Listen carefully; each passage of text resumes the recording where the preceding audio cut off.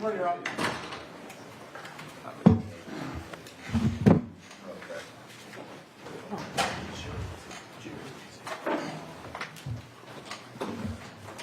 I'm sorry. Is that the only one?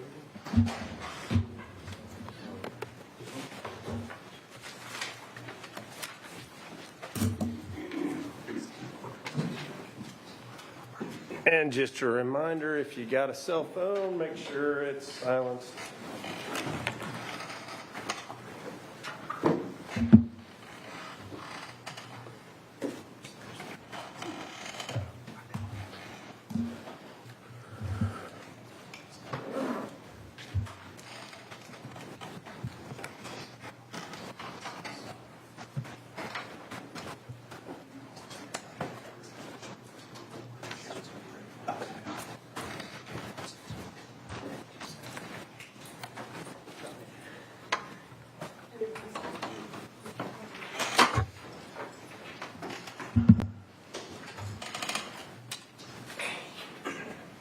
All right. I guess the first thing we need to address is defense motion regarding Mr. Otto. And I know there was also a motion limited filed by the plaintiffs. I guess it was sort of really renewing the issue and are asking for the ability to voir dire Mr. Otto regarding the records before they got admitted into evidence. I'll give you 5 minutes each on arguing about Mr. Otto image being used or disseminated in any way in this trial. Okay. Mr. Rod. Yeah, thank you, Your Honor. And I have not had a chance to look at plaintiff's motion that I know that was just filed. And I'll just talk about Mr. Otto in his face for a couple minutes. Mr. Otto, as you will hear, is a volunteer for Civil Fleet, has been doing this since 2021. Civil Fleet wasn't just an organization that was started for purposes of evacuating people in Afghanistan. Indeed, Mr. Otto travels all over the world doing humanitarian work. He was just recently in Syria a couple weeks ago. And because of that, he has taken very good care to make sure that his face is not captured. Because in his line of work, in going into these conflict zones, if they know what you look like, you may not be able to get in, or it could become an issue for you if you're there. Indeed, if you look at the declaration that we filed, one of the people in Civil Fleet, I mean, this is a very real fear. One of the people in Civil Fleet had a fatwa issued against them. Now, I'm not going to get into what a fatwa is, but this is what Mr. Otto has recounted in his declaration. So this really will have a substantial effect on Mr. Otto if his video, if his image is shown. It will preclude him from doing the work that he has donated his time to do. It could also really be a real safety issue for him. It's not hypothetical, as you know, because of the fatwa issue. Your Honor, you have discretion to impose limitations on. It's your discretion to prohibit media coverage of a particular trial participant. And here, we are not asking for you to close the courtroom. We're not asking for you to stop the cameras. We're not asking you to stop the video. What we're doing is asking for actually a very limited use of your discretion. And that would simply to be allow the cameras to show the rest of the courtroom, allow the audio to go forward, and simply rule that the media in the court and the live stream should not capture Mr. Otto's face. Indeed, the media that's here quickly consented that that would be fine with them. You have the discretion. Florida Supreme Court has held that such instances of judges using their discretion to prohibit electronic media coverage of particular participants is used in protecting the safety of a testifying witness. And then in that Florida Supreme Court case, which we cite, they give a list of the different instances in which that discretion could be used. It's not exhaustive, but this clearly fits into one of those situations that we're really just asking for a reasonable accommodation, such that a witness who gives his time to these humanitarian causes has flown voluntarily from Berlin to come and testify here can do so without it risking his safety or what he really enjoys doing, which is helping people.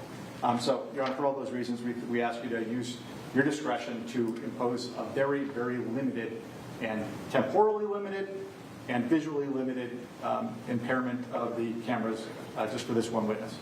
I mean, if you look at what we've done in this case, we don't show Mr. Young's PPI, and we do that for a good reason. Like, Your Honor understands there's limited things we do to protect certain things, and that's all we're doing is asking for a very reasonable, small accommodation for this witness for very good reasons. In his declaration, in paragraph 18, where it talks about that other volunteer for civil fleet, do we know anything beyond just a generalized statement here of the circumstances that resulted in the Taliban issuing a fatwa regarding her? 1 second, Your Honor.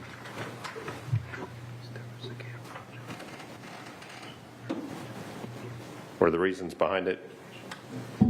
So, Mr. Bailey has told me through Mr. Otto that there was a video shown of her with her face that the Taliban found of her and understood that she was doing evacuations, and that precluded her from continuing to do that work.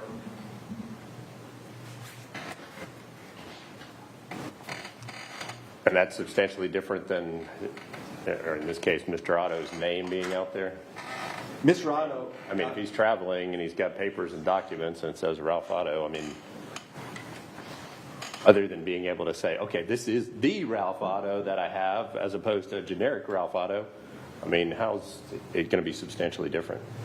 Your Honor, I think it's substantially different. I mean, Mr. Otto, in his declaration, and you can go look on Google, you cannot find a picture of this man. He's taken... I don't know. I'll tell you in a minute if when he comes in here, if it is, because there is a picture of a Ralph Otto from Germany that's on the internet. There are many. It is not him. He is quite distinctive looking. And he's taken great care to protect this picture because, at least in his mind, there is a difference between having your name out there and having your picture out there. Ralph? Yeah, I mean, if you showed me the image, I can tell you whether that's him or not. But in his mind, there is a difference. Ralph Otto, I Googled as well. It seems like Ralph Otto is a fairly, at least somewhat common German name. So Mr. Otto does not worry about his name. And we're not asking the court to rule that his name can't be out there. Obviously, we've made it very public. But we are asking that his image, and we think that there is a difference. Why, halfway through a trial, do we have this motion filed? Because we back up. Y'all disclosed him in February on your witness list. They didn't depose him. We had this whole motion teed up in November, right before Thanksgiving, on their motion to exclude the civil fleet records, because it was premised on the declaration that he signed back in August. And at that hearing, you said, no, we're going to bring him live. So, I mean, over a month and a half ago, y'all knew he was coming live. You supposedly had talked to him and made arrangements that he was going to come flying in here. Last week in November goes by, December goes by, we've had multiple hearings. We had hearings the week of New Year's before we started trial. Now we're halfway through trial and this thing gets filed on, what was it, Sunday night at some point in time. Why is this, and supposedly he signs the affidavit, he's already said he's here in Panama City. Why does he get on a plane and fly over here and then sits down with y'all and says, oh, I don't want my picture shown? I mean, why in this timely? I precluded them from deposing him because they waited and sat on their hands and they didn't comply with my court order. I mean, this is a similar sort of order or motion that should have been addressed before the pretrial conference back in November. Your Honor, we're dealing with a witness who is not familiar with the U.S. court system and, to be fair, didn't understand that the proceedings here would be live streamed and shown until we explained it to him when we met with him this weekend. That's the simple answer. And, of course, I don't think it's that irrational. In federal courts, we don't live stream. Here we do. And so that's the difference. I mean, they could have come in and taken a picture even if we weren't live streaming. What's that?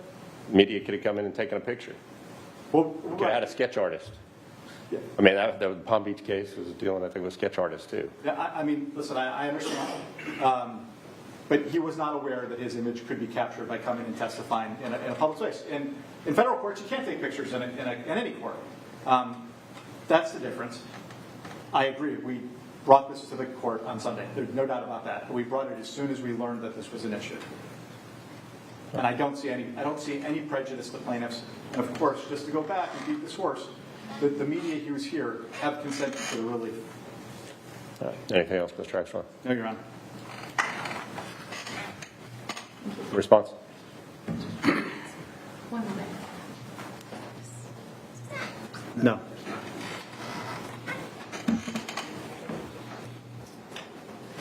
So to start with, plaintiff certainly does not wish any ill will on Mr. Otto. And I think that at least our position has been very consistent throughout these proceedings that Mr. Young has taken the risk also of performing evacuations in Afghanistan and even the risks of retaliation very seriously. But the same danger existed for Mr. Young, who spoke not only about his role in evacuating 22 women and an infant from Afghanistan, but also was live streamed while he testified to a number of personal, very sensitive, and even humiliating topics. And we didn't fight that because we know that Florida is a jurisdiction where the law protects the public's right to know and where it's actually the default to allow cameras into state courtrooms where witnesses are testifying. We see that discussion in the Florida Supreme Court case that we cited, and actually both sides cited in their papers, petition of post-Newsweek stations, and we see it also codified in the Florida Rule of Judicial Administration that governs this issue, 2.450. Our argument today is based on those standards and the fact that we do not see authorities suggesting that a deviation is warranted here. We don't have a victim of a crime. We don't even have a confidential informant. What we have is someone who has appeared voluntarily, and he's done so actually at significant effort. It appears that he wants to be here. He had that choice. He certainly still has that choice. He isn't obligated. He isn't under subpoena or any other form of compulsory process to walk through that door. And if he feels it jeopardizes his work in Afghanistan, then he's able to decide what's more important to him, that work or testifying here today on behalf of CNN. However, if he does choose to testify here today, he should not be permitted to avoid the transparency that Florida law calls for and the public's right to know on the basis that he might at some point travel back to Afghanistan, at which point, as the court has pointed out, he will have to show a passport that has his name, which is already out in public, as CNN also acknowledges.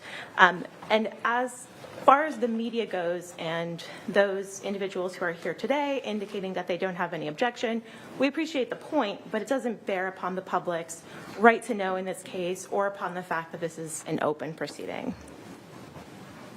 What's the harm in precluding it, though? I mean, if you look at a lot of these cases, it's the media fighting with the court system over their ability to broadcast or what have you.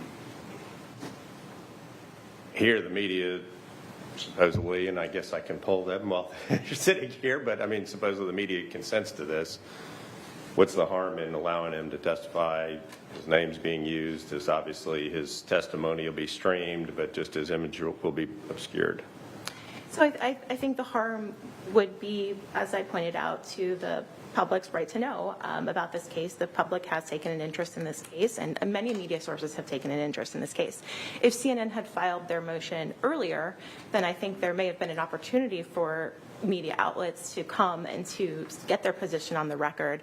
And in fact, oftentimes in cases that involve, someone's desire to preclude a witness from being shown or recorded, there's actually a requirement that an evidentiary hearing be held.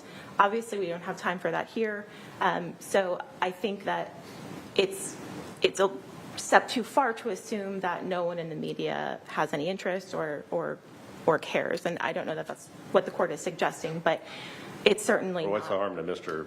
Young? And the fairness of his trial, what's the harm to Mr. Young? I mean, I'll be honest, I don't know that there is harm to Mr. Young, but I also don't know that that's actually the standard. Well, I mean, part of what's the consideration is to allow the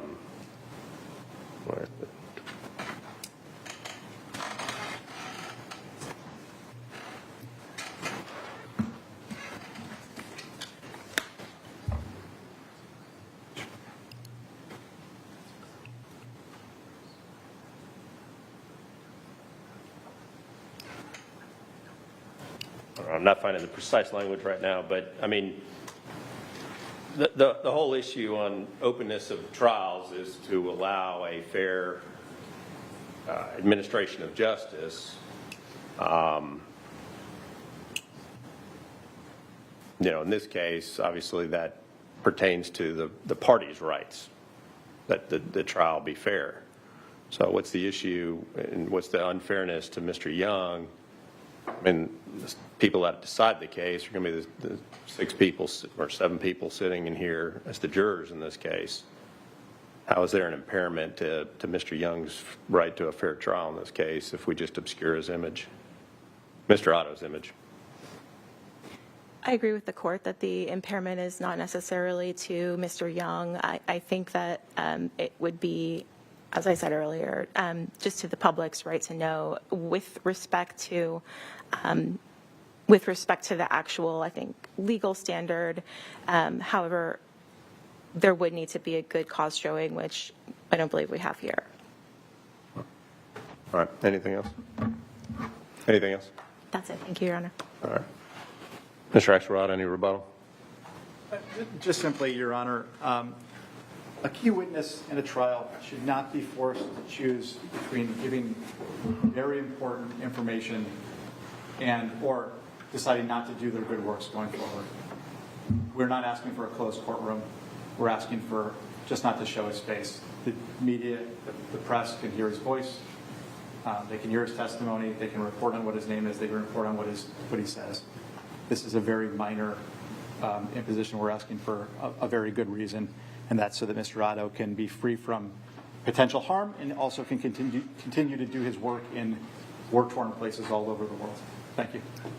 Let me ask you another question, Mr. Axelrod. In the Palm Beach newspaper's case, it was a criminal case. There were 2 prisoners or convicts or occupants of the local correctional facility that were being called to testify in the case, and the state had asked for their images and no drawings, no pictures of those individuals. Same fear that, if they come in and testify on behalf of the state, they go back to jail, and there may be harm to those individuals. The court didn't have an evidentiary hearing, made a ruling based on a motion and affidavits that detailed this potential fear of harm if they come in and testify once they return to the inmate population. In that case, the court granted the motion, and it got reversed on appeal.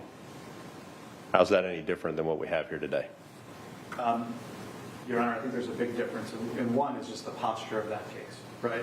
There you have a case where you have a state actor, the state of Florida, who I assume, like most states, uses people as confidential informants or cooperating witnesses quite often in cases.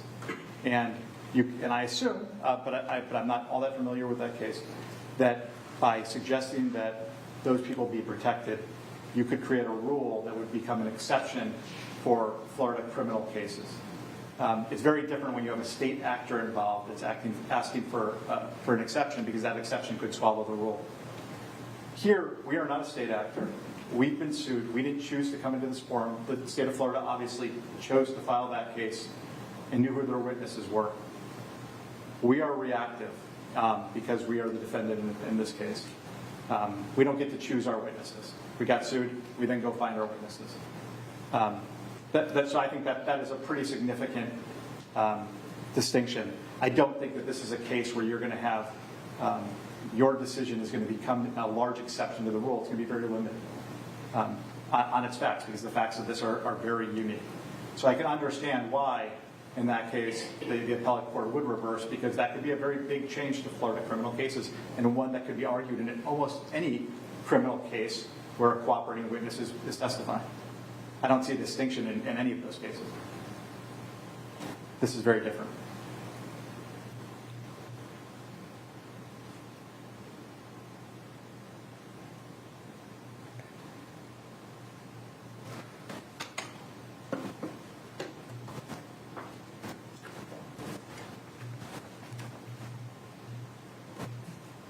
Anything else, Mr. Esper? No, Your Honor. Thank you.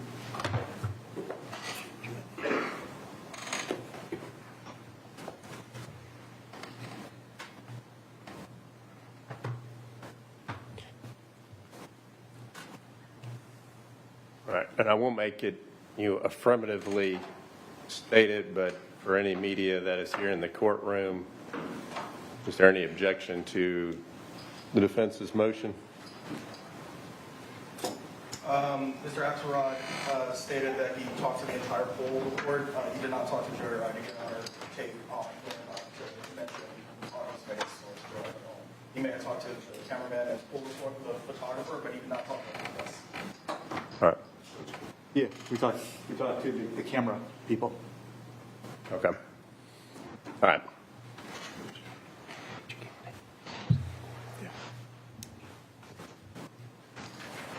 We've been also able to show the rest of the witnesses that have testified in this very important story to the public interest about one of the largest cable news organizations in the country.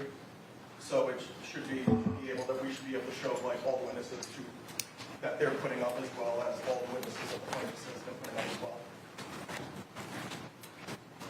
All right.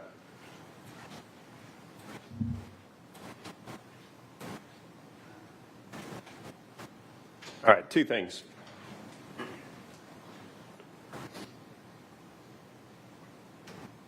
I had a trial order that said motions need to be filed and heard before the pretrial conference. That order also had discovery cutoffs and things of that nature. As it pertains to Mr. Otto, I held the plaintiffs to that and said, no, you can't depose Mr. Otto. You had plenty of opportunity to do it. Somewhere between August and November, defense had decided we're not going to just rely on a declaration and try to get the civil fleet records in. We're going to call them live to come testify. Whether there were communications with a voluntary witness that was coming from Germany to come testify or not, I don't know what those conversations were, but it sounds like nothing was expressed to Mr. Otto, but I don't see a reason why I need to bend the rules at this point in time unlike other circumstances where the Supreme Court says that I have to bend my rules and change my orders for other considerations. I think Mr. Sanborn would tell you that when I put things in an order, I tend to like to adhere to those things in an order unless someone like the Supreme Court says in case law that I need to bend those deadlines or other things that I put in an order. I don't see this as one of those circumstances, and I see it as something that should have been addressed long before trial. Y'all put in, there was nothing raised in the pretrial stipulation that the parties put together regarding there being an issue of Mr. Otto's attendance at trial. That would have been a problem that we would need to address if there was a concern about his image being utilized in this case. Secondarily, I mean, that's just from my standpoint of when I put something in an order, I generally mean, unless the Supreme Court says otherwise, I generally mean what I put in the order and I would adhere to it. So it's an untimely motion being filed in this case. Secondarily and more substantively, I think the Palm Beach newspaper case, and just for the record, the site on that is 378 Southern 2nd, 862, has a couple of interesting aspects of it. I detailed the facts of that just a moment ago, and what the holding of the trial court and the appellate court was in that case. But a couple other notes. One thing is we think it is appropriate for the court to require notice to the media of the hearing on the state's motion to curtail electronic and still photography. You made the representation that we talked to the media here, but it doesn't sound like you talked to all the media, and we don't have all the media's consent with appropriate notice for a hearing. So procedurally, there's an issue as it relates to that case. Secondarily, the court noted on appeal that the motion and affidavit simply set forth subjective fears of the two witnesses involved without any objective facts on which the court can make a determination regarding the substantive validity. They go on to say no facts were shown so that the court could determine whether the alleged fear was real or imagined. To require less would result in an automatic exclusion of the media upon any witness simply advising the court that he harbored some uncertainty about his safety should he be exposed to the media while testifying. And I know in this case, they used the example of some other volunteer in paragraph 18 of the declaration. I asked the question about, do we know any specifics of that? And there's not enough in this. I think there's probably potentially a hearsay problem as well regarding the credibility of that. But what Palm Beach newspaper suggested is having an evidentiary hearing on this case and not just relying on papers with the subjective fear of there being an issue. So I think substantively there's a problem with the motion in terms of authoritative case law in the Palm Beach newspapers versus the state case. So on that basis, I'm going to deny the request to exclude Mr. Otto's image from being utilized for purposes of this trial. Okay.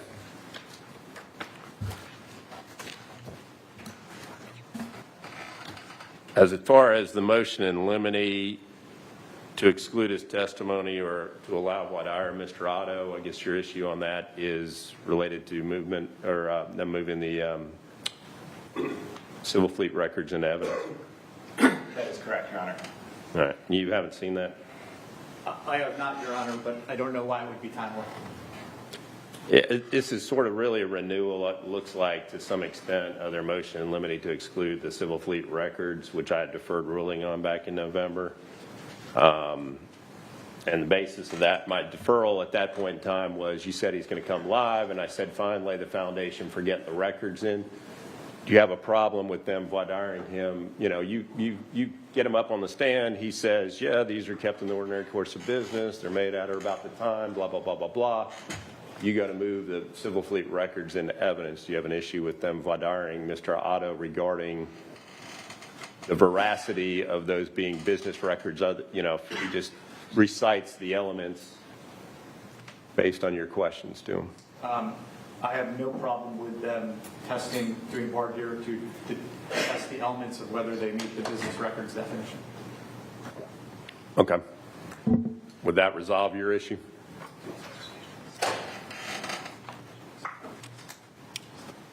I think there's one further issue, which I suppose we can test during voir dire as well, which is Mr. Otto's ability to speak on behalf of civil fleet.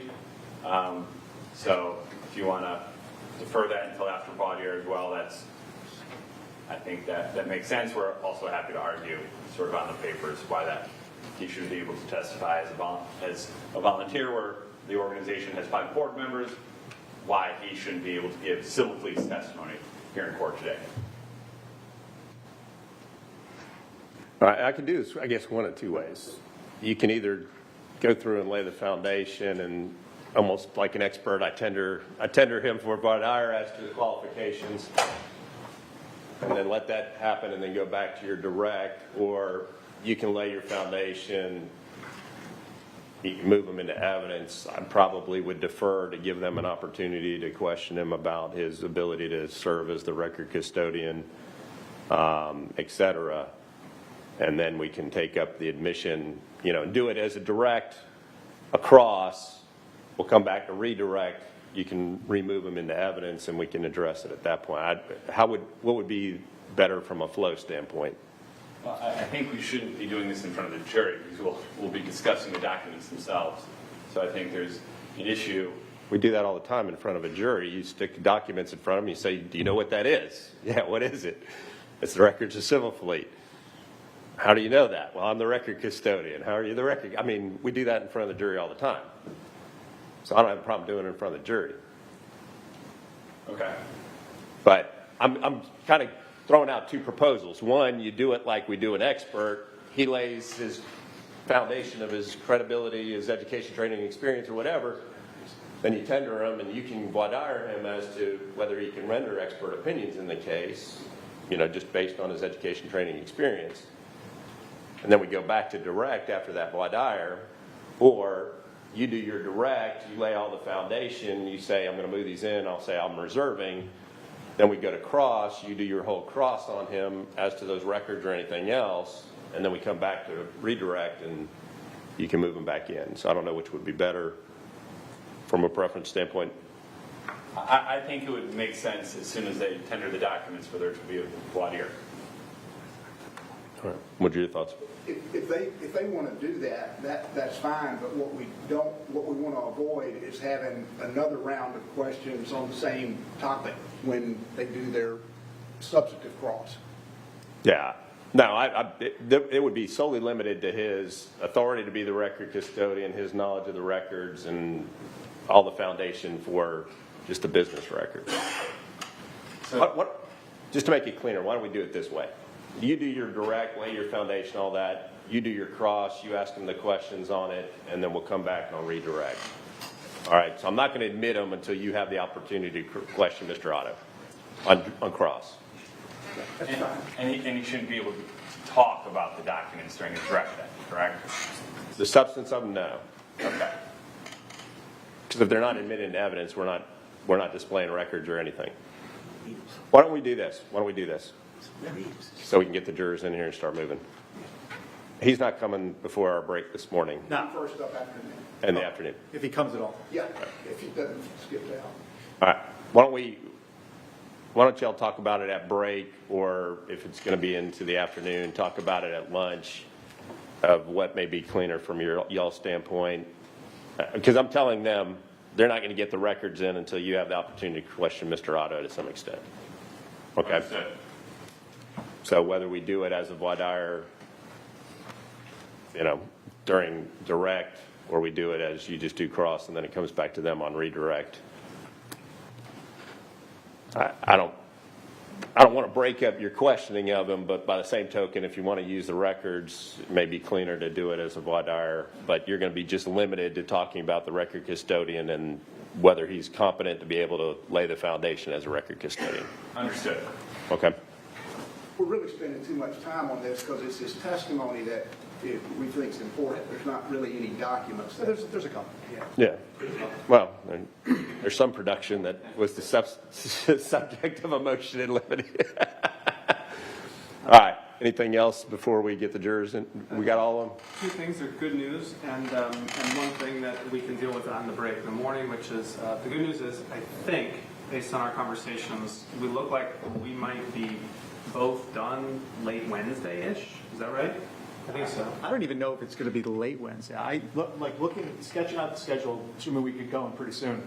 I think 1 o'clock, 2 o'clock, somewhere in there, maybe 3 o'clock tomorrow. I think we'll rest.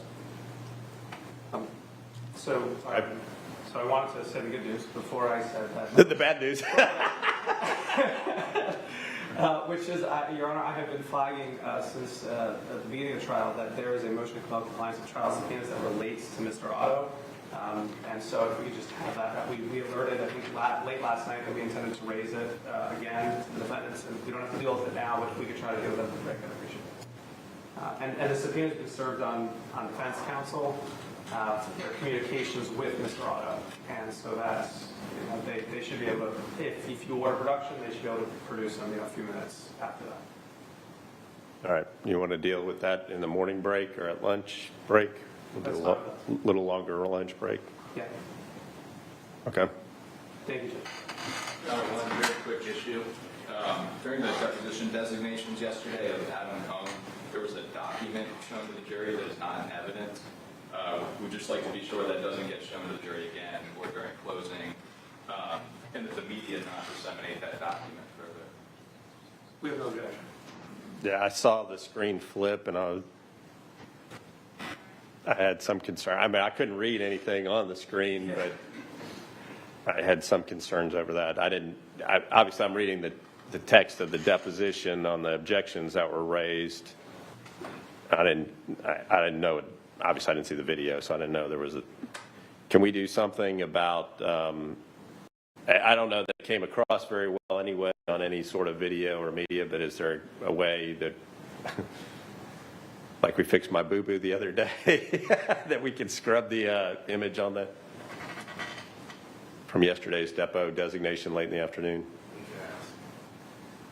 All right, we'll try to do that. You have any problems with that, Mr. Freeman? Okay. Just for the record, that's the way the video was produced to us by the court reporter, so, but no objection. All right, and obviously that whatever document was up there is not in evidence and going to go back to the jury for deliberation purposes. I agree with that, Mr. Bailey. Thank you, Your Honor. All right, anything else? One final housekeeping issue.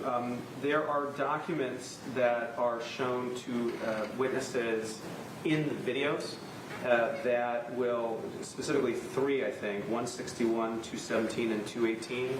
These documents, obviously, Your Honor will be the final arbiter of them, but they should come into evidence through Mr. Lumley, who will be testifying live today. We thought that it would be nicer for the jury if we did about like an hour and a half or so video, then put Mr. Lumley up live, and then showed the rest of the videos. But that would mean that some of the exhibits have not yet come into evidence through Mr. Lumley. They will. And so we were hoping that if the court requires it, we can call Mr. Lumley first. But we were hoping you could just contingent admit them. They will obviously, the juror won't get a subject to being admitted by Mr. Lumley, and if they are not admitted by Mr. Lumley, you can remove them. What page in Earhart's do we have contingent admission of exhibits? I can tell you. I must have skipped that day of evidence class where we had contingent. It's not a contingent admission. It's allowing them to be published since in good faith. These are emails, internal emails produced by CNN that Mr. Lumley is on and other folks are on. These are part of the deposition designations you have upheld. So if you don't allow the jury to see the exhibit while the testimony is coming in, it's super odd. And in good faith, as I'm telling you, these documents will, absent some unforeseen objection that I can't think of, these documents will come into evidence. I can't cite you a page in Earhart's. I can tell you that. I can tell you that I was I've had judges do it before, so that's all I can say. Maybe they're acting on their own page that they put into Earhart's, but I can tell you that it's been done many times before in my experience. If not, we can call Mr. Lumley first. But Do we have an issue of these exhibits that are in these depot designations?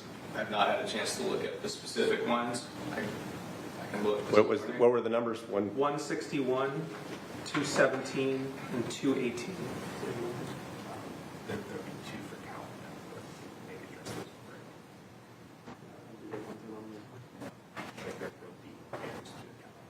for Oh, and then there are two documents that come in through the witness who's testifying on the screen, and I think CNN has objected to those. So we can do that maybe at a break, because we can show him after the break. But these are just 3 emails, and they're just emails, right? Internal CNN email? Oh, Slack. Internal CNN Slack messages that Mr. Lumley is on. Right, these are documents we've objected to coming to evidence. If there's a foundation laid, we might withdraw it, but for now we object to them. All right. Why don't you call Lumley first then, and then we don't have an issue with something being shown during a video depot that isn't into evidence. Okay, so we have some videos that don't have them, so we'll play those, and then please have Mr. Lumley come to court right away. And then we'll just play many, many hours of video for the jury. It's okay. Oh, and then there's a stipulation, I understand.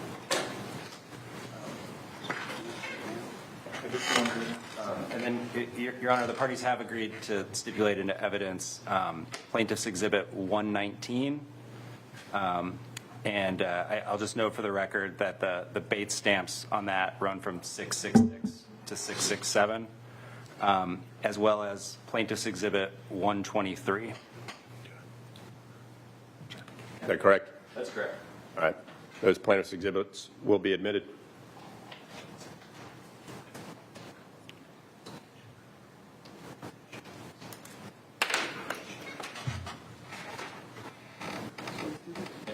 All right, so we'll put up the videos that don't have these documents in them, and then hopefully by then Mr. Lumley will be here. Okay. Your Honor.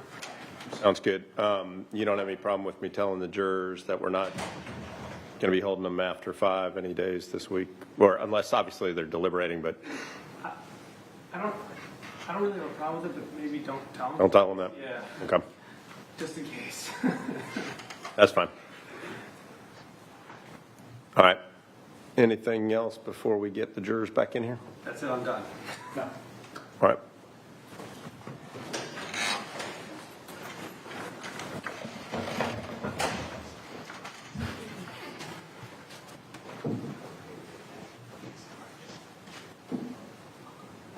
No, no.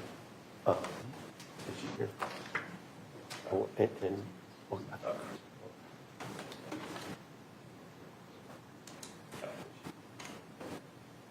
But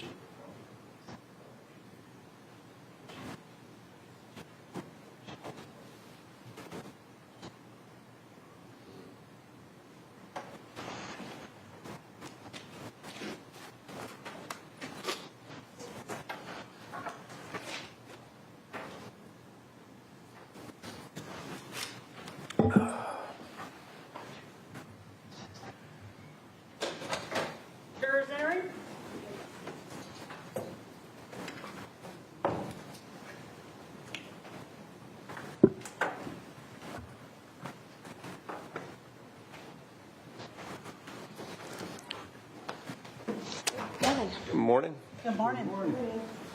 Y'all can be seated when you get back to your chairs.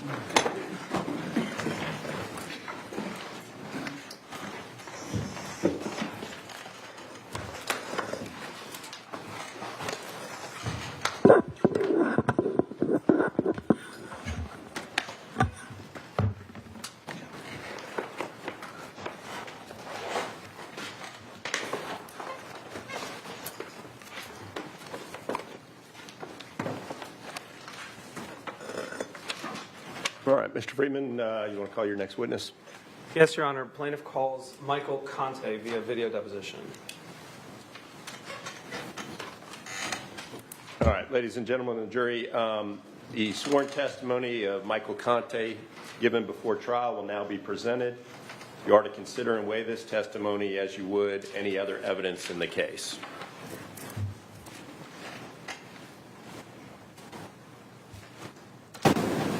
Can you please state your full name and date of birth for the record? Full name, Michael Thomas Conte. Date of birth, 8/17/1990. So do you understand that you're under oath here today and sworn to tell the truth? Sure do. And you understand that this examination is being recorded? Sure do. And do you understand that that means that at some point this video could be shown to a judge or a jury at a trial? That's why I dressed up nice. And do you prepare for today's deposition with counsel? Yes. When did you do that? Yesterday. For about how long? Most of the day. And what is your title right now at CNN? Producer 2. You say producer 2? Yeah, there is, yes. Is that like the number 2? Or? Yes. Okay. Has that been your title the whole time at CNN? Yes. And what are your roles and responsibilities as, well, let me back up. What does the 2 signify in producer 2? It's just an internal structure thing. It's one level above producer 1.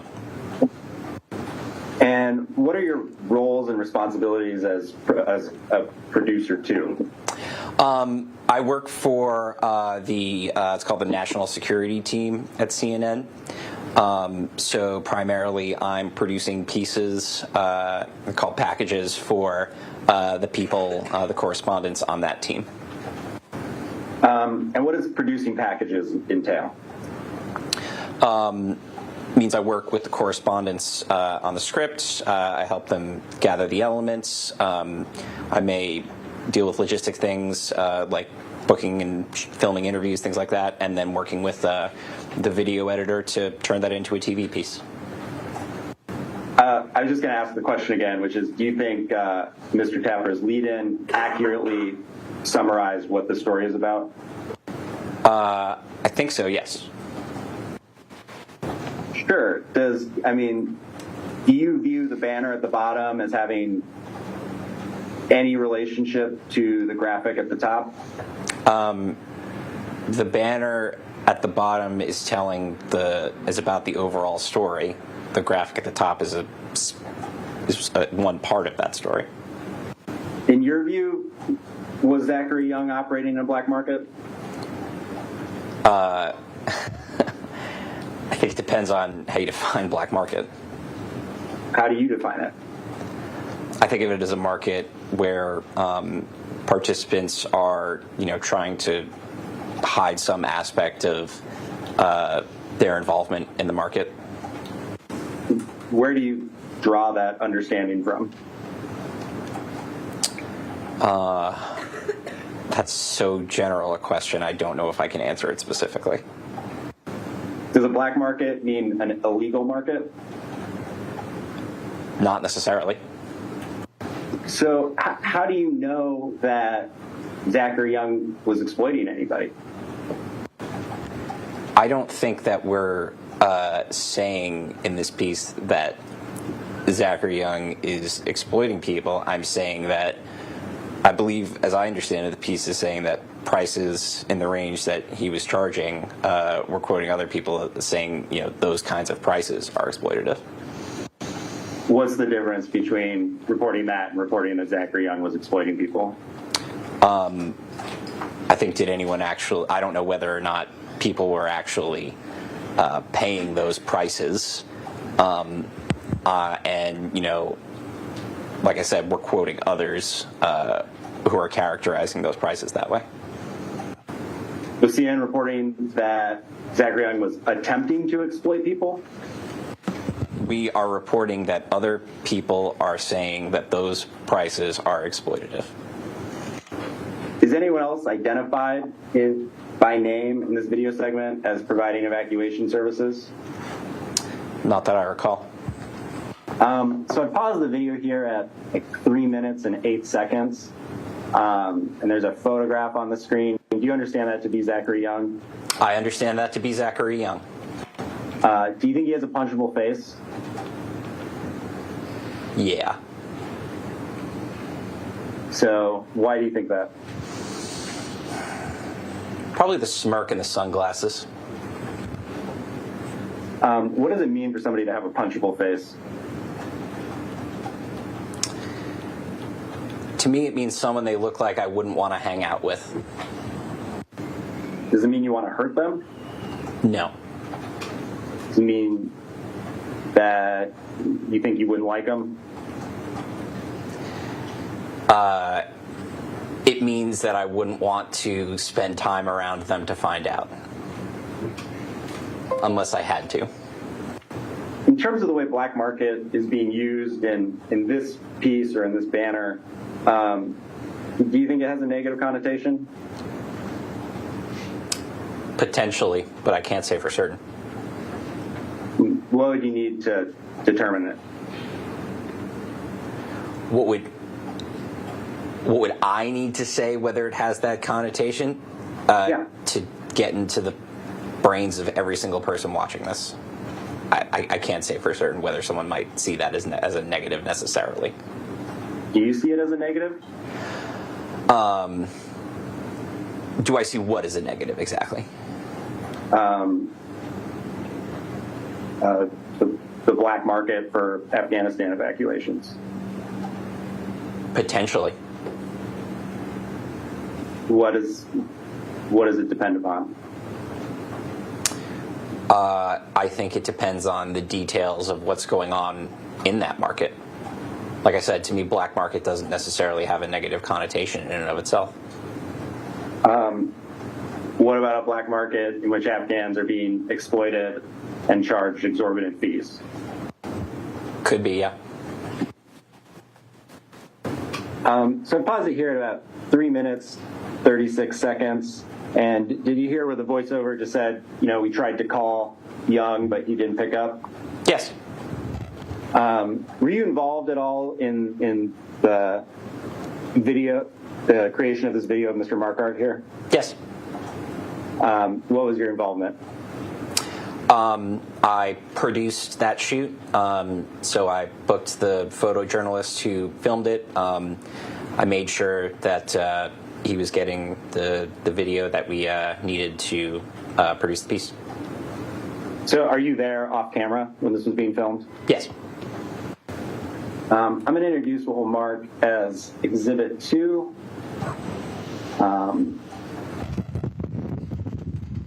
Which is the video that was produced as CNN 000090.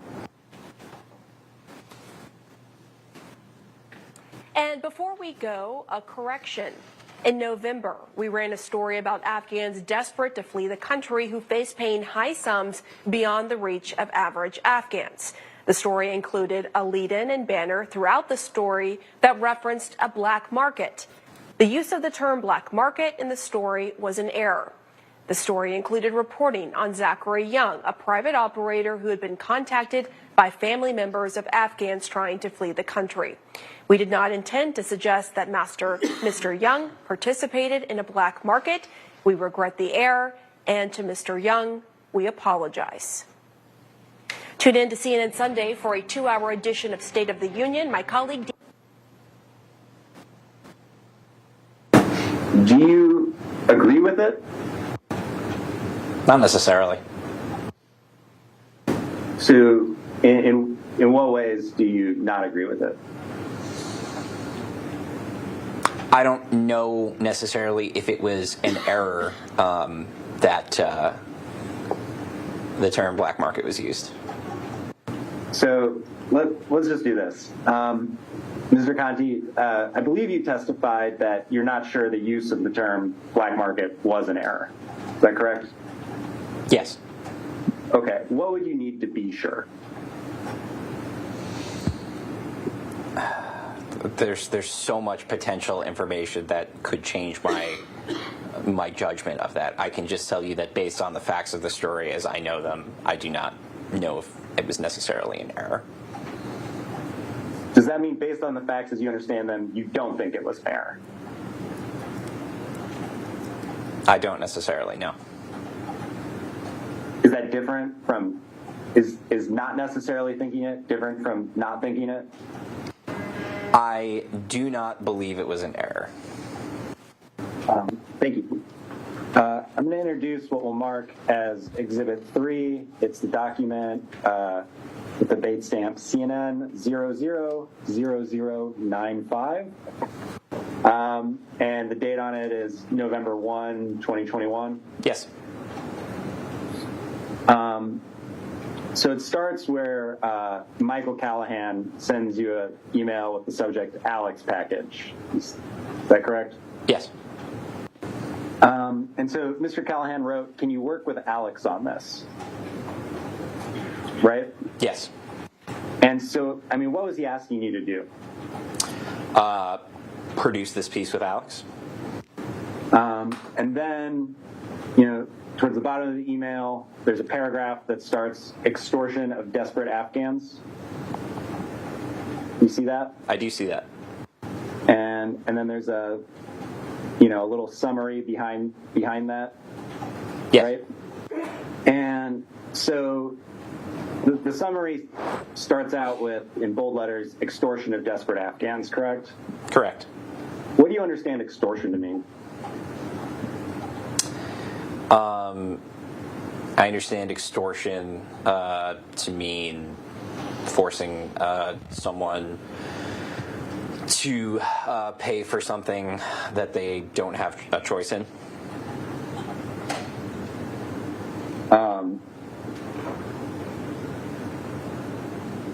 Is that a bad thing to do? Yeah. Okay, thank you, Mr. Cuddy. I was going to ask you, but so, well, in that case, we'll leave the exhibit marked as is, but we'll focus instead just on pages 666 to 667. Does that make sense? Yes. Are these Slack messages between you and somebody named Ellie Kaufman? Yes. And they're dated November 3rd, 2021? They sure are. Who is Ellie Kaufman? She was a producer at the Pentagon. You see on page 667, Ms. Kaufman asks, what's today's shoot? Yes. If we go down a little bit, it looks like you responded, today it's Alex's story about the shadow market of people extorting Afghans to get them out of the country. Yes. What did you mean by people extorting Afghans?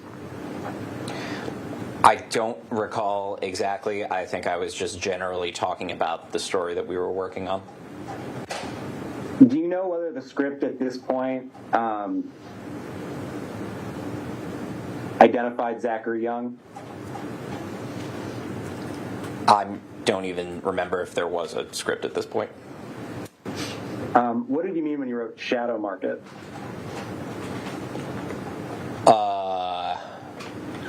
Yeah, I don't remember specifically. Like I said, I think I was just talking about generally the market we were talking about in the story. But on November 3rd, you wrote that the story was about the shadow market of people extorting Afghans, right? Yes.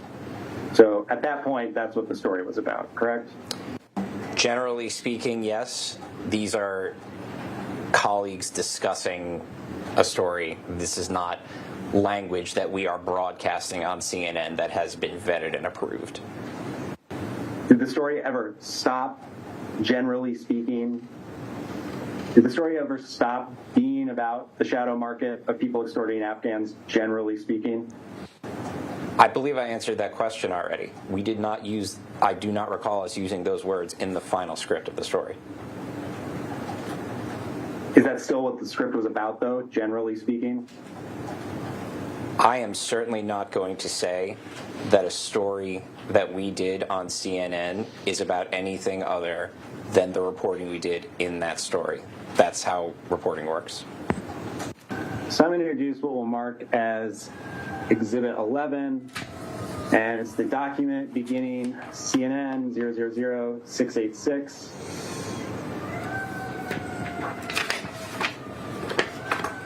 And it ends at 689. Are these Slack messages between you and Mr. Markart? Yep.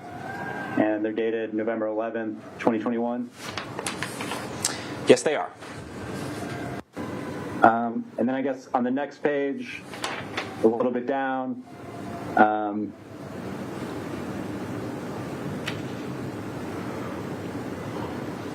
you say, "What a punchable face." Mm-hmm. And you're referring to Mr. Young there, right? To the photo that I saw of him, I believe. Do you think Mr. Markart agreed that Mr. Young had a punchable face? He said, right, question mark. I don't know whether that means he agreed or was just humoring me. Did you think Mr. Markart was emotionally invested in this story?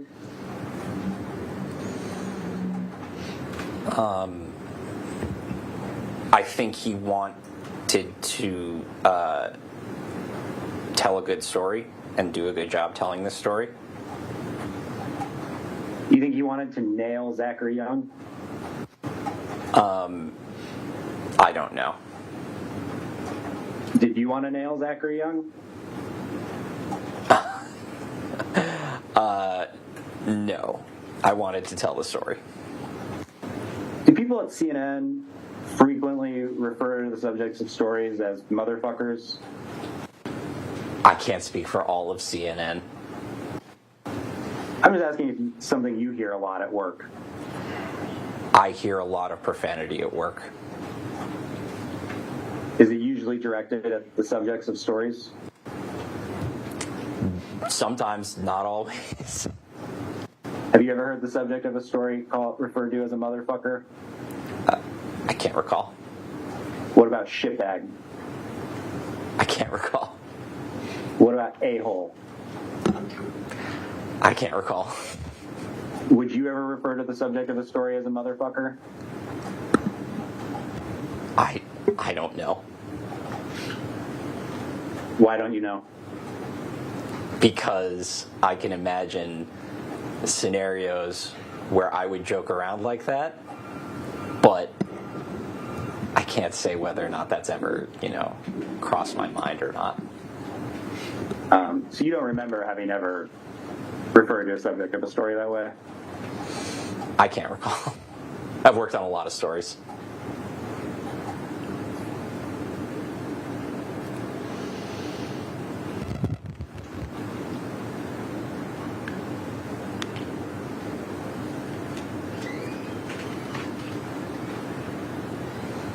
So, if a reporter is talking about nailing a motherfucker, what would you think they meant? Oh boy, does that depend on the context. Yeah, so you don't know whether Mr. Young's costs were competitively sensitive information. So you just like to? Well, I don't know whether or not they were. Okay. So if it was competitively sensitive information, wouldn't that be a reason you wouldn't want to talk about it with a CNN reporter? It's interesting. We wouldn't know because I don't believe he told us that. So how can you conclude that he was being shady if you don't even know whether there was a legitimate reason for keeping it confidential? He wouldn't tell us.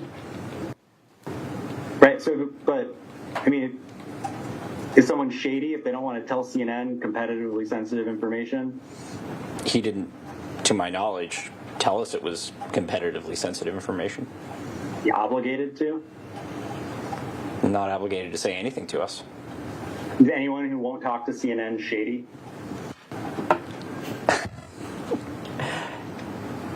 Not everyone, no. So why was Mr. Young shady?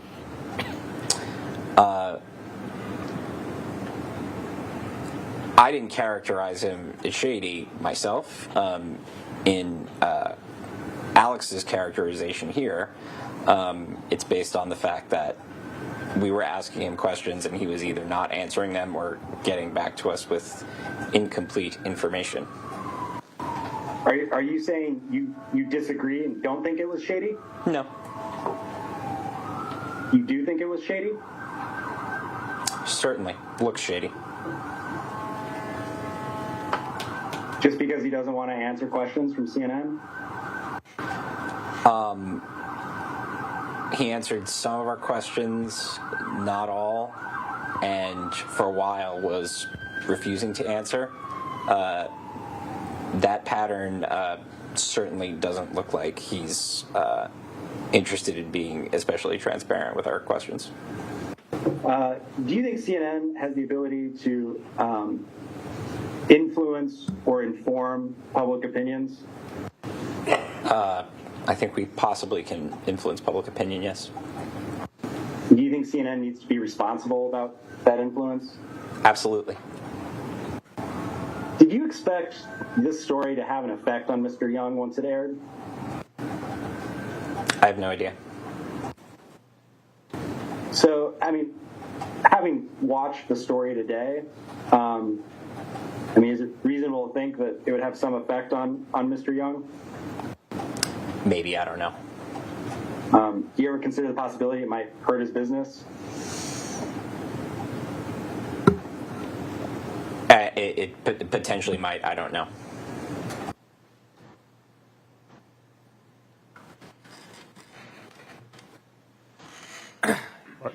Your Honor, plaintiff's next call, Matthew Phillips. There is one housekeeping issue, which there is a document that we used Mr. Phillips to admit. The foundation is laid in the deposition. We can have a limited publication of that so you can make sure the foundation is laid, or if they object to it coming in through Mr.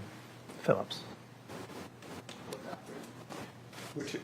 For purposes of this trial, what's the exhibit marked? 161, Your Honor. And the foundation is laid at page 124, going through 125.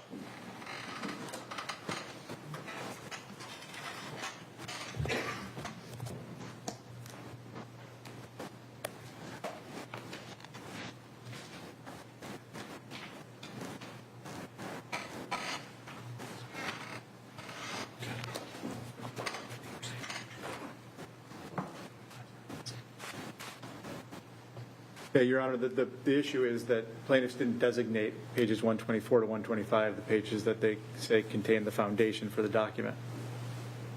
Your Honor, they're designated. They will be played. I believe they were designated, but they're definitely included in the current video. Well, if they're in current... I believe they were designated. Were they designated? They're designated.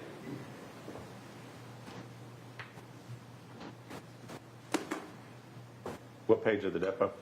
It's page 124, lines 13 through 15, and 125, lines 4 through 6.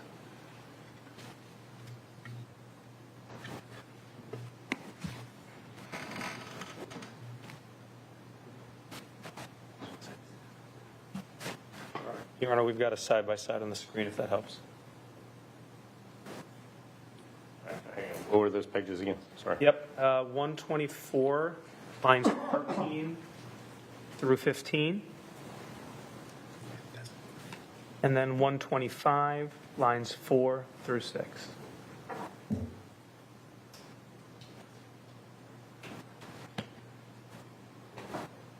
On the list I have for Mr. Phillips was on.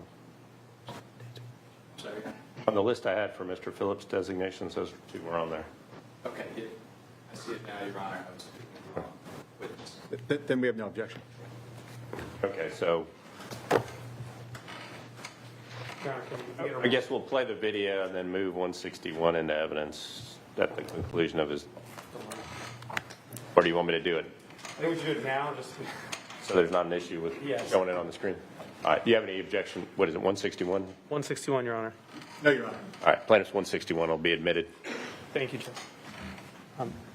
Corey? All right, and let me read. All right, members of the jury, the sworn testimony of Matthew Phillips given before trial will now be presented. You are to consider and weigh this testimony as you would any other evidence in this case.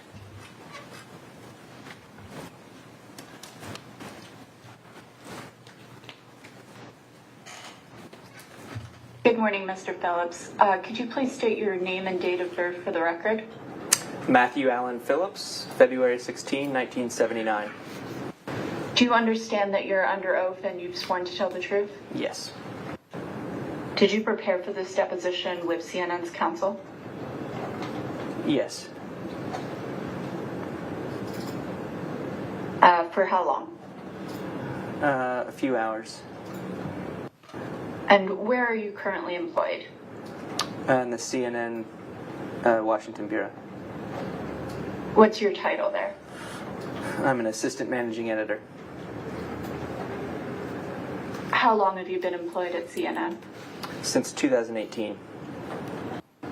At your current position, what are your responsibilities as an assistant management editor?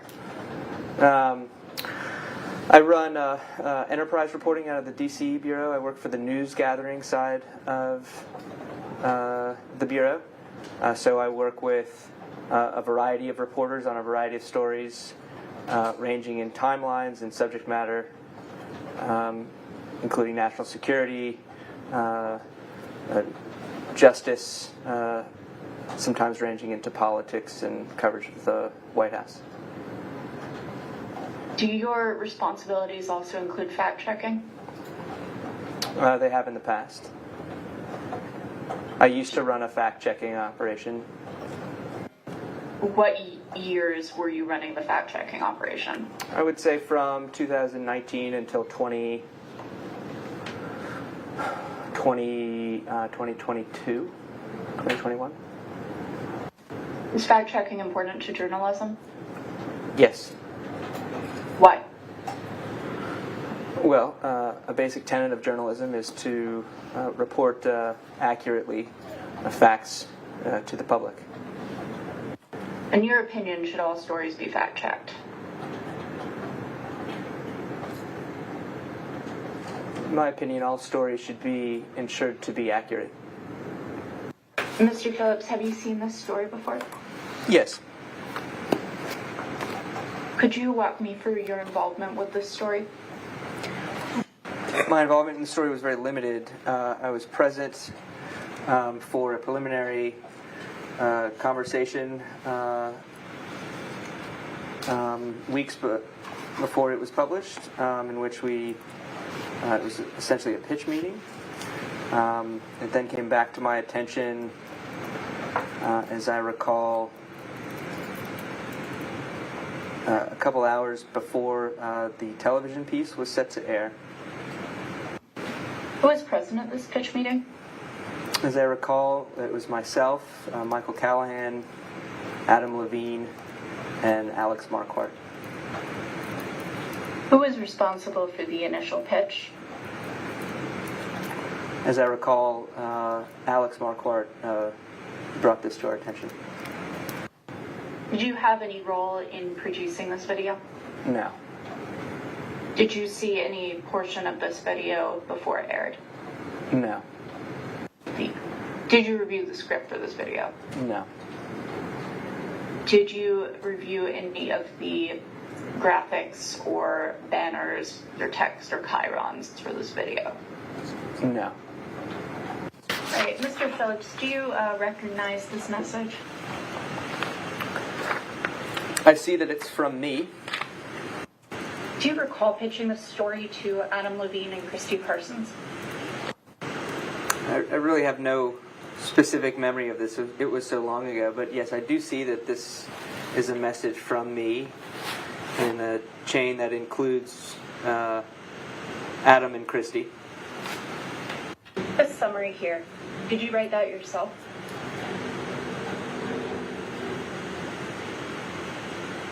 I don't know. I don't think so. I think this is language that, again, I'm trying to remember as best I can, but I'm guessing this is language that I'm taking from the original pitch that Alex wrote and likely distilling it into a pitch for consideration for the group. So you're saying Alex wrote this pitch, right? Well, the original pitch was Alex's writing. What I think I'm doing here is taking that and boiling it down using the same language.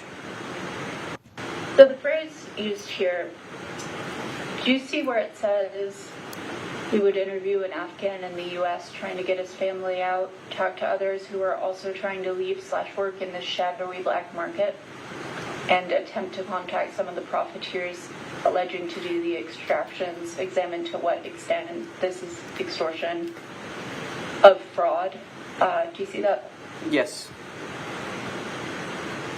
The phrase shadowy black market, was that your phrase or Alex's? I don't recall. I don't recall. The word extortion, was that your word or Alex's? I don't recall. So the term black market was included in this pitch message and then was used in the video, is that correct? Both on the Chiron and in the lead-in? Those are accurate statements. So you pitched a story about black markets? No. Oh, you used the term black market in this pitch message, right? It is accurate that the word black market occurs in this exhibit, in this message from me. And then a story aired where Jake Tapper said that the story was about black markets, isn't that right? That is also true. So, in other words, you pitched a story about black markets, right? We pitched a story that includes the word black market. So how would you define the word profiteer as you used it here? Someone doing something for money. Are you saying that anyone who is working for money is a profiteer?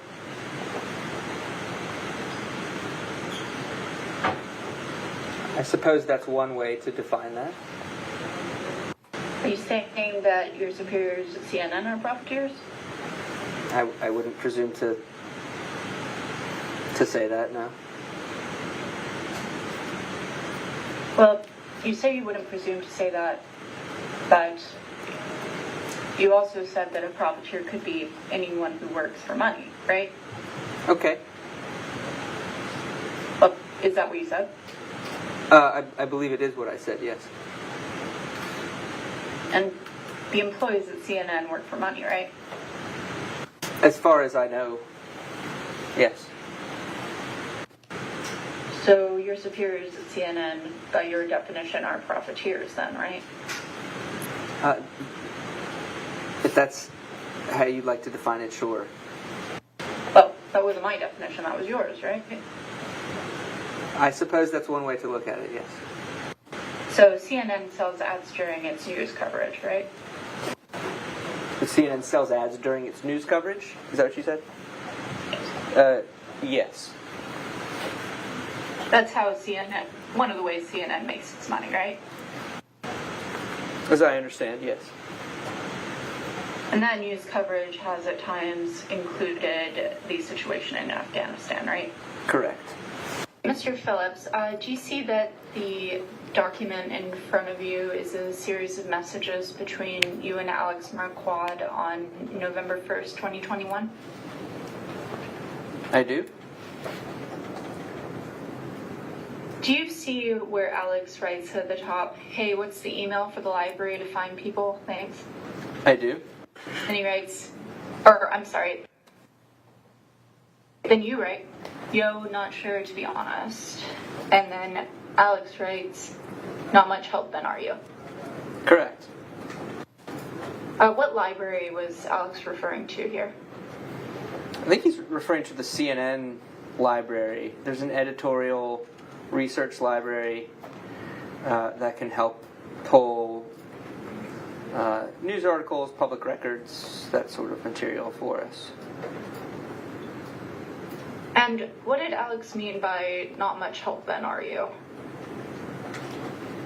I don't know, you'd have to ask him. What was your understanding of what he meant by that? I don't really remember this exchange, but looking at it, he'd asked me for an email, and I said, I'm not sure what it is. And he says, well, you're not much help, are you? Is your understanding that he was being serious or facetious with that comment? No, I think we're kind of bantering on this. He's being facetious. Do you see where you write, I can help you for $10K, and then Alex writes, how much for 4-month visa? I see those lines, yes. Are you and Alex joking about the Young story here? Possibly. Did you find the situation underlying the Young story funny?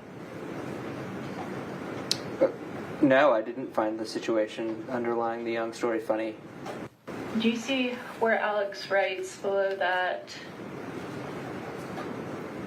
look at you, awesome thanks, we gonna nail this Zachary Young M-fucker? Yes, I see those words. Is an M-fucker a motherfucker? I would presume so. In your experience, do CNN employees often refer to the subjects of stories using words like motherfucker? No. Outside of this instance, do you recall another conversation where someone referred to the subject of a story as a motherfucker? I can't think of a specific example off the top of my head. Have you ever referred to the subject of a story as a motherfucker? I don't know. Nothing that comes to mind. Do you think that's an appropriate way to refer to the subject of a story? Well, of course not in print. This is a private conversation that I'm having here in which we're joking with each other. What did you understand Alex to mean when he said, we gonna nail this Zachary Young motherfucker? I took him to mean that he's going to do his diligence as a reporter and find the facts. Did you agree that you were gonna nail Mr. Young? No, I didn't agree to that. Is this typical of the way he talks about the subjects of stories? No, nothing's typical. It's not really a typical.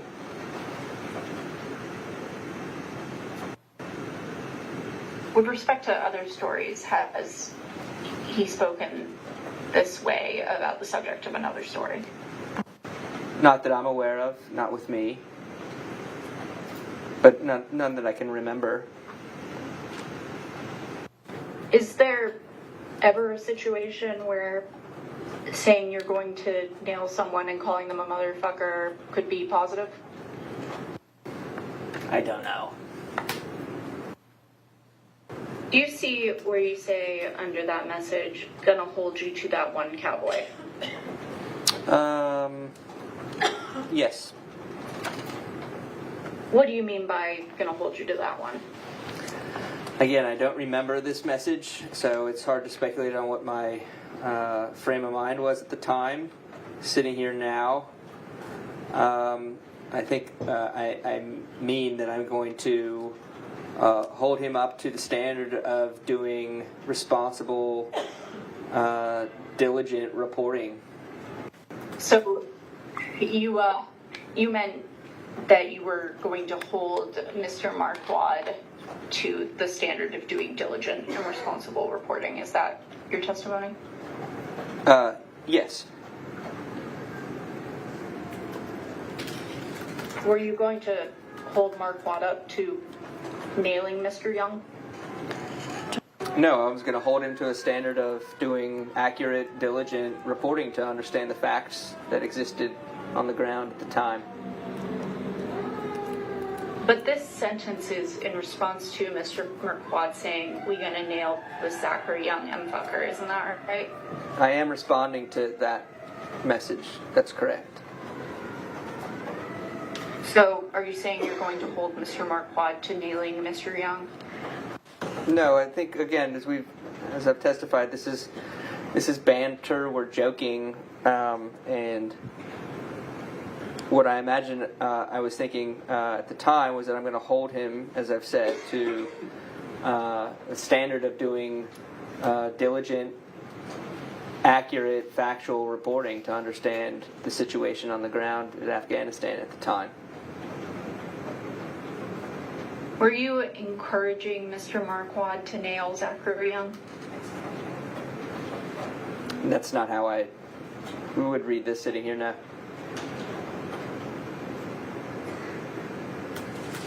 You used the word cowboy here. What did you mean by that? I don't know. I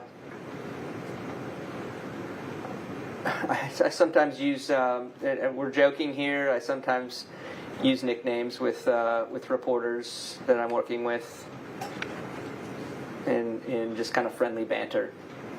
What's up, cowboy? That kind of thing. So it's a friendly...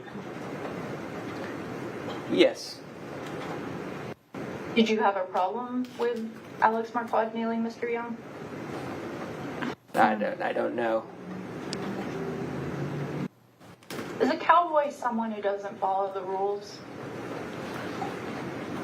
No idea. Do you call other coworkers cowboy? Not that I can specifically recall right now. I'd like to introduce the documents date stamped CNN 683 to 685, and could we please mark those Phillips Exhibit 8? Do you see that this is a series of messages between yourself and Tom Lumley? I do. Towards the bottom of the page, Tom writes, "It's not clear to me if everyone is being ripped off or if some people pay up and get out." And that's pretty crucial. So looking forward to being provided with the answer. Do you see that? Oh, yes, I see that now. Is it your understanding that this is the fundamental question that Tom was referring to earlier in this chain? I don't know. You'd have to ask Tom what he was referring to there. Well, he said it's a pretty crucial question, right? Where does he say that? He says, "It's not clear to me if everyone is being ripped off or if some people..." Oh, I'm sorry. Yes, right beneath it. It's a pretty and that's pretty crucial. Yes. Did you agree that was an important question? Hypothetically, yes. I think I am saying that that's an important thing to try to address. Why is that? It's an important piece of the story to at least address. Do you see where you write under that, right, totally unclear if anyone paid and didn't get out? I do see that. If CNN reports something not knowing whether or not it's true, is that a problem? If CNN reports something as fact and does not know it to be a fact, Is that a problem, hypothetically speaking? Yes. Yes. In your experience, does the choice of words in a story potentially impact how the story is perceived by viewers? Yes, that's a fair statement. Do you think that viewers could interpret the phrase black market as meaning that Mr. Young was doing something illegal? Could viewers interpret it Yes. as something illegal? Yes. I suppose that's possible.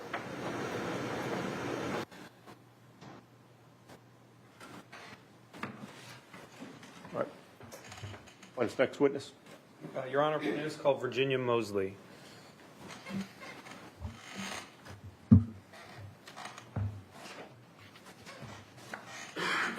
All right, members of the jury, the sworn testimony of Virginia Mosley given before trial will now be presented. You are to consider and weigh this testimony as you would any other evidence in this case.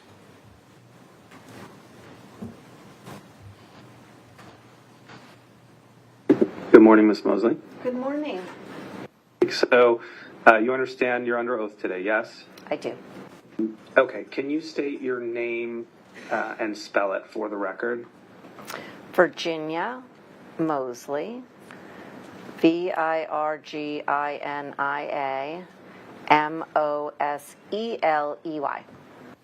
Thank you. And this question always causes me some discomfort given the way my mother raised me, but can you state your date of birth for the record? October 4th, 1961. How did you prepare for this deposition? I met with the CNN counsel. And how long was that for? Several hours. When did you start at CNN? It approximately 10 years ago. Okay.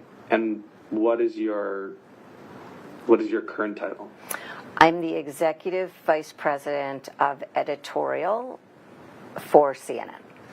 What is like your responsibilities, if you were to describe your job responsibilities as the executive vice president of editorial?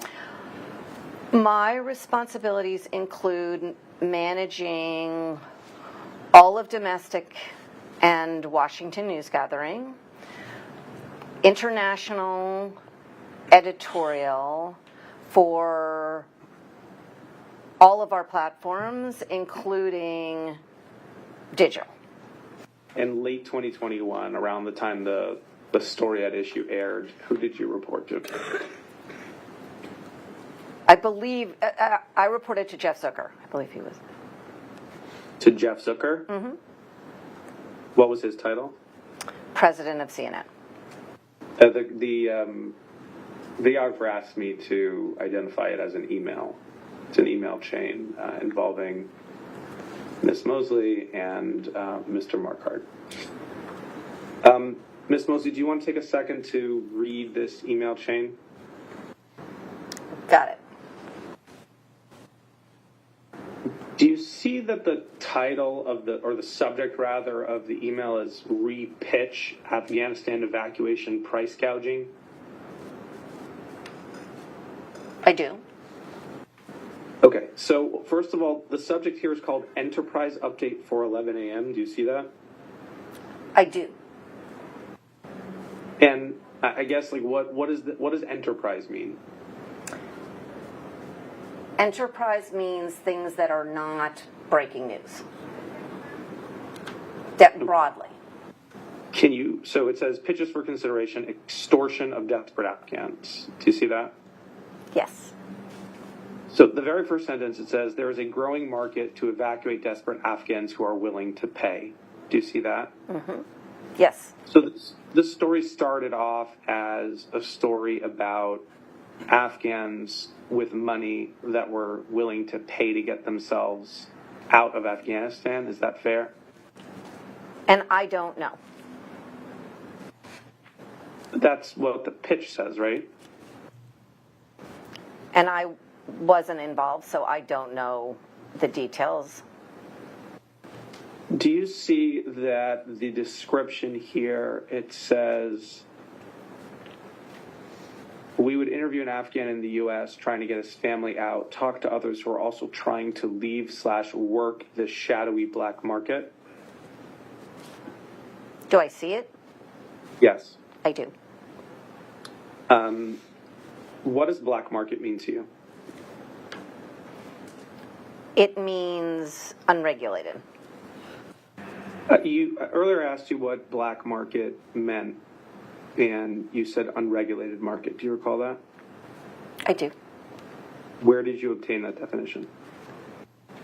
It's my understanding. Based on what?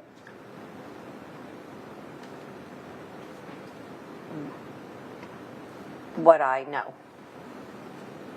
Have you ever looked up the term black market in a dictionary? I have not. Would it surprise you to find out that there isn't a single dictionary that defined black market to include an unregulated market? I would be surprised. If no dictionary includes the definition of black market to be an unregulated market, would you then concede it is not a proper definition? I would not. Meaning you'd still maintain that it means unregulated? I would. Ms. Mosley, the evacuation of Afghanistan refugees from Afghanistan, that's a black market? I don't know.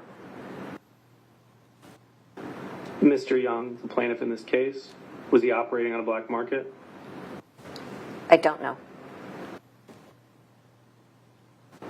Ms. Mosley, do you recall we looked at Exhibit 2 to your deposition? I'll pull it back up. It was CNN 355. I'm going to share it with you.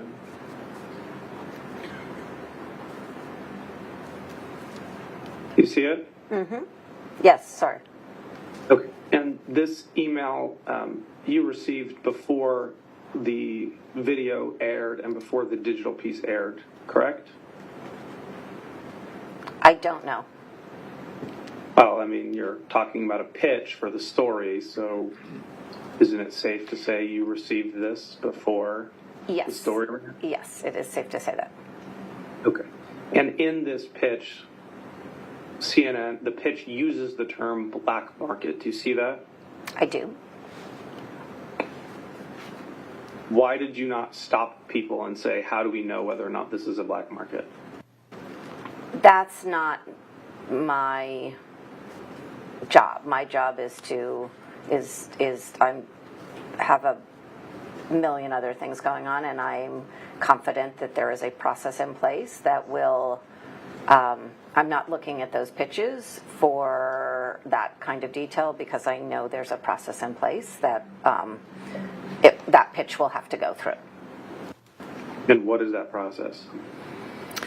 It will get reported out, it will get vetted out, it will get edited, it will get placed on a platform. And why does that process of editing and putting it on a platform make you feel comfortable that it would be done properly? I have tremendous confidence in that process. Then why are you not comfortable telling me that Mr. Young operated on a black market? And I don't have the context and wasn't involved. That you've subsequently read the story and seen the video, have you not?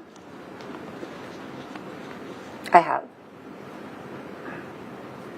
And so now with that context, is it appropriate to use the term black market? Yes, because technically it can be unregulated. And Afghanistan was incredibly chaotic, and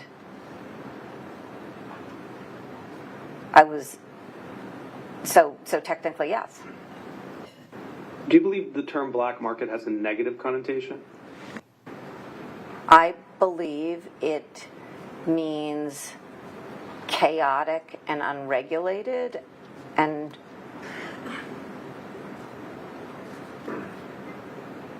so that's what it means to me. I don't associate a connotation with those two things.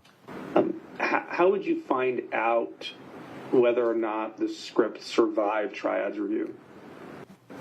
It wouldn't air if it didn't. Is it usual for Triad to review things last minute like this? No. Okay.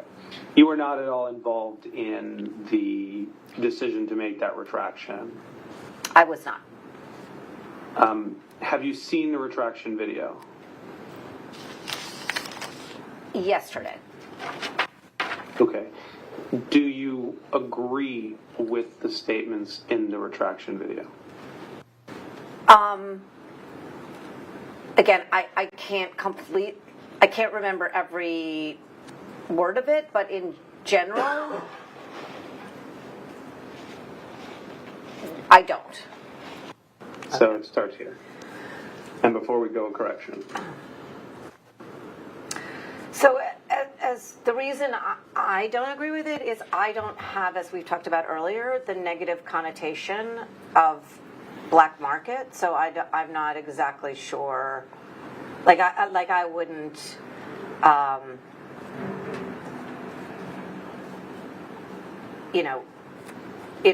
wouldn't.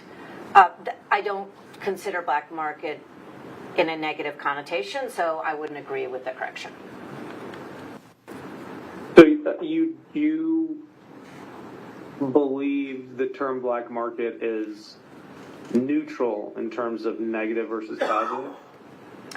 I believe it is explanatory, not it is an explanation of a situation, not a positive or negative. And therefore, no need to correct and no need to apologize. Correct.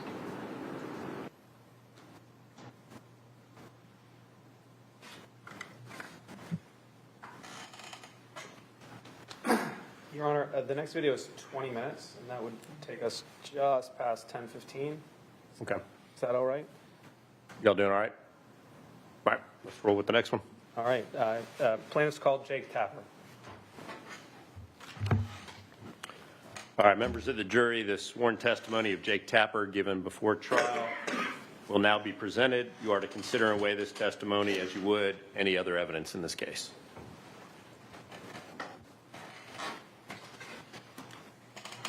Good morning, Mr. Tapper. Can I ask you to please state your name and date of birth for the record? My full name is Jacob Paul Tapper. I was born on March 12th, 1969. You understand that you're under oath today, Mr. Tapper? I do. And did you prepare for this deposition at all? Briefly, yes. How did you prepare? I had a Zoom call with Chuck and another lawyer yesterday just to go over. We had a brief discussion yesterday about what I should expect at this. Can I, so you understand where I'm going, I want to shift topics a little bit just to get a high-level background on you. So, did you go to college or university? I did. And did you graduate? I did. What year and where and what did you graduate in? I graduated from Dartmouth College in Hanover, New Hampshire in 1991. And with a degree in? It was history modified with visual studies, is what it was called at the time. Visual studies is now called studio art. Did you continue your education past that, or did you enter the workforce? I did one semester of graduate film school at the University of Southern California. I finished that semester, and then I entered the workforce. Was the film school specifically connected to journalism in any way, or was it just film school? No, I was interested in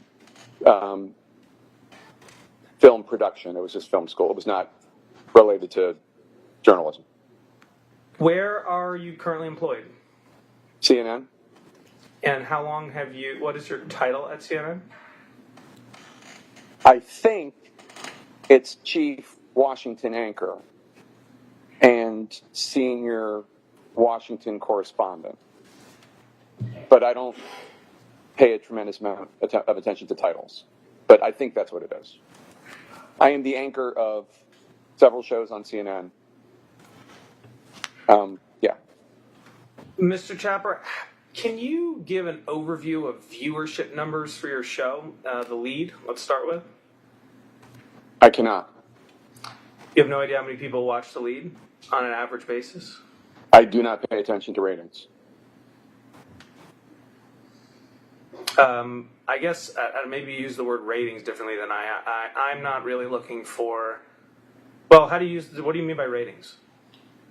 There is a metric called the Nielsen ratings, which is a survey of television households, and that Nielsen rating is how advertisers and shows and television networks determine how many people are watching the show at any given moment. And I do not pay attention to the Nielsen ratings.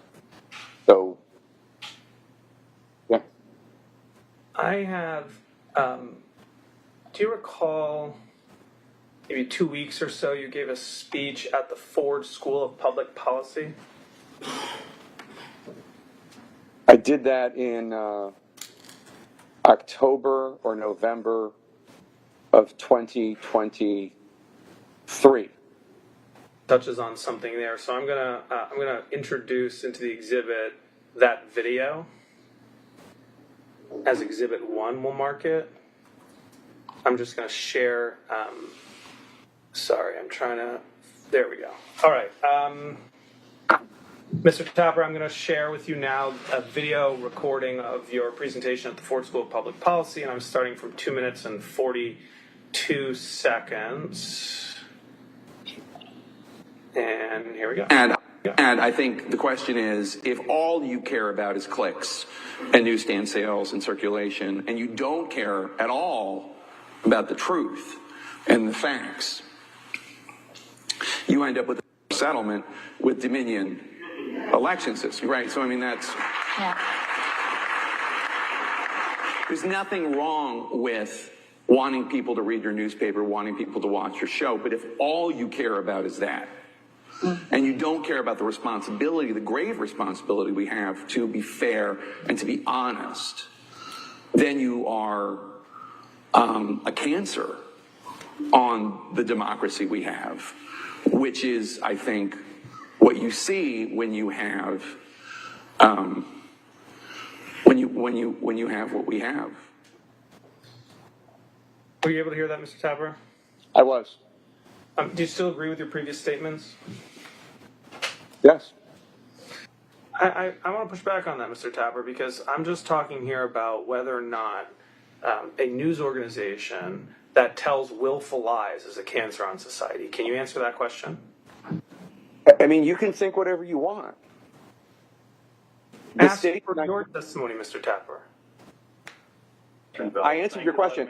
I made a statement about the non-hypothetical, months-long campaign against Dominion voting, against Smartmatic, against all the people that participated in the process in 2020. It was a months-long campaign that was undermining democracy for the benefit of one particular political leader. And that comment I made, and I stand by it, but I don't have answers to extend the metaphor to every single person, organization, and situation in journalism. So I just don't even know what you want me to say here. You and your counsel claimed you answered the question, but I don't think you did. The question was straightforward, and it was, does a media organization that tells willful lies that's not about an election, is that a cancer on society? Let me say it cleanly. Is a media organization that publishes willful lies about things other than an election a cancer on society? You're asking me to comport with a metaphor that I used a year ago, but specifically about one specific news or purported news organization, and the opinion I had about how damaging those lies were to the American democracy, and you're asking me to take that metaphor and extend it to any other time that any other media organization lied willingly, and I just don't have an opinion on it. I haven't thought about it. I haven't contemplated it. I haven't been marinating over it. So I don't have an opinion to offer. Mr. Tapper, do advertisements air during the Lead with Jake Tapper? Yes. Do you know what it costs to place an ad on the Lead with Jake Tapper? I have no idea of any details about the advertisements that air on the Lead other than they air on the Lead. When I'm in the studio, I do not see them, and I have no idea what they are. So would a crude analogy be for this is almost like you're a movie star that's recruited to go on a movie, you do your job, and you kind of the production facility here, CNN, takes care of all the back end work and everything like that. You show up, you do your job. No, because I am intimately involved in the editorial content of the show. So no. Does the Lead have a budget? I assume so, but I don't know what it is.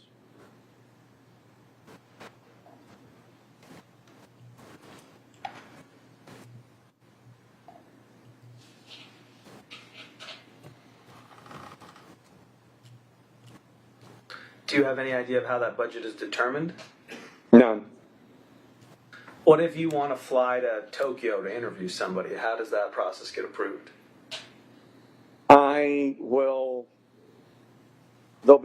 Generally speaking, do you want me to give you an example of something that's not hypothetical? Sure. So for instance, when I went to Israel last October or November in there, the horrible attacks happened. I don't remember if CNN management asked me or I asked CNN management, but Anderson Cooper and Aaron Burnett were there very quickly, and I made it clear that I would like to go whenever there was an opening for another anchor to go. And I told my executive producer, and I told the executives that would be in charge of such a thing. But beyond that, I'm not involved in figuring out where the money comes from, figuring out who pays for it, figuring out who comes with me, how it works. CNN is a big news organization in terms of personnel and global reach. So when I arrive, there is a functioning newsroom in Tel Aviv, and I go and I do my job and I focus on the editorial content of my show and the reporting that we are providing for CNN and CNN International. But I am not paying any attention at all to how any of that has happened. Just like I'm not paying any attention, for example, when I went to the site of the former Nova Music Festival, the massacre that took place there. I'm also going there. I say I want to go there. Can we go there with some survivors? And obviously we need security. That's my request. But I am not in charge of any of the how do we do it. Other people do that. Are you ever denied a request because it would be too expensive?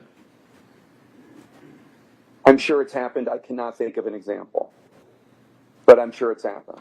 But I also have a rough idea of what is a reasonable request.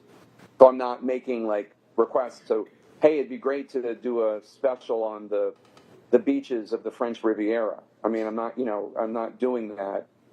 I'm pretty focused on the news. Every now and then there will be a shoot, but generally speaking, those are driven by the shows per se, more so than by me. Although it works both ways. So fair to say you use your requests professionally and appropriately for news items, and when it comes to appropriate news items, CNN pays what it needs to get you to where you need to be to do the reporting. If CNN approves it. And sitting here today, can you recall a time when they didn't approve a request you made? There have been times that I wanted to do something, and it might have been that they needed me to be in D.C. because of anchoring responsibilities. They don't like it when Wolf Blitzer and I are taking vacations at the same time. They like one of us to be around. So I can't recall one for financial reasons, but that doesn't mean it didn't happen. I know that it generally does happen that they like me to be in D.C. During, periods where there's a lot of news going on in D.C. You're familiar with the underlying piece that was on your show, the Marquardt segment? Do you know what I'm talking about when I refer to the Marquardt segment? I remember, because of this lawsuit, I'm aware of it, yes. How does, so I'm going to refer to that as the segment, okay, that piece with Alexander. Okay. How does a segment like that help the success of a show like The Lead? I cover veterans issues a lot. I cover Afghanistan a lot. Relatively speaking, I should say. And I wrote a book about Afghanistan. I've been to Afghanistan. I did a special about Afghanistan. So it's a story I care deeply about. I don't know that it necessarily actually benefits CNN or The Lead to do international stories.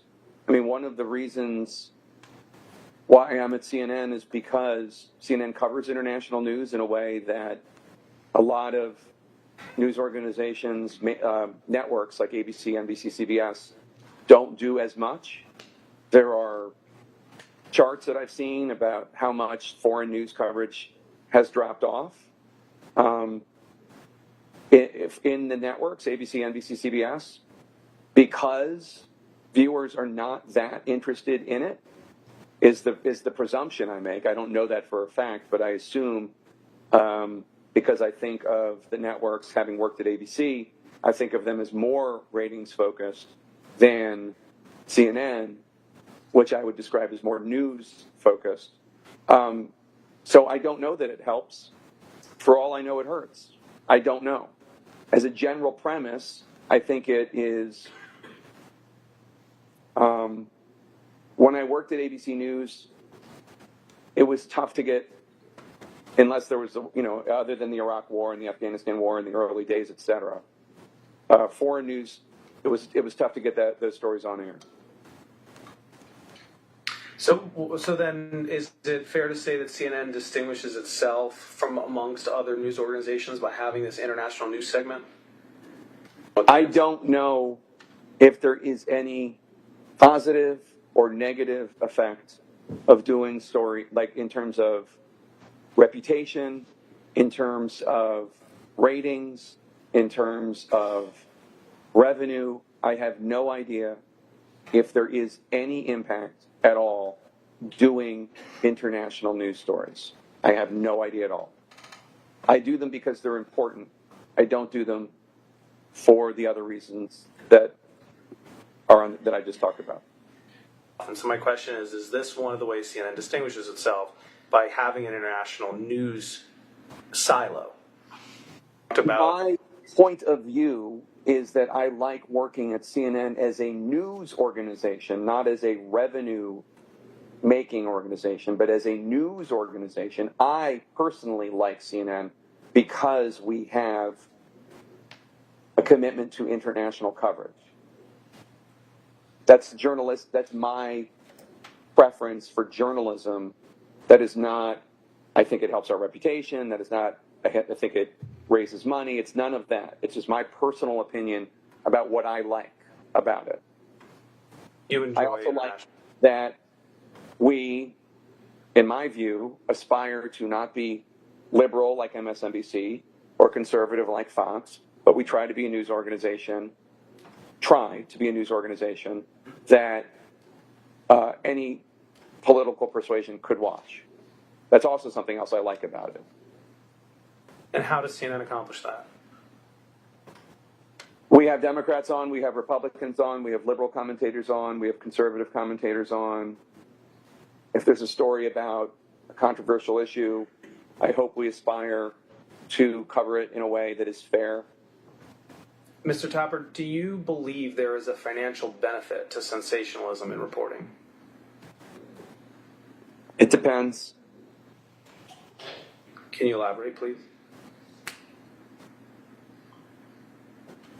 I mean, you have to give me a specific example. Do I think a tabloid sensationalizing a divorce might result in more of that tabloid bought at a supermarket?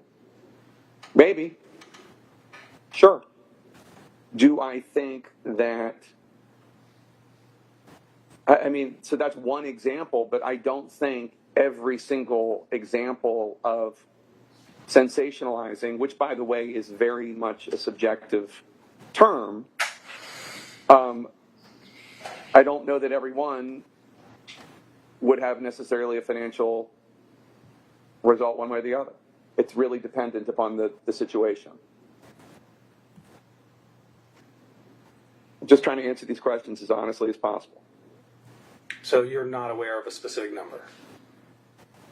I'm not an expert on this sort of thing. I can just tell you the commitment of this organization is to getting facts right. Mr. Topper, I'm going to share with you what we'll mark as exhibit, I think it's 3 to the deposition. Do you see the website? It's CNN's Facebook page. Yes, I see it. So I'm going to read I'm going to play the video from you, Tapper, Truth Matters, Facts Matter, on CNN's Facebook page from timestamp 124. I apologize for the confusion. I think it'll make more sense now. A charge that there is literally none of Republicans believe this charge. A charge that there is literally no evidence to support. It is the definition of fake news. Now look, this is America, and you can believe whatever you want to believe. 18% of the public says they've seen or been in the presence of a ghost. I mean, whatever. But in a thriving democracy, truth matters and facts matter. We learned in the campaign that Donald Trump can be cavalier about facts and truth. We learned in his first 100 days that that's not going to change. Indeed, that some in the government and some of his friends in conservative media will even work to try to make his falsehoods seem true. But you know what? There's also a lot of incendiary nonsense against President Trump on the left these days that is just as fake and just as free of any evidence, both in progressive media and all over Twitter, being retweeted by otherwise sensible folks. This is a time for all journalists to be extra careful about our own reporting, to make sure that we adhere strictly to facts and cogent analysis. And this is a time for you, the public, to demand evidence from your leaders and from your media, even if you already agree with the politics of the person on your TV. Do you recall giving those statements? Not really. It's 4 years ago. You know, I don't know what the exact date is. It's posted in 2017, so. Okay. No, I don't. I mean, I know that's me.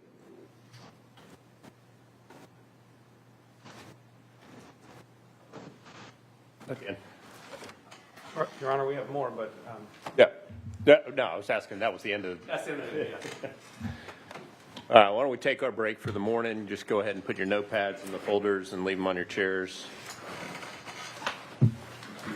We're going to take our morning recess. Remember, all the rules I've given you apply even when you're outside the courtroom, such as at recess. Remember the basic rule, do not talk to anyone, including your fellow jurors, friends, family, or coworkers, about anything having to do with this trial, except to speak to court staff. This means no emailing, text messaging, tweeting, blogging, or other form of communication. You cannot do any research about the case or look up any information about the case. Remember to observe during our recess the other rules I gave you. If you become aware of any violation of any of these rules at all, please notify court personnel. And when you come back to the courtroom, if you use your phone or electronic device during break, just make sure it's turned off before we come back. Why don't we go till be back in the jury lounge at 10:35, and we'll get you back in here. We'll be in recess till then.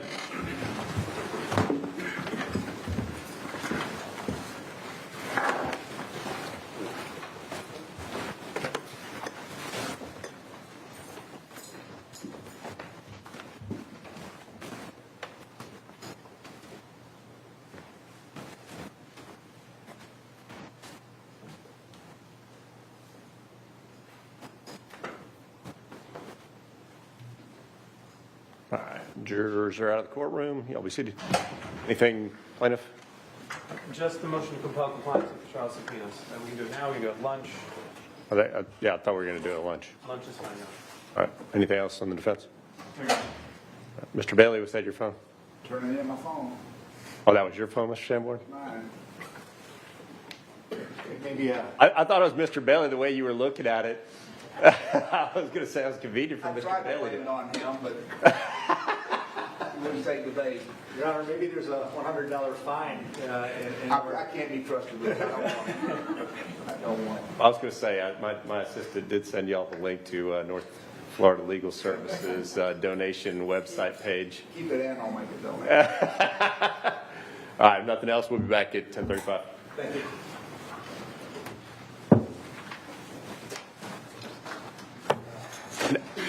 Mr. Friedman, how many more videos did you have? 2 more, Your Honor. All right, is that going to take us till 12, or how long do we get on those? Oh, you got Mr. Lumley Yeah, too. we'll do Mr. Lumley, we'll break it up a little, but maybe we'll do one video of Mr. Lumley and then a video again. There's a 30-minute, maybe there's a 30-minute video. Maybe we'll do that when we get back after the break. Then we'll do Mr. Lumley, and so we get back at 30. They'll bring us to 11. A little shy of 12. I don't think. Well, they have a redirect, I'm sure, so that should bring us to lunch. Yeah. Okay. All right, sounds good. Thank you.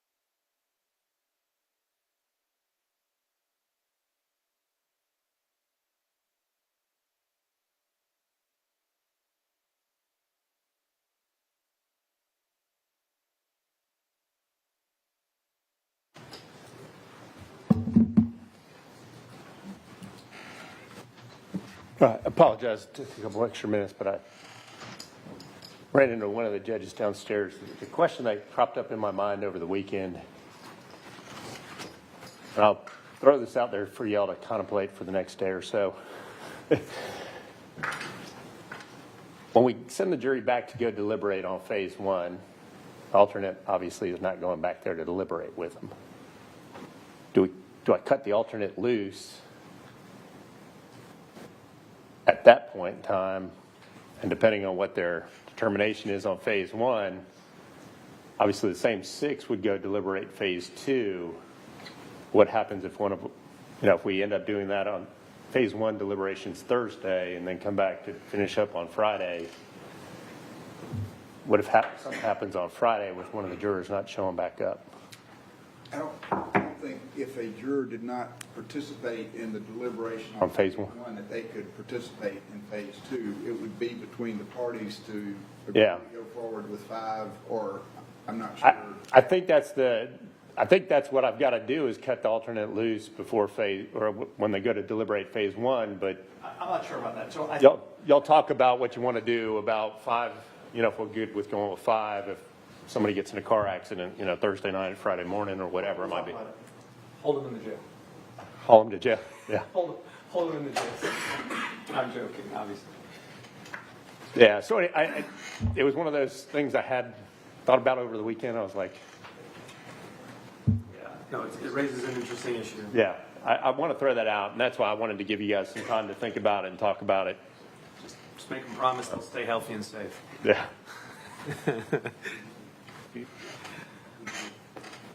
All right.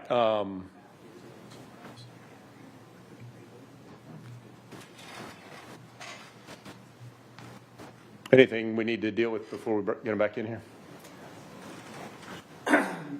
Yes, we have discussed with the defendant, and I believe Plaintiff's Exhibit 184 is now stipulated into evidence. Yes, that's fine. I was looking for Mr. Bailey. I was waiting for Mr. Bailey's response too. All right, Plaintiff's 184 is admitted. Anything else? That's it, Your Honor. Anything else, Mr. Axelrod? No, Your Honor.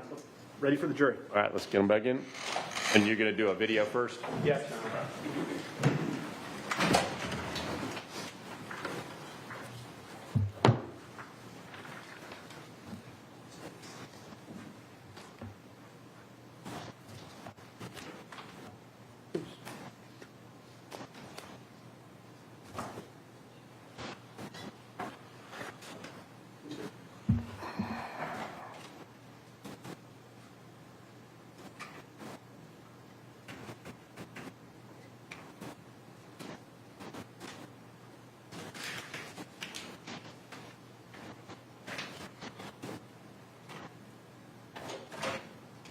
Jurors entering.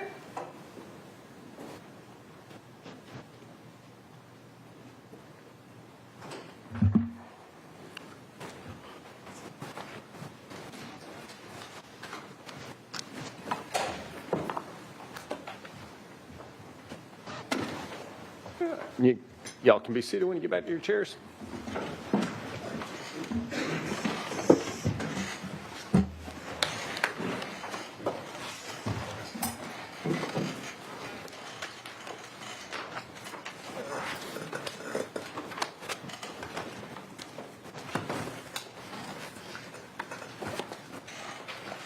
All right, Mr. Friedman, plaintiff's next witness. Plaintiff's next witness is Michael Callahan, Your Honor. All right, members of the jury, the sworn testimony of Michael Callahan given before trial will now be presented. You are to consider and weigh this testimony as you would any other evidence in this case.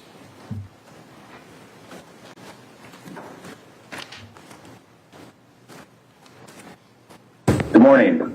Morning. Can you please state your full name and date of birth for the record? Sure. Michael Carey Callahan, March 10th, 1980. You understand you're under oath here today and you've sworn to tell the truth? I do. And you understand the examination is being recorded? Yes. And that means that your testimony here today could eventually be played for a judge or a jury at some point down the line? Yes. And do you prepare for today's deposition with counsel? I did. And are you currently employed at CNN? Yes. How long have you been at CNN? Just over 7 years. So moving back up to CNN, what is your title at CNN? Supervising producer. Has that been your title the whole time you've been with CNN? Yes. What is your role and responsibilities as a senior producer? I manage our coverage at CNN for the national security beat. Have you ever seen this video before? Yes. And did you see it at the time that it aired? I would imagine so. Were you involved in the production of this story? Production? No. Were you involved with the story in any way? Yes. What was your involvement with the story? I manage the CNN national security team, which covered the Afghanistan withdrawal and the aftermath. And this is a story that was worked on by Alex Marquardt, who's a member of the national security team. So, what do you call that part? The little script that Jake Tapper reads at the start of this. An anchor introduction. And what's the purpose of an anchor introduction? Setting up what you're about to see or hear. So does that mean this story is about, black markets and exorbitant fees? Well, the story's about desperate Afghans who were fleeing Afghanistan at a time when the Taliban took over and they were fearing for their lives and what they were going through trying to get out. I feel like that still hasn't answered my question, which is part of what they were facing a black market for evacuations? They were facing an unregulated market that I would say is a black market, can be considered unregulated, and in that terms, yes. Does the phrase black market have any particular connotation for you? An unregulated market for goods or services. Is there anything inherently nefarious about that? I think it all depends on what's being sold or what's being sold. I mean, if you're selling organs in an unregulated market, that's pretty freaking nefarious, in my opinion. You see there's a message from Zachary Young at the top of the screen? Yes. And you see there's a banner at the bottom that says, Afghans trying to flee Taliban face black markets, exorbitant fees, no guarantee of safety or success. Yes. Did Mr. Young tell you or tell Mr. Marquardt that he was performing evacuations for Bloomberg? Did not tell me, no. Did he tell Mr. Marquardt that? You'd have to ask Alex, but I believe so. So did anyone ask Bloomberg whether it was an exorbitant amount of money for them to pay? I believe Alex Marquardt reached out to Bloomberg for comment. What did you find out? I don't think they responded, if I recall. Do you think that was shady that Bloomberg didn't respond? I don't know. Is there anything suspicious about Bloomberg not wanting to talk to CNN? I don't know. Do you think that was evidence that Bloomberg was doing something wrong? Again, Bloomberg wasn't the story we were doing. We were doing a story about desperate Afghans and what they were facing to flee the Taliban.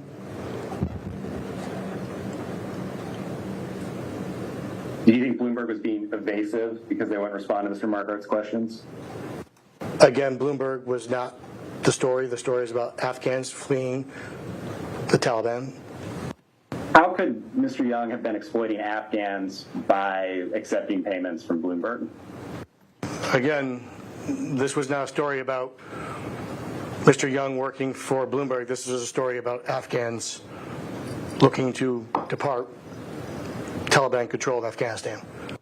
I'm asking if Mr. Young could have been exploiting Afghans by accepting payments from a company like Bloomberg. I don't know Bloomberg's makeup of people and how that was being paid. I don't know the deals that they were going on between them. Did you think Mr. Young was engaged in fraud? I don't know. But at the time, did you suspect him of engaging in fraud? I don't know. I never knew. I've moved it up here to about, paused it at 3 minutes and 30 seconds, which is where we have the message from Zachary Young and then the banner at the bottom of the screen again. Yeah, was the implication here, where I paused the video, that Mr. Young was operating in a black market? This is telling me Afghans fleeing the Taliban were facing black market fees, exorbitant fees. And is the story reporting that Zachary Young is one of the people charging those fees?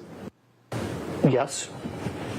So does that mean the story is reporting that Zachary Young was operating in a black market? I believe he was offering services in an unregulated market, so yes. From my understanding, the definition. So do you recognize what this is?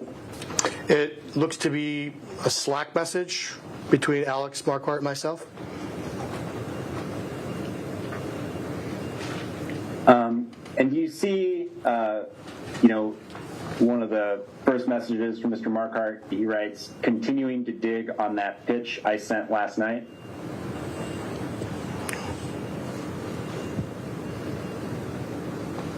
Yes. And if you keep going down, do you see where you write, can we find more info on this young guy first? Yes. What information did you want to find out about Mr. Young? I don't recall. It was 2 years ago. I think it was an open question. More info. Sorry. More info. Do you see where you wrote, have we run an, I'm just going to spell it, ACCUIRINT on him? I see that. How do you pronounce that? Accurate. What is accurate? It's a public records search database. Best way to describe it. Do you know whether that was ever done? I don't recall. Sitting here today, do you think Mr. Young is a bad actor? I don't know. Do you see towards the top where you wrote, so before we reach out to any of the, quote, smugglers, end quote, we need to find someone who used them or was fleeced? I see. What did you mean by smugglers? People helping people get across the border. Is smuggling illegal? Probably, I would say yes. But it depends on. I don't understand. It depends on the scenario. I don't know. Did you think Mr. Young was a smuggler? No. Do you recognize what this document is? It looks to be an early pitch. Is it an email between yourself and Mr. Marquardt, Mr. Levine, and Mr. Phillips? That's what it says. And you see, at the bottom, the initial message, it's from Mr. Marquardt. Yes. And it's titled Extortion of Desperate Afghans. Yes. And then he has the pitch, and it concludes, we would try to find people who did end up paying and examine to what extent this is extortion versus fraud. You see that? Yes. So looking at Exhibit 3 and then at Exhibit 4, does it appear to you that Mr. Levine has sort of condensed Mr. Marquardt's pitch? It looks to be a shorter version. Okay. So you didn't write this pitch that Mr. Levine is sending to Ms. Kapelos? I don't know. Do you see, we're on Exhibit 4 here, in the pitch, do you see where it says, we would interview an Afghan in the U.S. trying to get his family out, talk to others who are also trying to leave, / work this shadowy black market, and attempt to contact some of the profiteers alleging to do the extractions? I see. Do you recall seeing the phrase black market in relation to this pitch prior to this? I don't recall. What's a profiteer? Someone who's profiting. Any amount of profit? I suppose so. Does that mean CNN as a company is profiteering? Sure. So when they're selling advertisements that play during, say, Afghanistan coverage, are they profiteering off the situation in Afghanistan? I'm not involved in ad sales. But you understand CNN sells advertising, correct? Yes. So when it sells ads that air during Afghanistan coverage, is CNN profiteering off of the situation in Afghanistan? I don't know what CNN's profits are. I'm going to mark what we'll introduce as Exhibit 5, the document beginning with the date stamp CNN 000095. And is this an email between you and Michael Conti? Looks to be. Did you agree then with the description of the evacuation market as a shadowy black market? Again, pitches are a short blurb, if you would call it, about what we're looking at. But I would describe it as a black market, yes. What was shadowy about it?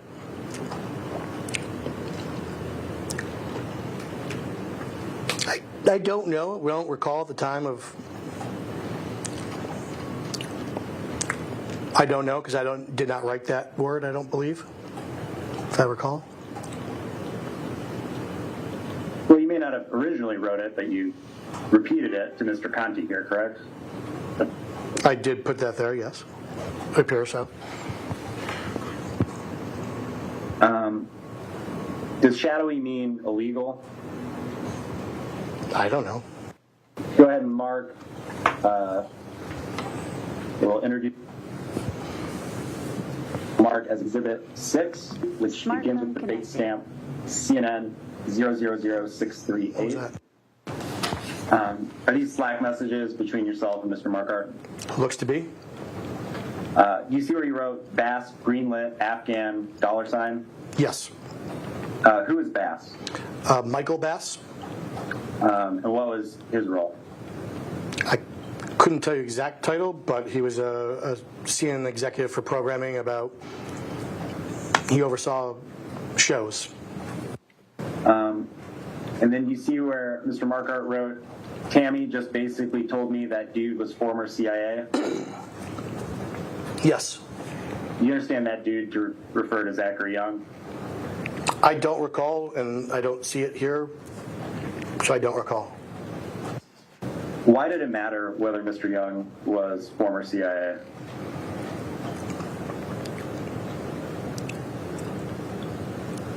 I don't recall the specifics of who Mr. Young said he was at the time, just from 2 years ago. But when trying to verify who somebody is, and if he claimed to be CIA, then it's a logical question to ask if he was. And you said your understanding is Tammy is somebody who worked at the CIA? Yes. Like currently worked at the CIA? Yes. Do you know Tammy's last name? Thorpe. What is her role at the CIA? She is a spokesperson for the CIA.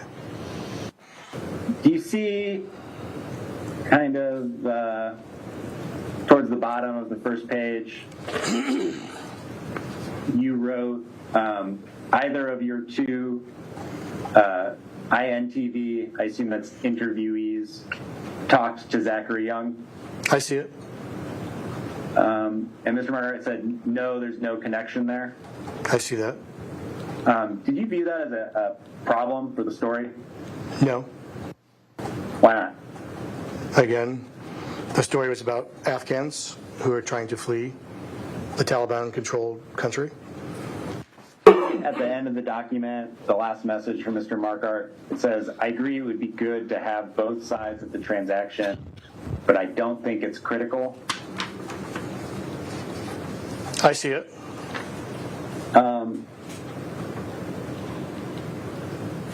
Do you agree it wasn't critical? I do.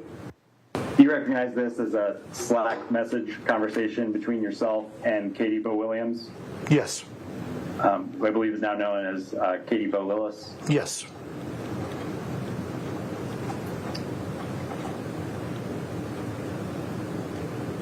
Do you see where she says he's shady as hell? Yes. She then goes on, and difficult to pin down on specifics. My rough take is that he's total amateur hour. He can't account for his math. How do you get to 15,000 to get to UAE, for example? You see that? I do. So having rewatched the video and turning back to Exhibit 8, do you understand Ms. Lillis to be referring to Zachary Young here? Yes. What did you understand her to mean by he's shady as hell? You'd have to ask Katie Bo. Well, I'm asking what you understood her to mean. Well, from this message, he was being evasive, it sounds like. Is anybody who doesn't want to speak with a CNN reporter shady? No. So what made Mr. Young's reticence in this instance shady? Again, you'd have to ask Katie Bo. Are there any legitimate reasons why somebody would not want to disclose information about their business to a CNN reporter? It depends on the situation, I would imagine. If a Fox News reporter called you and asked you how much money you make, would you tell them? I don't know what the story is. What if they don't tell you what the story is? Probably wouldn't not comment. Do you see where Ms. Lillis wrote that he wouldn't point her to any successful evacuations he has arranged? Correct. I see that, yes. So by October 27, you were aware that Mr. Young had claimed to have done evacuations for Bloomberg and Audible, right? According to these Slack messages, yes. Okay, so if we go back to Exhibit 8,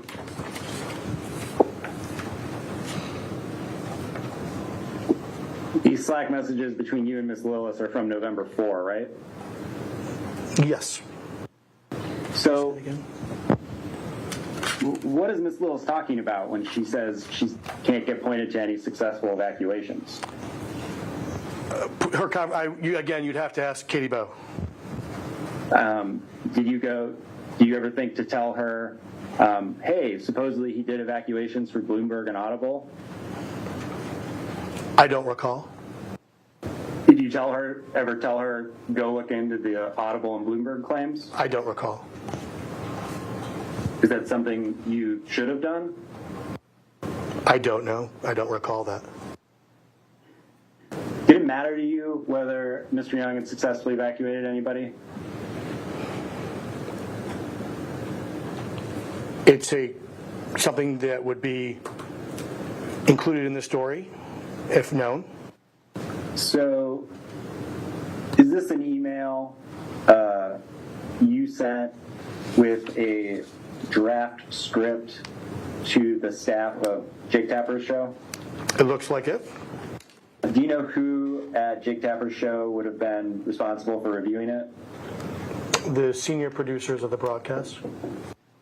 So is this an email between yourself, Mr. Markart, and various representatives of, I guess, Triad? It looks to be. Do you see where Mr. Markart wrote in the third paragraph, this all started when Young was brought to my attention by a Jill Kornetsky on LinkedIn? I see that. Did you know who Jill Kornetsky was? I don't recall. Do you know whether anyone looked into her? I don't recall. Was there any discussion about what her motivations might be?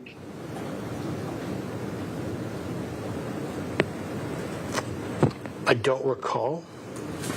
Do you ever have any discussions about whether Ms. Kornetsky wanted to hurt Mr. Young? Well, looking at this, I don't know her motives. You'd have to ask her.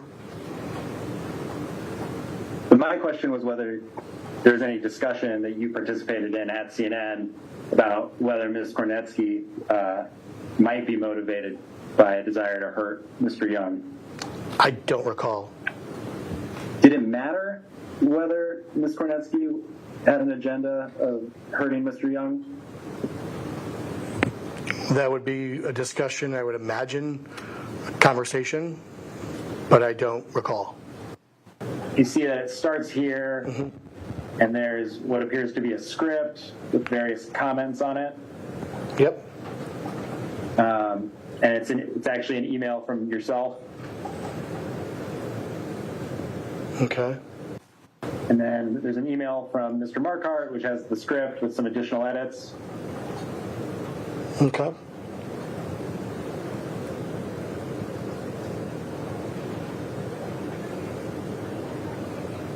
And you respond, yes, 2 p.m. so we can revisit with Triad. Okay. Actually, let's pause here. So looking at this, the message you're responding to, Mr. Marquardt, mentions Young just texted me now. And let's see. And you say, I will send, and he says, I will send him a list of questions and give him a deadline of, say, 2 p.m. Yes. So that's about 2 hours? Approximate. Did you think 2 hours was a sharp turnaround time? Again, there was reach outs to Mr. Young several times over the week before. So yes, I do. This is an email from Mr. Marquardt to, among other people, yourself, right? Yes, it looks like that. Do you know who Hassami Barmada was? I recall the name from the story, but I don't recall the specifics.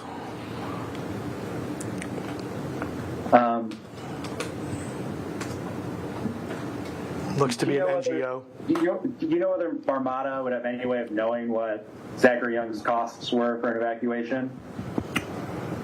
I don't know.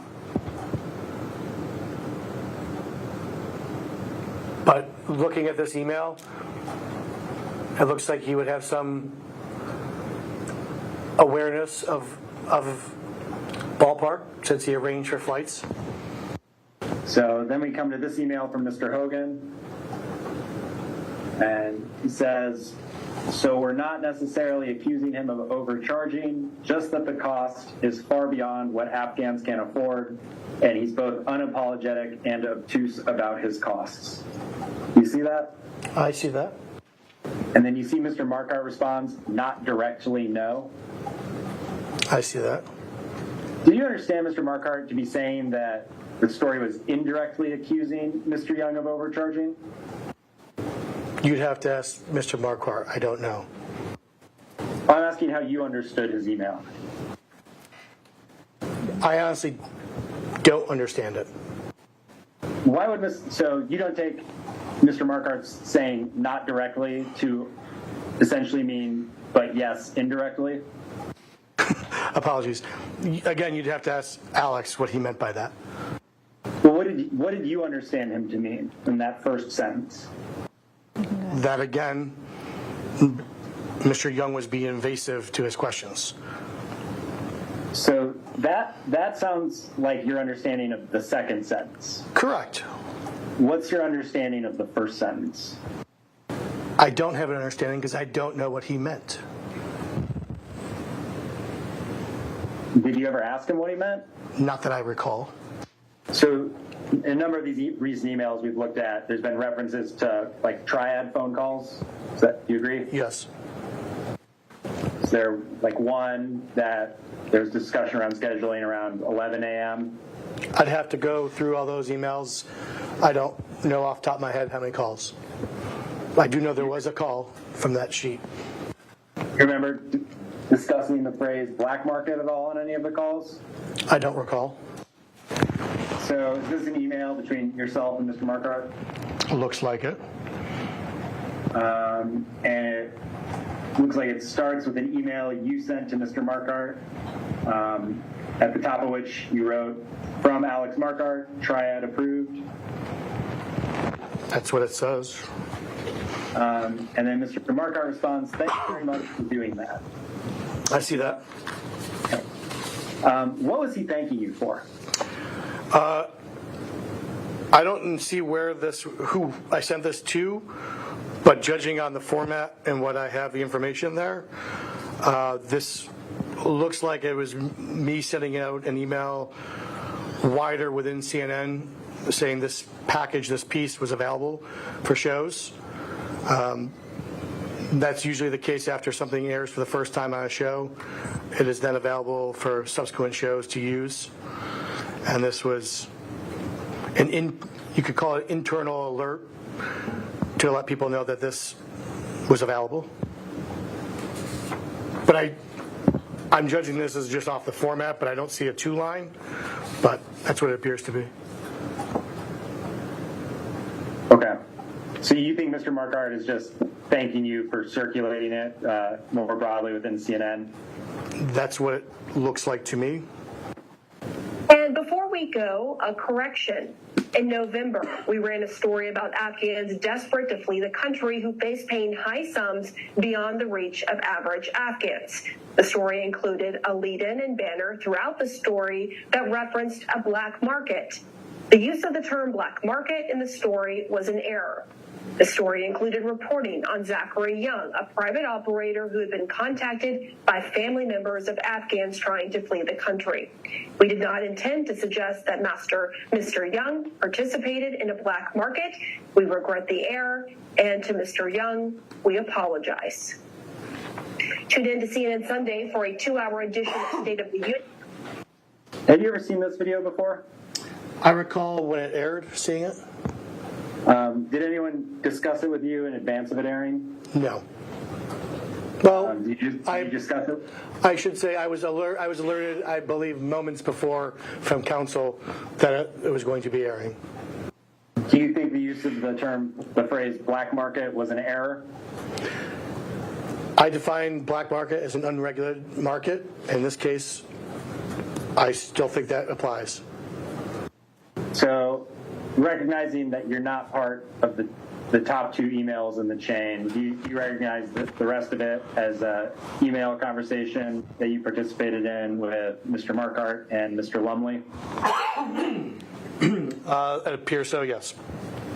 And are you discussing the draft of like a digital version of the story about Afghan evacuations? That looks like the case. You see where Mr. Lumley says, "One major thing not clear to me, do any of the people who pay these guys actually get out of the country? I think we need a graph to explain." Is this all totally hopeless? I see it. Do you know if anyone ever answered that question? I don't recall. You'd have to ask Tom Lumley. Did you agree that this was an important question to answer? I did not.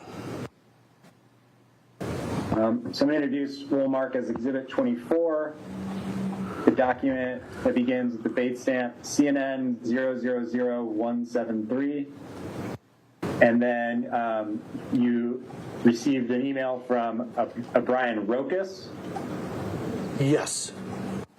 Who is that? Am I pronouncing that correctly? That sounds right. Who is Mr. Rokas? He's a colleague at CNN. And he asked you, is digital posting this? I see that. And then you respond, ha ha ha ha, I really want someone to say it. You see that? I see it. You're laughing right now. Why? Because I was clearly laughing in that email, so I was laughing at it. What were you laughing about? Looking at that, it looks like I said I really want someone to say it, meaning is digital, because I thought that was a good story that deserved a digital story. Do you think that CNN reporting that Mr. Young was operating a black market is the sort of thing that would have a negative impact on Mr. Young? Again, my understanding of how I think of a black market, I don't know, but a black market was unregulated. He was providing goods in an unregulated market. That, to me, fell under that. Do you think most people view black markets in a negative light? I'm not most people. You have to ask people. Well, but you can, draw on your life experiences to anticipate how people are going to react to things that you say, right? Every scenario is different. Every person is different. I can't anticipate what people are going to take away because every single person is different. Right. So if CNN reported that Mr. Young was a scumbag, would you expect some people to, subsequently view Mr. Young in a negative light? As a journalist at CNN, I don't think that would ever be on CNN, so therefore I don't think I could ever answer that question.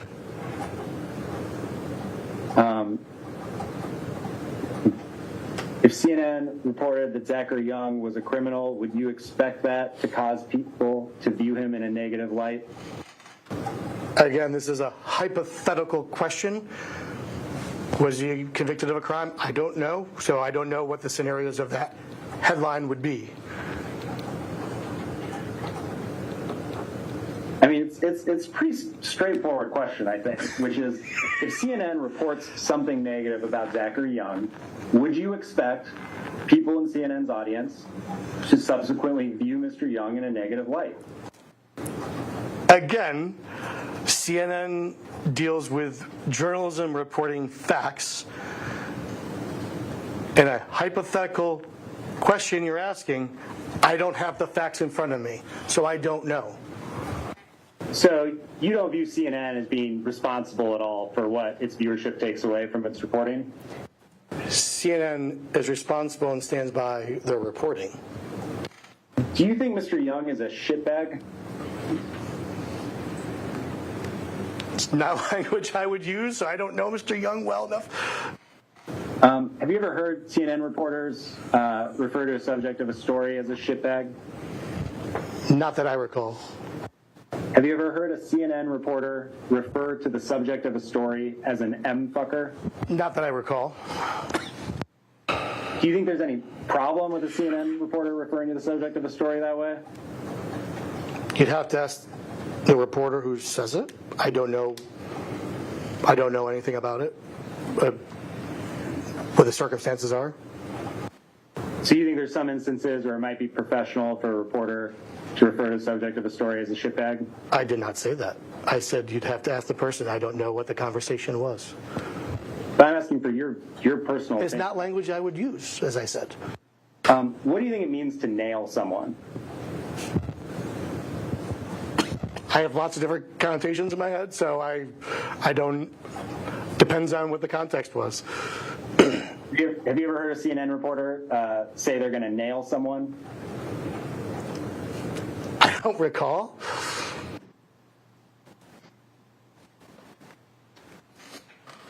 All right.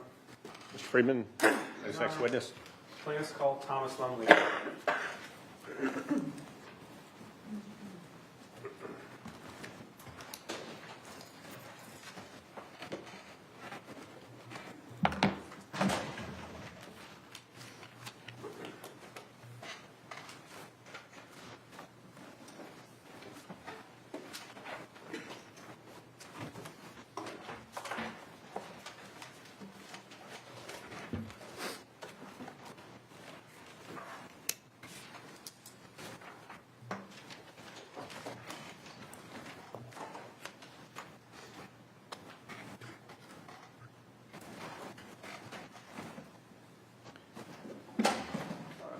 Lumley, if you could stand there, face the clerk, raise your right hand.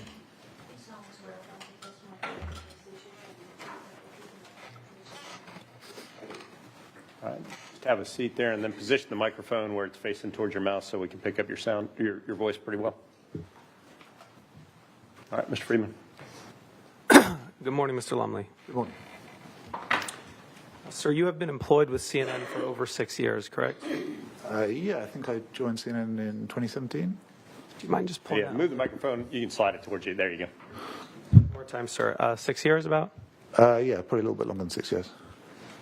And you are CNN's senior national security editor, correct? Yes, that's correct. Now, the video segment at issue in this case ran on November 11th at 5:38 p.m., correct? I believe that's correct, yes.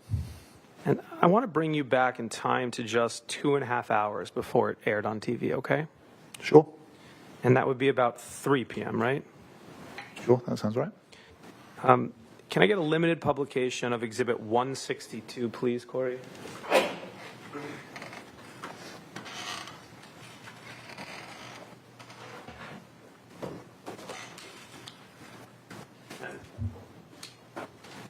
So this is an email between yourself and Matthew Phillips, Mike Callahan, and others at CNN that relates to the story at issue in this case.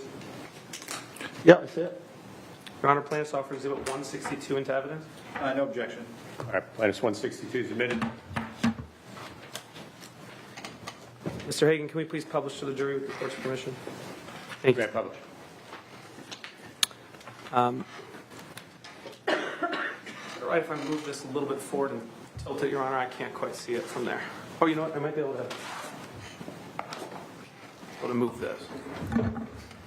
All right, there we go. Can we go to 252, Corey? So, sir, at 2:52 p.m., so we're, again, about an hour and a half before the TV piece airs, right? Yep. You get an email from Mike Callahan, right? Yep. And what he's doing here is, Corey, can we scroll down a little bit? He is forwarding you a copy of, keep going a little bit, Corey, to the next page. He's forwarding you a copy of the TV script, right? Do you see that? Yes, I do see that. All right. So, Corey, can we scroll back up to the top to that email we were looking at? And he says, FYI, he, meaning Alexander Marquardt, right, is writing digital still and trying to stay close to the script info, right? Yeah, that's absolutely what that says. So fair to say that Mr. Callahan is kind of giving you a heads up saying, hey, here's this TV script. Mr. Marquardt's going to be writing a digital article about it too, right? Yeah, that seems true. And Mr. Callahan, he's with desk or news gathering. How do you refer to that? His job title is, I believe, supervising producer for national security. I think that's his title. But yes, he is my direct counterpart handling news gathering, national security news gathering for CNN. So, but you work in digital, right, which is the print side of CNN's website, correct? Yeah, I mean, I think a good way of shorthanding it for the purpose of this, it's the written article I was working on. Okay, so you're with digital writing, and what is Mr. Callahan with? What is the TV side of CNN called? Give me a shorthand for that. I mean, it's not as formally divided as that, and we work together kind of all the time, but he is, I don't know the direct reporting structure, but basically reporters and a team of reporters and producers report to Mike. He is working in close coordination with lots of colleagues across CNN at producing our journalism for TV and digital, but this is a television script. Okay, so I'm going to refer to your side as digital and the TV side as TV, okay? Sure. All right. So,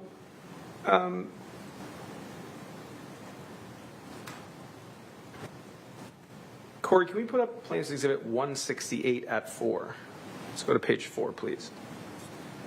And can we zoom into that email at 3:30 p.m., Corey? So we just saw that at about 3 o'clock, 2:52, you received a copy of the TV script from Mr. Callahan, right? Yes. So this is about 40 minutes later, right? 3:30, 2:52 to 3:30, we're at about 40 minutes later? Seems like that, yeah. And Now you get from Alexander Marquardt a draft of the written digital article, right? Yep. And so that's at 3:30. About 1 hour and 15 minutes later, can we go to that email at 4:43, please? So about 1 hour and 15 minutes later, you send back edits, right? Edits and some questions below. Do you see that? Yes, I see that. And it's now 4:43 p.m., correct? Yep. And the actual video isn't published until 5:38 p.m., right? Yeah, I don't remember exactly what time it was published, but I'm sure you're correct. Okay. So you say one major thing is not clear to me. Do any of these people who pay these guys actually get out of the country? I think we need a graph. That's a paragraph, right? I think we need a paragraph to explain, is this all totally hopeless, right? That's what I wrote. Okay. Now, Corey, can we put side by side with 168? Let's put up 161, which is now in evidence.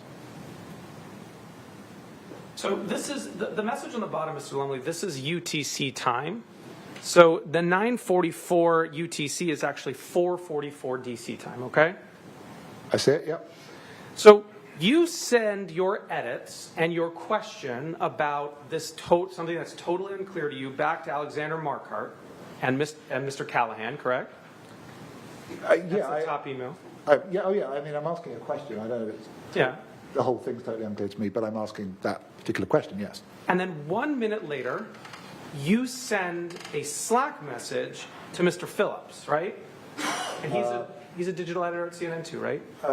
Yeah, I mean, I don't see Mr. Phillips' name. All right, I'm sure that I'm sure that's. Let's show you. Do you see at the top? Corey's highlighting it for you. Yeah, I see it, absolutely. Yeah, Mr. Phillips is yes, he's a person that edits digital stories at CNN, yes. So you give your feedback to Mr. Callahan, and 1 minute later you message Mr. Phillips, right? Yep. And in that message you say, I have sent back edits. And a fundamental question about the whole story I don't understand from Alex Wright and the TV script, right?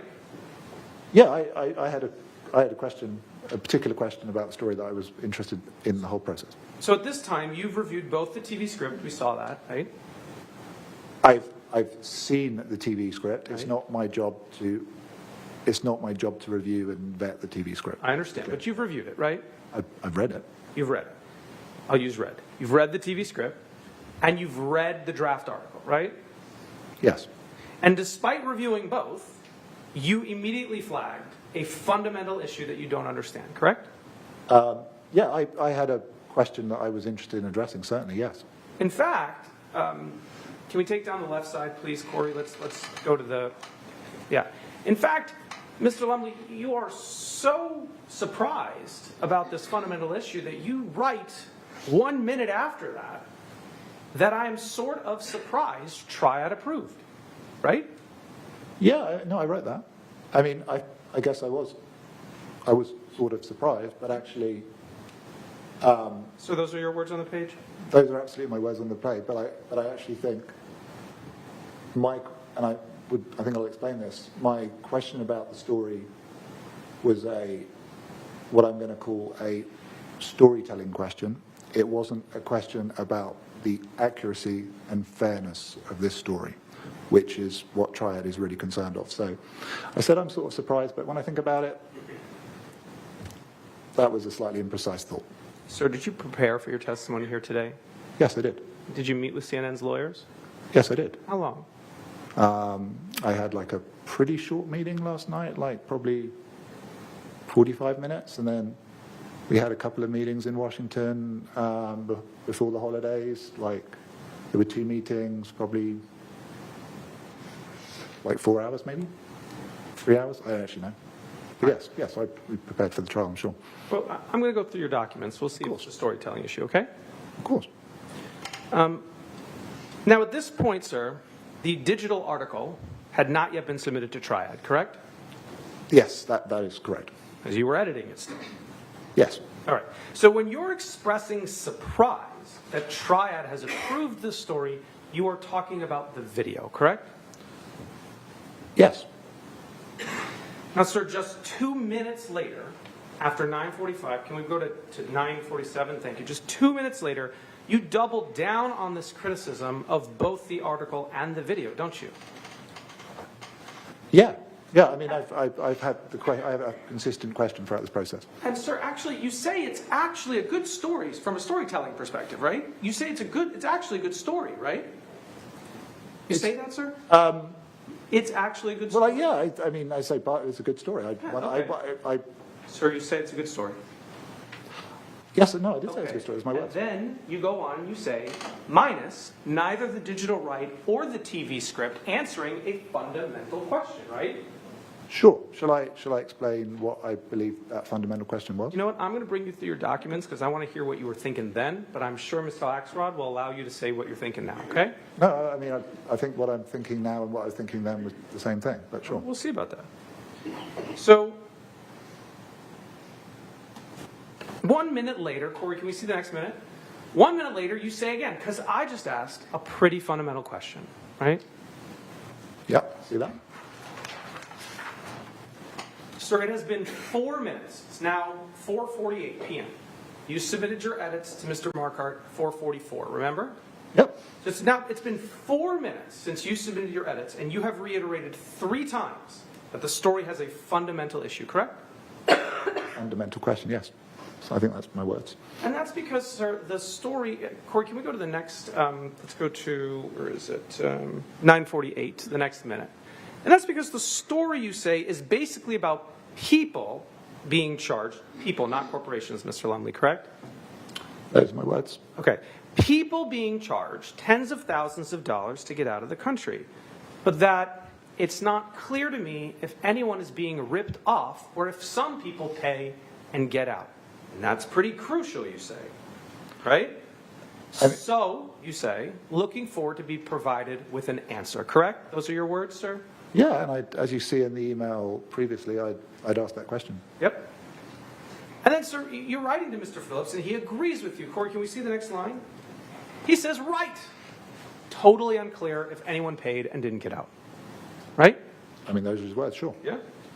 And then you go on to say, Mr. Lumley, you say, or paid and did. Because our characters didn't pay in the end. Which is why I'm unsure why Triad approved, right? That's what I said. It's not a storytelling issue, sir. Triad isn't worried about stories, are they? They're worried about facts, right? Accuracy, right? They are. So why are you surprised Triad approved if it's a storytelling issue, sir? Because, well, I hadn't spoken to Triad about it, and I took the story into Triad, as I'm sure we will explore. And I think it is a storytelling issue, and I think I can understand. I do understand why Triad approved, and also I worked on this story. So that's 4:49, which I find easy to work that out because that's the time zone in my hometown. So that's the 5 hours. I think we finished the edit of the digital story around about 6:30. Like we were about 25 hours later. So, sir, sitting here today, yes, after having met with CNN's lawyers for many hours across many days, now, Your Honor. Just a second. sir, you're right, which is why I'm unsure why Triad approved. Maybe Alex answers in his tag. Do you see that? I do. And then you say, if he doesn't know the answer to that fundamental question, I'd say we really need to pause this until we find out, right? Those are my words. And then you say, I'm hoping he knows, but just forgot to mention, right? Sure, because this was... Sir, all I asked you is if those are your words on the page. Are those your words on the page? I want to focus on that period of time, okay? Sure, those are my words on the page, yes. Thank you, sir. Let's see, is it 9:51? So 1 minute later, Mr. Phillips writes back with one word, doesn't he? He does. He says, oi. Right? Yep. So this is 4:51 p.m. DC time, correct? Yes. The video segment doesn't air for another 45 minutes on Jake Tapper's show, correct? Yes. You've now flagged a fundamental question 4 times, correct? Yes. Mr. Phillips has said oi, correct? He has. You told Alexander Marquardt and Mr. Callahan that there is a major thing that is not clear to me, correct? there's a question that I'm interested in answering. Yes, absolutely. And Alexander Marquardt never answers this question in his tag or otherwise, correct? I can't remember what he said in his tag. We answer it in the digital right. Yeah, you answer whether people pay and get out? We aren't. I'd have to look at the story, but yes, we say we say that we don't know the answer to the question. So you don't answer the question. No, that's. You say you don't know the answer. We're explaining our understanding of the situation. You explain your lack of understanding of the situation, sir, right? You say you don't know whether people pay and get out, correct? My job as an editor. Sir, I didn't ask you about your job as an editor. I asked what you put in the story. And what you put in the story is that you don't know. Sure. Whether or not, correct? You said that, yes. Now, sir, the video airs at 5:38 p.m., correct? Yes. Now, at 6:14 p.m., that's just 35 minutes later, you tell Phillips that we are pausing it for digital. My fundamental question is not answered. But on TV, it's less of a problem. Dramatic, silhouetted interviews, and it zipped along, so less glaring. As a right, I think it works less well. Allison, that's your boss, right? Yes. Allison has read and agrees, correct? That's what I wrote, yeah. Thank you, Corey. You can take that down. Now, Mr. Lumley, I'd like to take you through some other communications where you raised concerns about the reporting at issue in this case, okay? I'm absolutely happy to go. You got more? Okay? Okay. All right. Corey, can you put up Exhibit 174, please? Here, sir, you send an email at 5:55 p.m. And you send this email to Mr. Marquardt and Mr. Callahan, correct? I see that, yes. You tell them that both you and Allison Hossman, well, first you say, I watched the TV piece, was gripped, right? Sure. Pulled on your heartstrings, that piece, didn't it? It was a good piece of television. You say, I spoke to Allison H., that's Allison Hoffman, your boss, right? Yes, that would be Alison Hoffman. About this. And we both agree that you should pass on this and not go, we should pause on this and not go into triad tonight. So please don't work into the evening on this, Alex, correct? Sure, and pause is an important word. We didn't pass on it, we paused it. Yep, you paused it, right? Mm-hmm. And then you ended up publishing it, right? You're not sure you published a digital piece, sir? You published a digital piece? No, sorry. I am talking about the written piece. I am not talking about the television piece. That's not my responsibility, the television piece. And I've got to say, if I had dramatic concerns about fairness or accuracy of the television piece, there would have been a different conversation. I'm saying it doesn't answer the question I'm interested in. I'm not saying I have any concerns about publishing that piece, that television piece, which is not my responsibility, or that television piece going on CNN's website. Just to be clear. So to be clear, if you had major concerns about something that's not your responsibility, you would have had a completely different conversation. Is that your testimony today? I don't think that's what I'm saying. I'm just saying, if I felt the piece, I wasn't responsible for the TV piece, so I can have an opinion. But if I'd read the TV piece and I thought there was some major problem with it, I'm sure I would have said something. That's not. Sir, I think you did say something. Yeah. But I didn't. Okay, sure. Let's go for it. Corey, can you put up for a limited production of Plaintiff's Exhibit 218?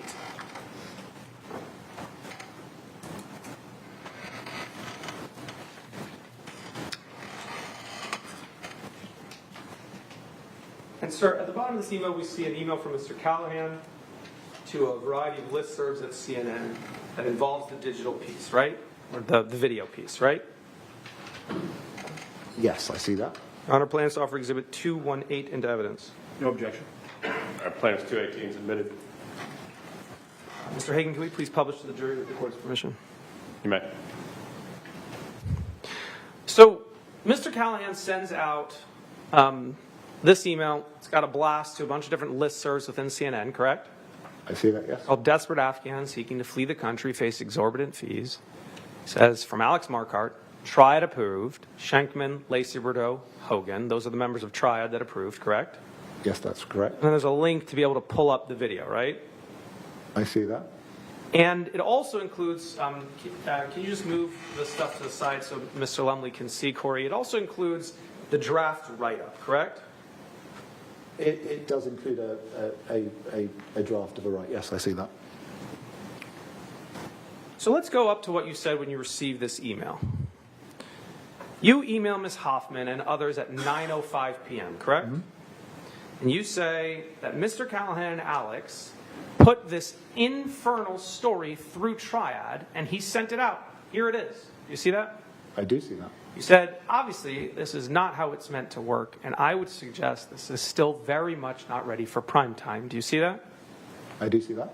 I still have my fundamental issue that it's not clear from the story whether anyone who pays these people ever gets out of the country or if it's all a con. Do you see that? I see that. And then you say, I might even argue that it is pretty flawed, and we should consider foregoing the right and just having the video programmed, correct?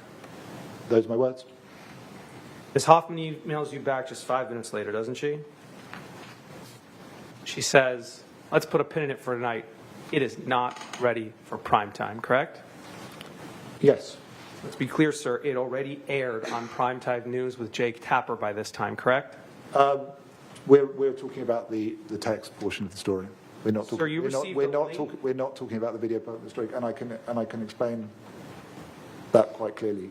So, Alison Hoffman is the executive editor for CNN Digital. Megan Trimble, at the time, was the evening editor for CNN Digital. Kate Greaves, at the time, was the early morning editor for CNN Digital. I am saying there is a text version of the story there. As you saw, at roughly 6 p.m., I'd said to my colleagues that I want to pause this for tonight. So I am saying to my digital colleagues that I don't want to publish the version of the written story. The video story has already gone out. It has already gone out on primetime news, right? I mean, I think it's. I mean, Sir, I'm sure. It's been out on primetime. No, it's been out on the Jake Tapper show. I don't think it meets. I think only 5:30 counts as primetime news, but it's been out on CNN. Sure. 5:30 Jake Tapper is not primetime news. I think primetime's like the evening. But anyway, I mean that's 5:30 is not the evening.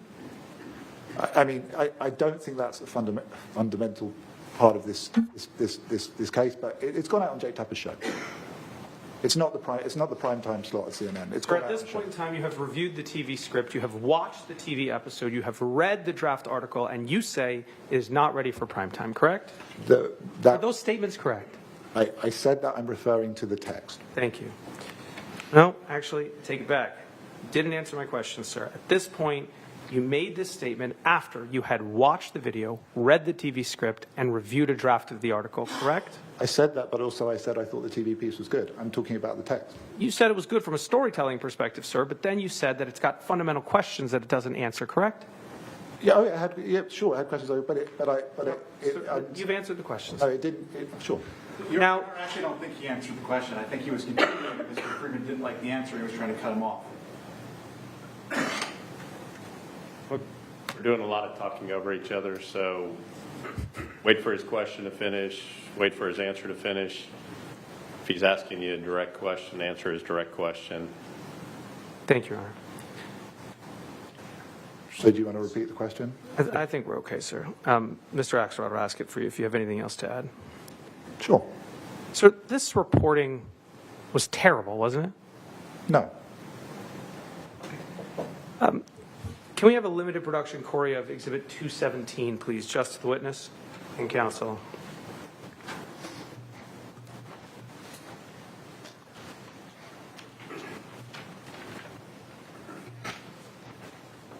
So this is a Slack exchange between yourself and Megan Trimble, isn't it? It is. And it deals with the story at issue in this case, does it not? Yes, the text there does, yes. Your Honor, plaintiffs offer Exhibit 217 into evidence. No objection, Your Honor. All right, plaintiff's 217 is admitted. Mr. Hagan, with the court's permission, can we please publish? You may. Thank you, sir.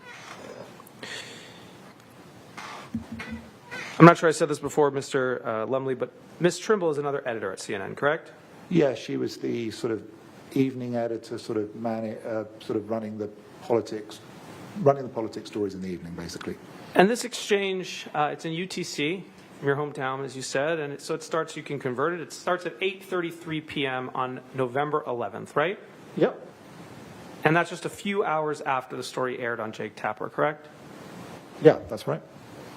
And this exchange is about 30 minutes before you sent the email we just saw that referred to the story as an infernal story, it's not ready for prime time, and has a fundamental issue, correct? I'm sure that must be the timing, sure. And in your first messages here, you're telling Ms. Trimble that Mr. Callahan and Mr. Marquardt put the story through Triad and sent it out, right? I see that, yes. And you say that that is not how it should work, right? I see that, yes. And Ms. Trimble agrees with you, doesn't she? She says, totally, yeah. I was reading in, and it still needs work, correct? Yep. Now, at this point, sir, you thought Alexander Marquardt was pissed off at you, right? I don't remember exactly, but... There came a time when he was pissed at you, right?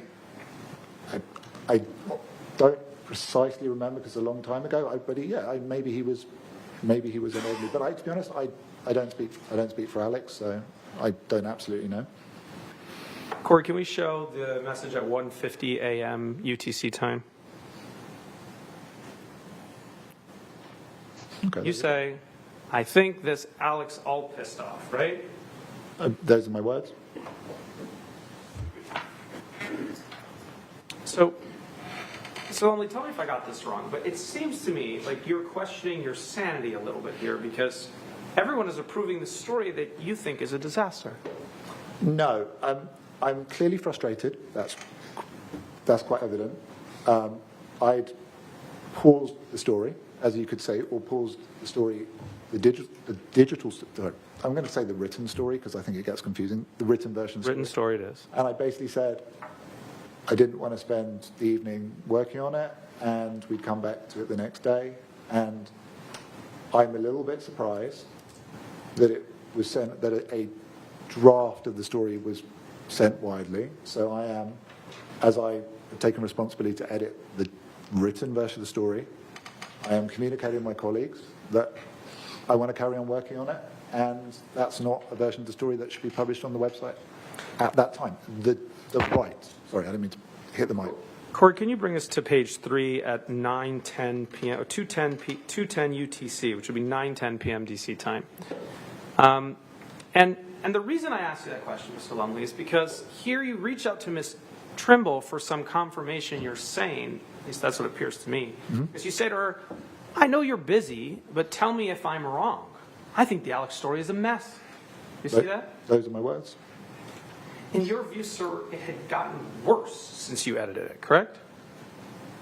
I don't know about that. I do remember being frustrated about the writing. There was like some repeated words at the top of the story, but I mean, I'm sure we're going to go through what. Let's go through. So that seems the best. Or can we look at the next message? You say, it's more of a mess than the edits I sent back. I just want it to live as a TV piece, and they can program the video. I'm not even sure it's easily salvageable, right? I see the words. And Ms. Trimble agrees with you that it's a mess, doesn't she? I mean, I just need to see what you said. But yeah, that seems the remember best. you asked to her, I know you're busy, but, I'm sorry to bother you, basically, but tell me if I'm wrong. She tells you, no, you're not wrong. It's messy, right?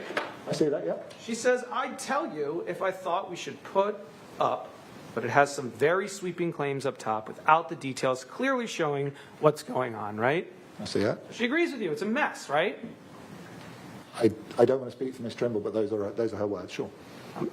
Corey, let's highlight the portions of this document so we can get through it quickly, and let's zoom in. We'll go through it.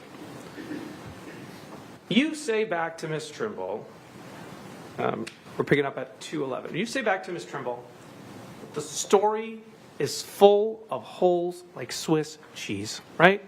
Those are my words. She writes back, agree. It is full of holes like Swiss cheese, right? And then she says, the story is 80% emotion, 20% obscured fact, LOL, right? I can't speak. I can speak for my words. I can't speak for Ms. Trimble's words. Did you receive a message from Ms. Trimble, which said that she agreed with your characterization that the story was full of holes like Swiss cheese?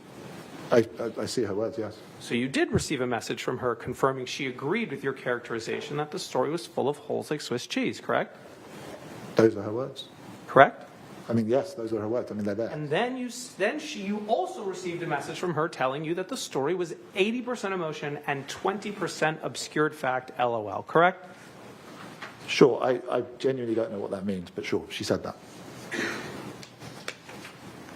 Sir, what is an obscured fact other than a lie?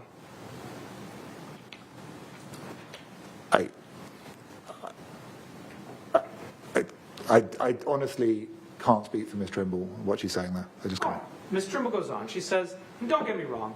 They could be con artists, which is terrible. And I believe these people are suffering. But we should be able to say that clear, right? You receive that message? That's what I see it, yes. Yep. Let's scroll down, please. And you respond, you say, maybe there are some operators who you pay 50 grand and drive you to Pakistan. I bet there probably are. But either way, I don't think we can lay this out and not state if our reporting leads us to believe these people are legit or not, right? I see that, yes. Okay? Seems you sent the message twice. And then you go, Mike was arguing, that's Mike Callahan, right? Must have been Mike Callahan. Yeah. Mike was arguing, doesn't matter. But to me, it definitely does. I think this is a half story.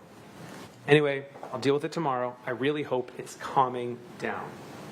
Sir, when you say you really hope it's calming down, you're referring to the fact that Alexander Marquardt is pissed off at you, right? No, absolutely not. I'm referring to Megan having a very busy evening. I'm absolutely not referring to Alex Marquardt there. Okay. Because I remember. She seems to think you are, because she says, I think everyone is tiring themselves out, LOL, right?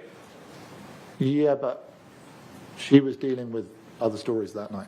Okay, but then you go on to say, no, it's fine, I'm annoyed with Mike. Yeah, I mean, I was annoyed. You were hoping it was calming down, right? Yeah, no, I'm absolutely think I'm referring to something else there. But there, I owe my words. I mean, I was kind of annoyed. I paused the story, and frankly, that had been sent out. I'm pretty sure it was when I was putting my kids to bed, my at then 6 and 3-year-old, and I was a little bit grumpy to be dealing with it at that stage, sure. So regardless of whether you were talking to Ms. Trimble about things calming down or Alex being pissed off about you calming down, you then say, I hope the drama subsides, right? Yeah, I really think I'm referring to something else that Ms. Trimble's dealing with, but I absolutely can't remember. But those are my words. I wrote those words. But have you seen the communications in this case that are now in evidence where Alexander Marquardt talks about a pissing match between the desk and digital? No. It's not what you're talking about? Well, I haven't seen those communications, so I can't.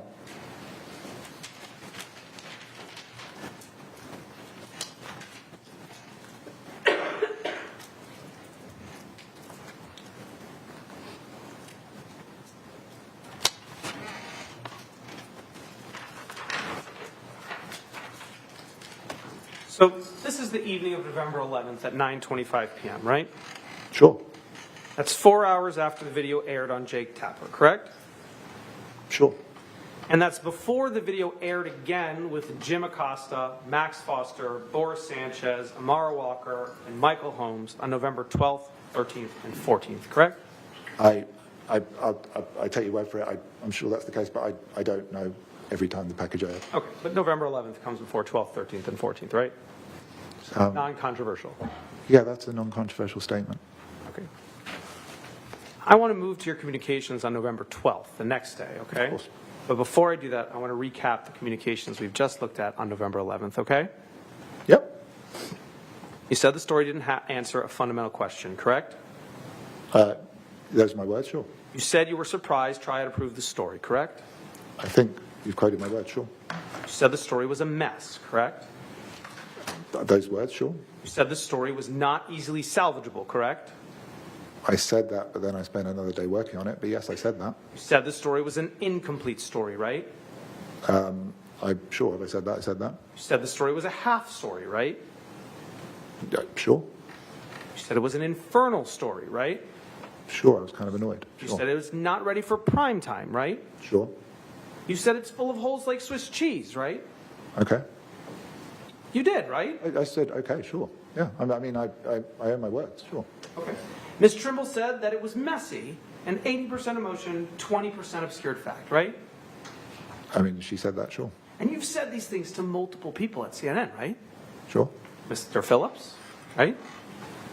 I mean, yeah. Ms. Hoffman, right? Yeah. Ms. Trimble, right? Yeah. Mr. Callahan, correct? Yeah. And Mr. Marquardt, right? Sure, but I've also at no stage said that we're right. We're the television or digital that we've worked on a inaccurate or unfair story. I've never said that.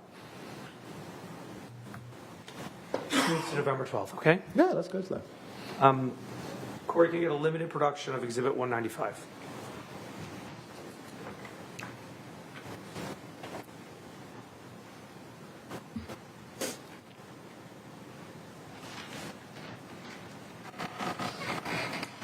Sir, we're looking at a Slack communication between yourself and Zach Wade, CNN's Senior Director of Editorial Product and Performance, correct?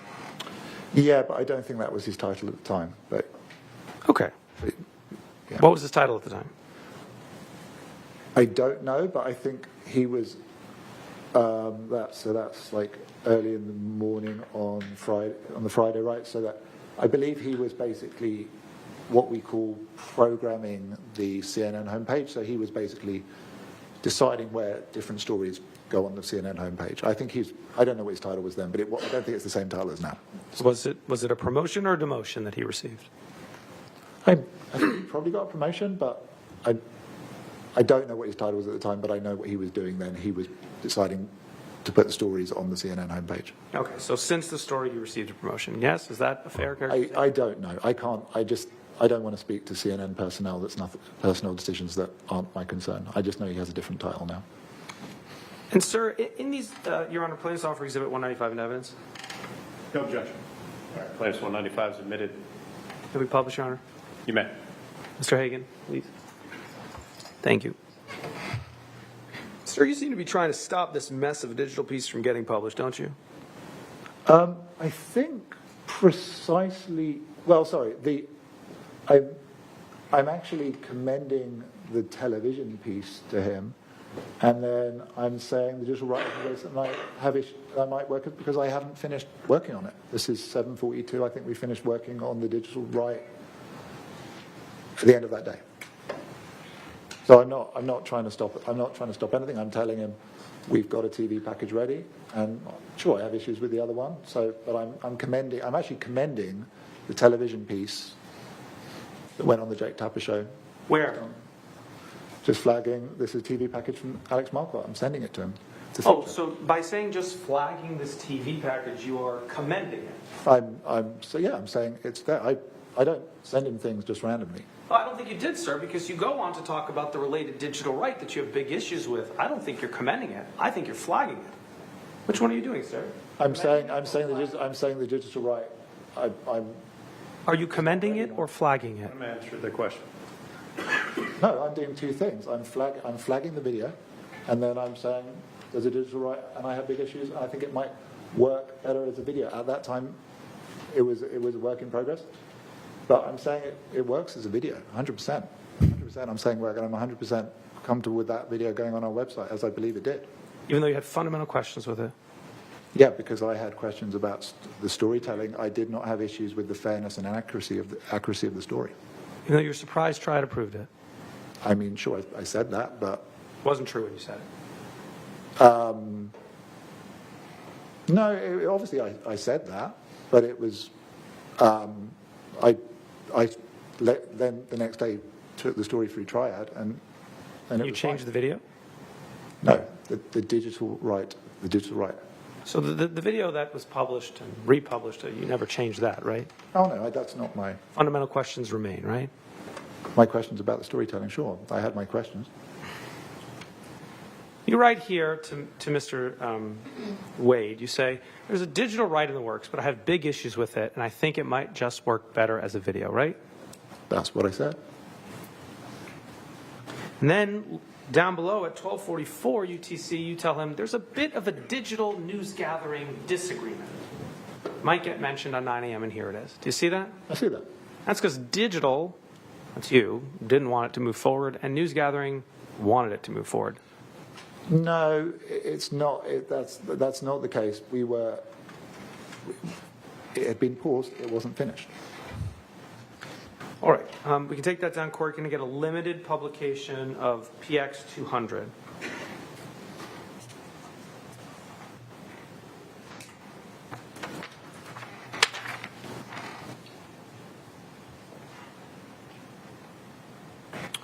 And sir, these are Slack messages between you and Joe Ruiz, correct?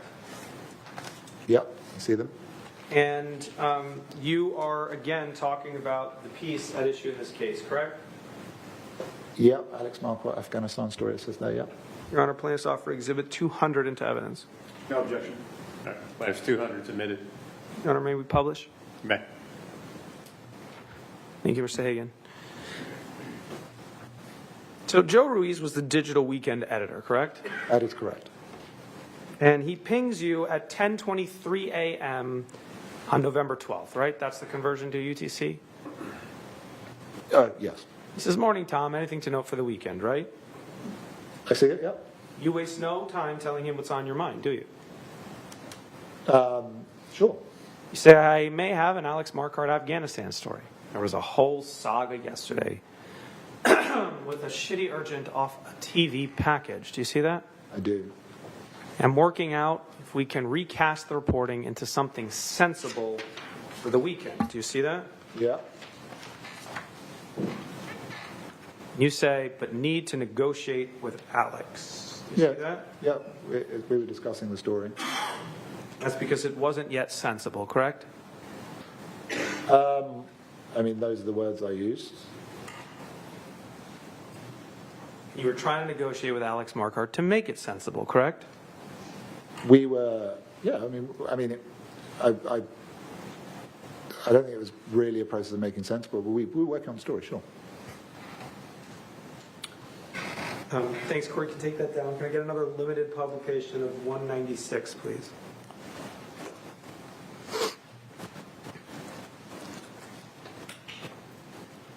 And sir, we're looking at an email from yourself to Ms. Nicole Gayet, another reporter, an experienced national security reporter at CNN, that relates to the story at issue in this case, correct? Yes, I see that. Your Honor, plaintiffs offer Exhibit 196 into evidence. No objection. Plaintiff's 196 is admitted. Your Honor, may we publish? Oh, thank you, Mr. Hagan. So, sir, this email from you to Ms. Gayet, am I pronouncing that right? Gawat, yes. Gawat. Yeah. This email from yourself to Ms. Gawat goes at 8:25 a.m. in the morning. Do you see that? I see that, yeah. Is another early morning attempt by you to stop the story? No, there's no evidence of that. It's just me sending the story to Nicole to see what she thinks of it. So you say there's a backstory behind this. That's the pissing match? I mean, I would not describe it as a pissing match, but I guess, because I'm saying that's the evening version of the story that was sent out. So the backstory is that there's some drama going on. You're hoping the drama is going to calm down. And Sure, a little bit of drama, but sure. A little bit of drama. All right. You say to her, the backstory behind this, but I'd be interested in your thoughts on the urgent, right? Yes. Now, Ms. Gawat, she has experience covering Afghanistan, including the U.S. withdrawal from Afghanistan, correct? She certainly wrote stories about it, yeah. And you send her both the video that Triad has approved, that's that link at the bottom there, right? Yes, so, yeah, that's the email I sent, sure. The email that Mike sent out, I see at 8:26 p.m. the previous evening, yeah. And you ask if you tell her you'd be interested in her thoughts, right? Sure. All right, Court, can you take that down and give me a limited production of Exhibit 211? Plaintiff's Exhibit 211.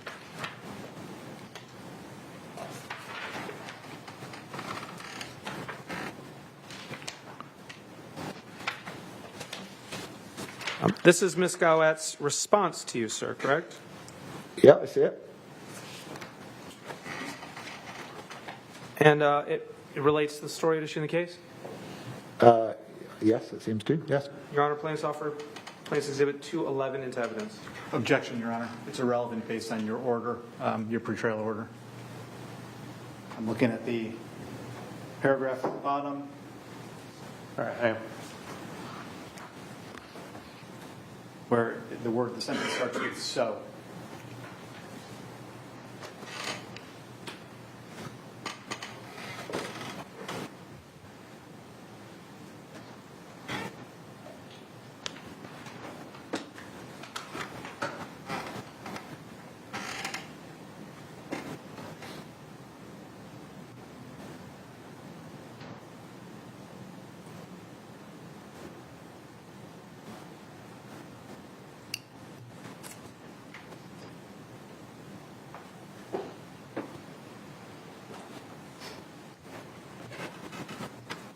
Hang on, Council, I don't need the court report right now. Council, just come up here real quick. Yeah.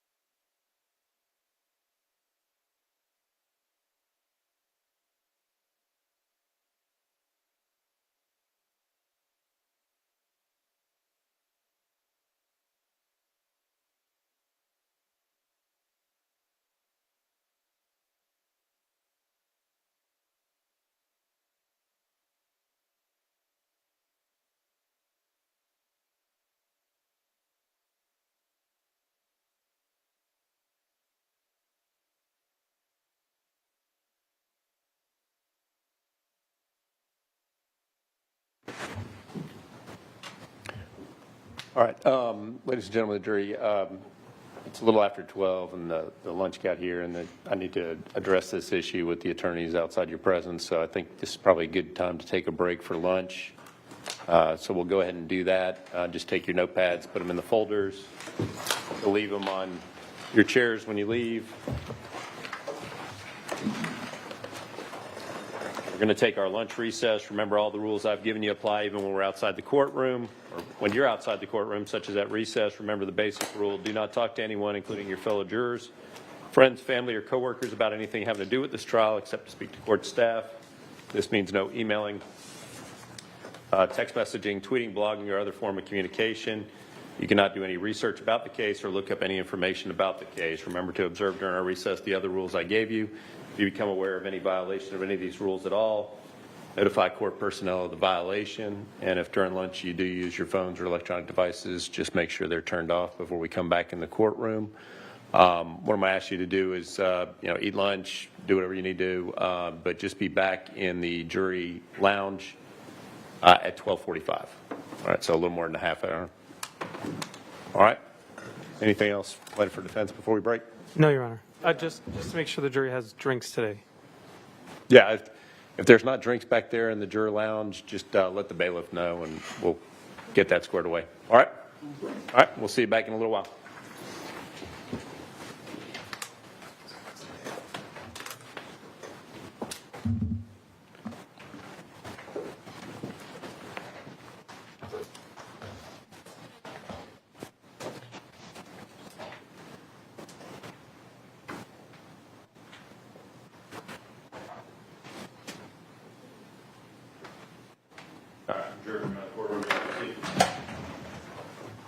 Your Honor, may Mr. Lumley step down and grab some lunch?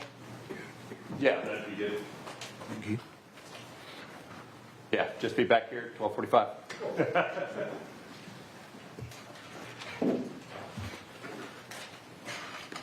All right, why don't we deal with this last exhibit? Can you hold that back up? Or hang on, is it? Corey. It's on. Oh, it's on, sorry. Do you see, Your Honor? You know, my monitor toggles back and forth between my laptop and that. So.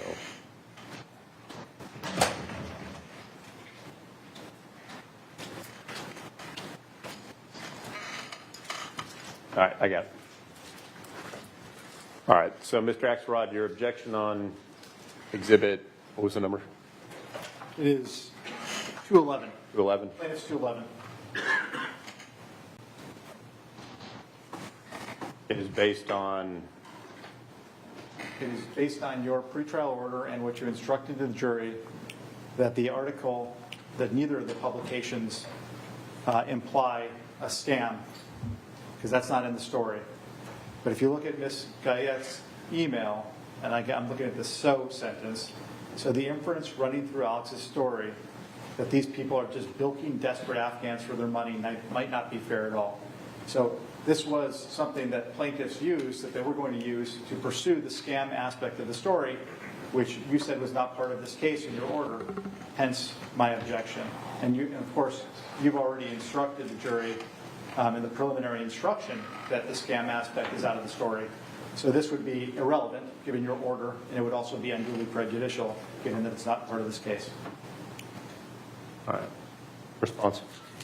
Yeah. Your Honor, this goes to the fact of whether or not there was payment being received, the justification for payment being received, whether or not it really is expensive or not expensive, and there is a defamation by implication claim here that goes toward the idea that the story was painting Zachary Young out as a bad actor. We will not make the argument that they were saying there was a scam. We will abide by the court's instructions, but this is highly relevant evidence to us, and it doesn't violate the summary judgment order's findings or the court's instructions. Just really quickly, I know Mr. Friedman likes to cut off the second part, but what you actually said about the implication was that he was a bad actor taking money from Afghans. It's not just he's a bad actor. So yeah, it's the second part that's part of that too. And I go back to my original point. This goes right to Your Honor's decision. I don't think it's a close call. Your Honor, may I respond? The issue was that in the motion in limine ruling was that saying that he was running a scam or that he was a scam artist that wasn't published in the pieces, it's not going to be the basis of it. But if the gist of the story is bad actors preying on desperate Afghans, this is just saying that the inference running through the story was that these people, i.e. folks like Mr. Young, were bilking desperate Afghans for their money might not be fair at all. I mean, isn't that, well, I found that he hadn't taken money from Afghans. You did. Which may be part of the argument of preying on desperate Afghans in the gist. I mean, this doesn't say the word scam anywhere. I mean, obviously, bilking could have multiple different connotations potentially, but. If I can go to Roger's thesaurus online, I'm pretty sure bilk to bilk would be scam, fraud, swindle, a number of things. I think we're conflating issues. Your Honor said that the implication is a bad actor taking money from Afghans. It's not just being a bad actor. It's not just being a con man. It's a bad actor taking money from Afghans. Here, I mean, her words really couldn't be clearer. So the inference running through Alex's story is that these people are just milking desperate Afghans for their money. It might not be fair at all. She's saying that the way she reads the story is that there's a scam implication, which you've already found that there isn't a scam implication. Could it be read also that the implication is that Young is a bad actor preying on Afghans by taking their money? No. I mean, maybe. But the issue is you found that there's no scam aspect to the story. She's saying there's a scam aspect to the story. What I found was that there can't argue CNN was calling him that he was running a scam artist as those phrases are used. But the gist of the story is the first DCA, enunciated in its opinion in this case.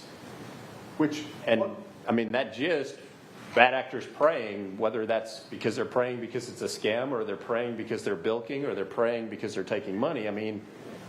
You could have bad actors preying on people by a number of different methodologies. You certainly can, but that's not what you've already instructed the jury. You already instructed the jury it's the false impression that he was preying on Afghans by taking money directly from Afghans. Not that he was preying on Afghans by bilking them. It is a separate and distinct allegation and implication. Otherwise, I have to go back and look at the footnote from your summary. It's actually your summary judgment order. But you said, I think it's something like the scam is out of the case. Your Honor, I have your footnote if you want me to read it. Yeah, I'm trying to go back. Too many papers up here now.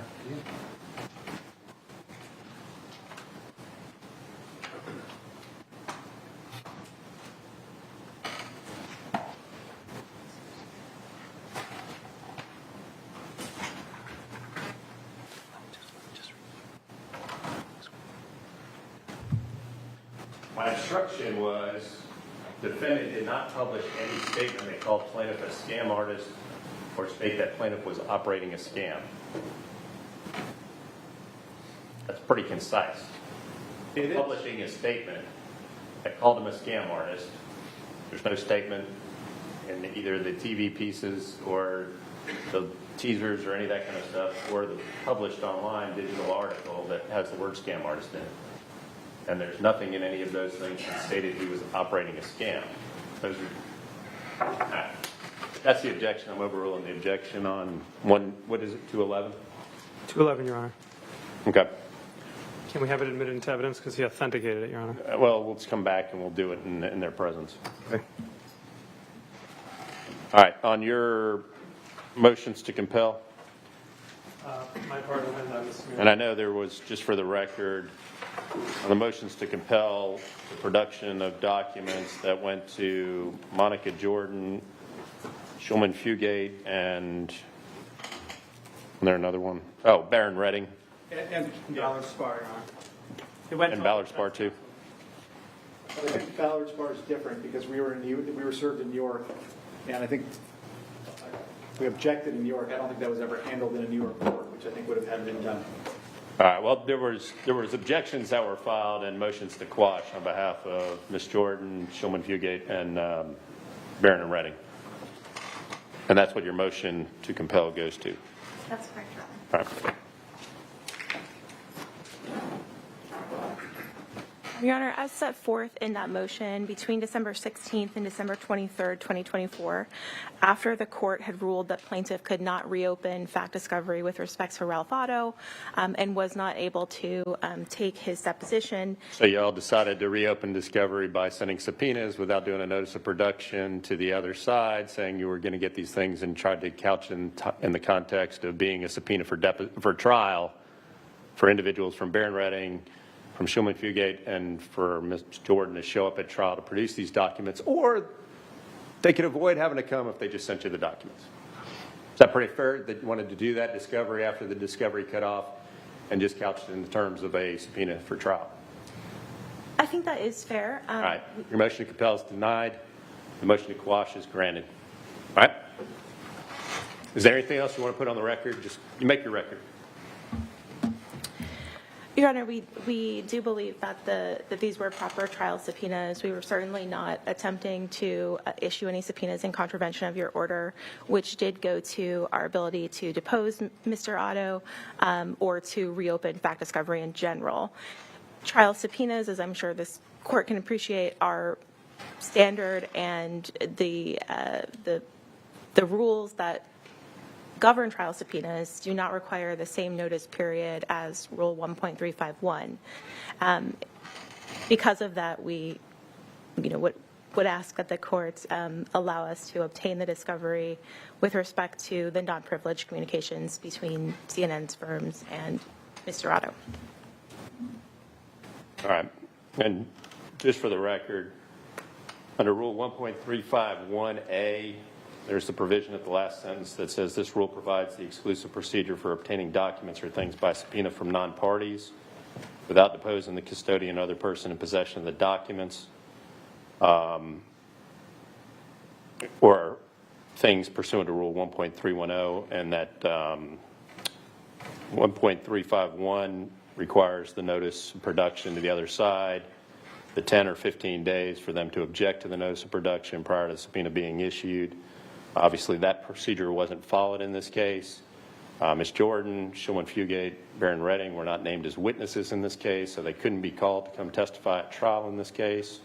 So clearly, that's why I'm distinguishing this as being a discovery issue, not a production. I will acknowledge that there is the Rule 1.410 that does provide that you can issue a subpoena to somebody come testify at trial and require production of documents.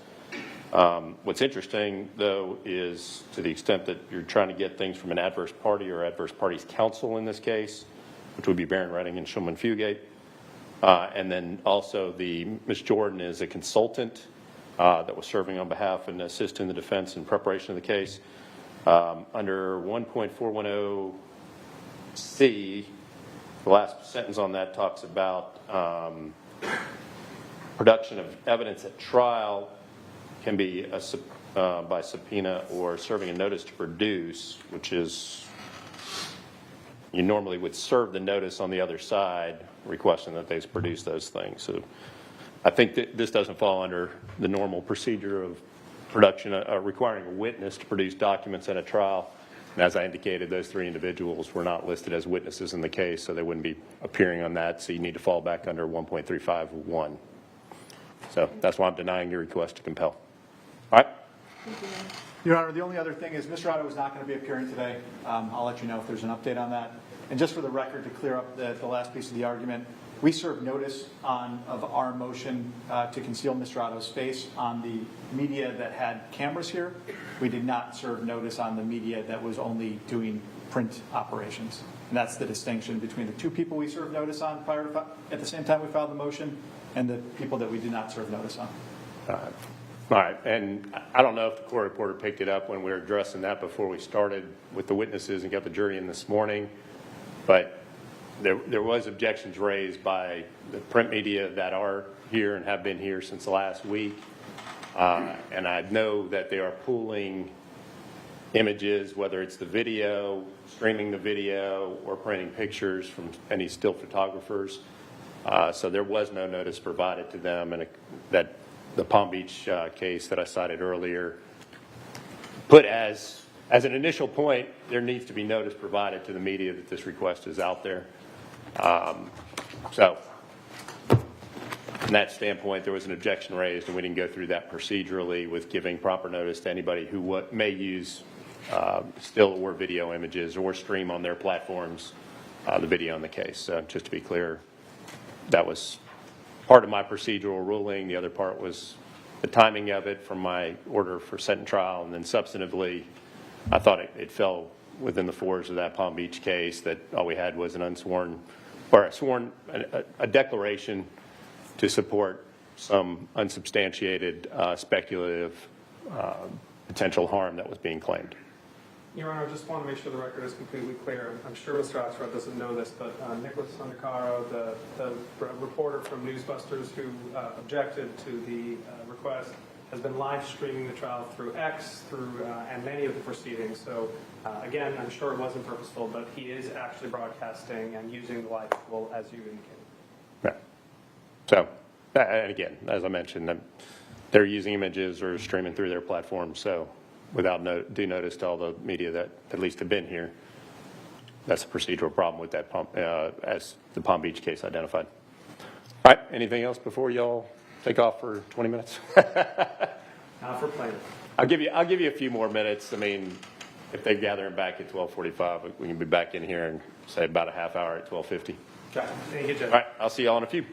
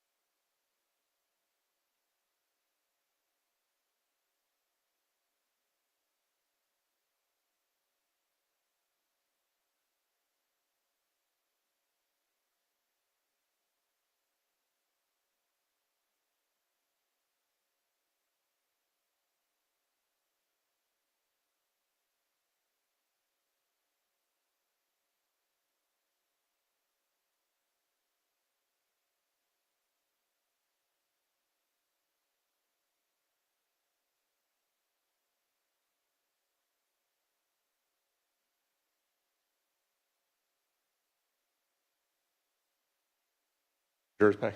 No, Your Honor. All right. Whenever you're ready. Or wherever they're ready, I guess.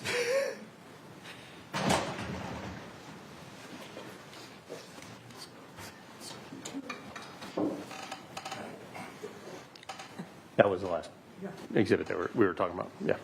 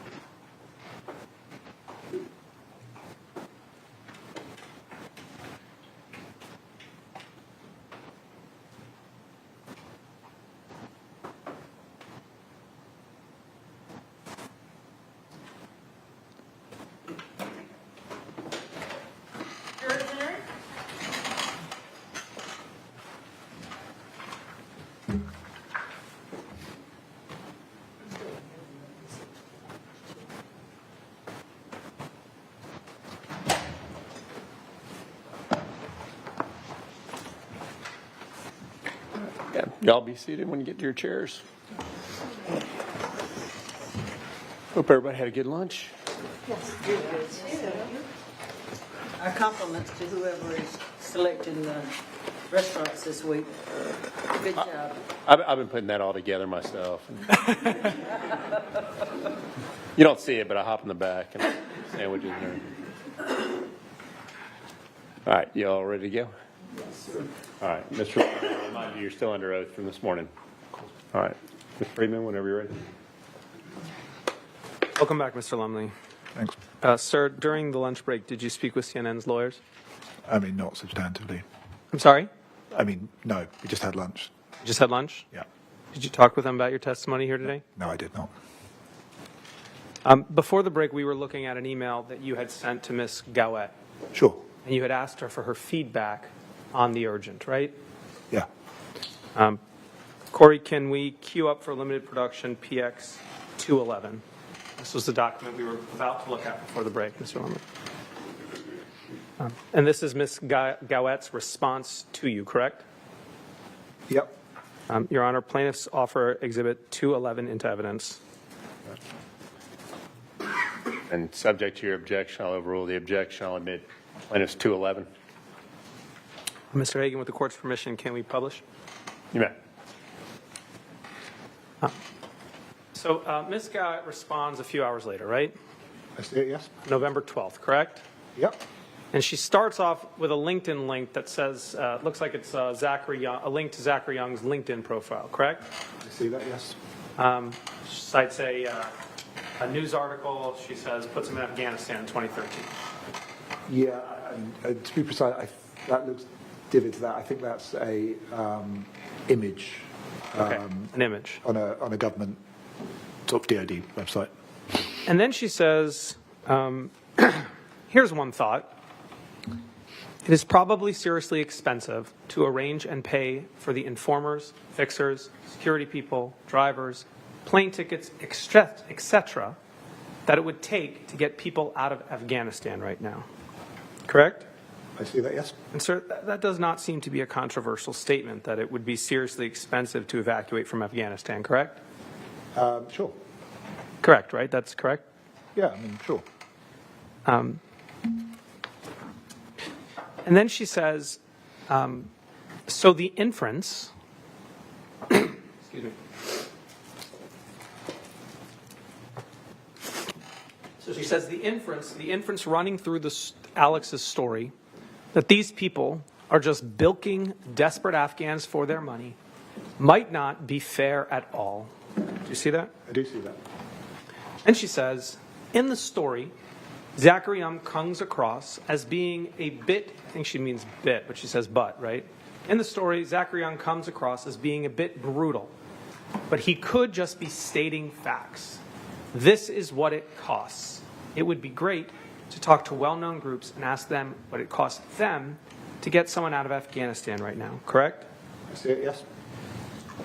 Sir, you are not the only one who is flagging major issues with this story, correct? She's asking questions. She's asking some questions about the story, or she's making suggestions on the story. I see them. And she's saying that, hey, maybe it doesn't say this outright, but the inference running through the story, through Alex's story, that these people are just bilking desperate Afghans for their money, that might not be fair, right? That's what she said. I mean, two observations of that. I disagree that is the inference running through that story. Also, she is, as I think we saw from the previous email, she was looking at the earlier draft of the story that went out the evening before. She hasn't seen the story that by then I think we're still working on. She's not referring to the story that we published. And she's also, I don't know, but I think she's referring to the words, because she's a digital writer. The written piece she's referring the draft, the unfinished draft of the written piece that went out. She saw the week before, the night before. You sent her a link to the video, correct? That was in the email. Sure. A moment ago, you told me you could not speak for Ms. Trimble, correct? Sure. But now you can speak for what Ms. Gowett was speaking about? Why? Because she knew I was the digital editor, and she knew I was working on the written story. But no, I can't speak for her. That's true. 100% true. Okay, so you recant that then. You don't know what she was referring to, right? My guess would be that she's referring to the text, but I do not speak for Nicole Gowett. Absolutely. And Ms. Gowett, she's a seasoned national security reporter, right? She's an experienced reporter? Sure, she is. And she has experience covering Afghanistan, right? Yeah, I mean, she's definitely written stories about Afghanistan. I don't know if she's been to Afghanistan, but yes, she's written stories about Afghanistan, yes. And she's covered the U.S. withdrawal of Afghanistan, correct? Yes. She says the inference running through the story that these people are just bilking desperate Afghans for their money might not be fair at all, correct? She said that. I disagree with her, and I don't think that applies to either the written story or the television story. Did you listen to General Young testify that Mr. Young's prices are... Objection. Foundation. Listen here. I mean, did he listen to him? I think he can answer that, but he wasn't in the courtroom. So. Understood. Sustain the objection. Sir, are you aware that this trial is being live streamed? Yes. Were you listening to the live stream of the trial at any point in time? No.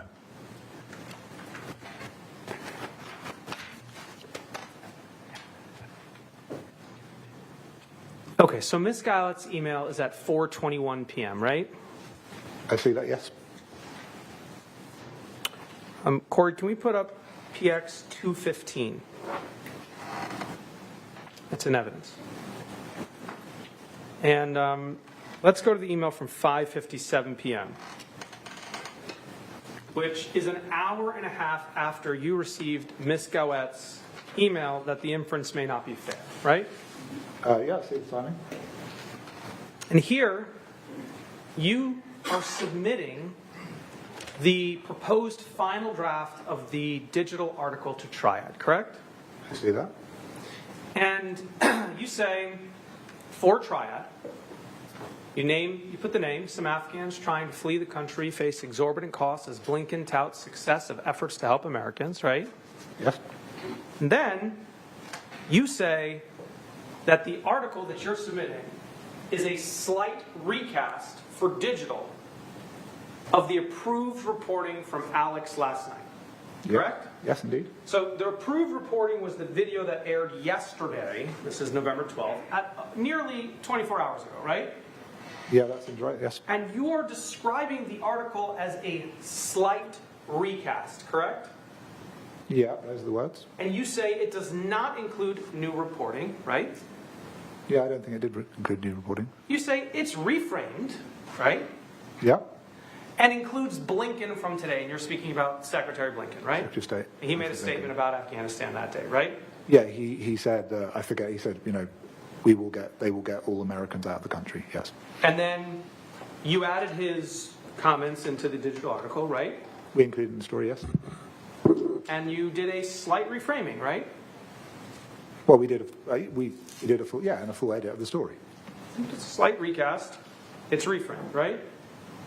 Yeah, it's an edit of the story. And you tell people the video was approved by Schenkman from legal, right? Yes, Drew Schenkman, the lawyer, yeah. Lacey Bordeaux from The standards department, Standards Department, and Mr. Hogan from the Row, which is the fact-checking department. Fact-checking Department. Yeah. The three legs of Triad, right? That's right.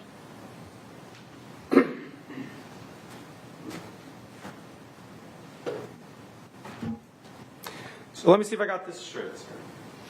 This story that you're submitting to Triad is a slight recast of a story that is full of holes like Swiss cheese, right?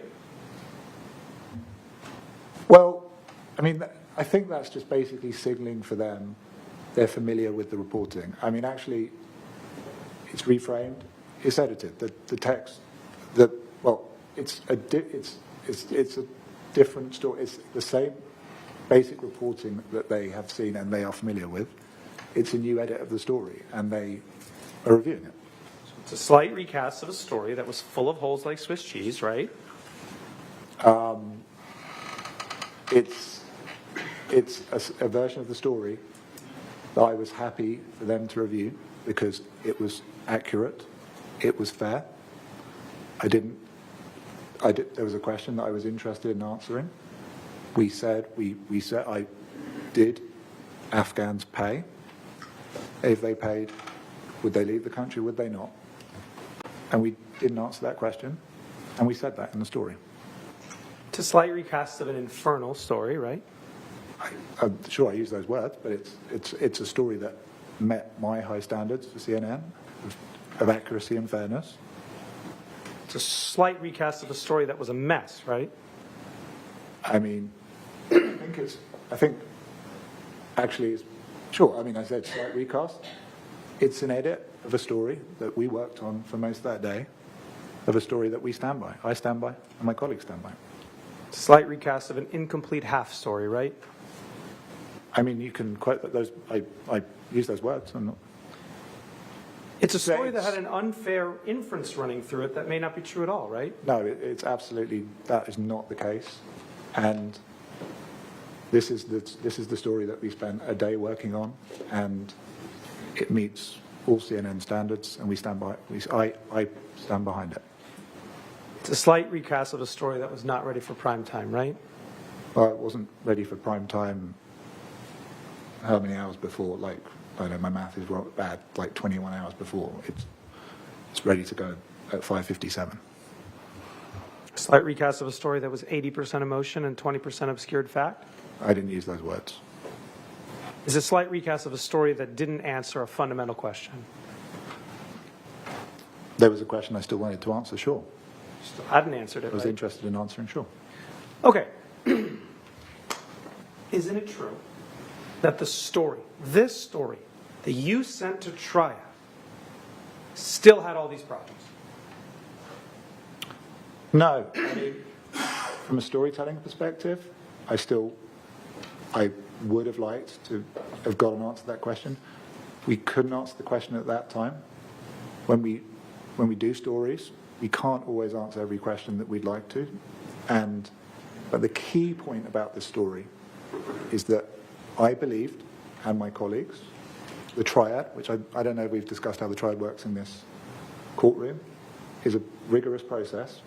We take our jobs very seriously. Mr. Marquardt takes his job very seriously. Your Honor, objection, narrative non-responsive. Okay. The story was accurate. Answering the question. The story was accurate and fair and met our standards. You still dislike this story a lot, didn't you? Didn't love the story from a storytelling perspective. Not my favorite story I've ever done, that's true. But it's a fair and accurate story. You still disliked it a lot, correct? Sure, from a storytelling perspective, but it's a fair and accurate story. It was still half a good story, wasn't it? I would have liked to do more reporting to maybe tell more of the story, but it was a fair and accurate story. It was a fair and accurate half a good story, right? It's a fair and accurate story. Was it a half a good story or not, sir? It was a fair and accurate story. Was it half a good story? Yes or no? It was a story, a fair and accurate story.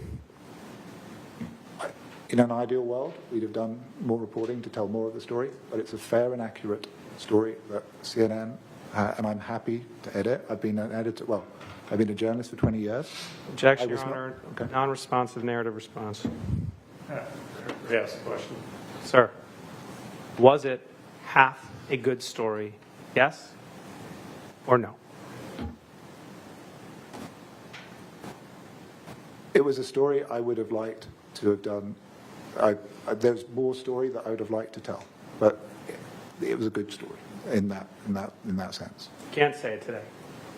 I can't say what. You can't say it's half a good story today on the stand, can you? What do you mean? I'm asking you if it's half a good story, and you won't say yes or no. Was it half a good story? It's a story that I would have liked in an ideal world to have done more reporting on, but we are a team. We all have different opinions. We are all experienced. I slightly disagree with my colleagues on whether there was more story, I think the point was whether we could have done more reporting to tell more of a story. But sure, I mean, if I said half a good story, those are my words. But the key point is, and I'm not a lawyer, so I don't know, but it strikes me that the crux of this case is whether our story was defamatory, unfair, and inaccurate. Objection, Your Honor. Narrative non-responsive. Sir, you really should have carried on and reported it out more, shouldn't you? No.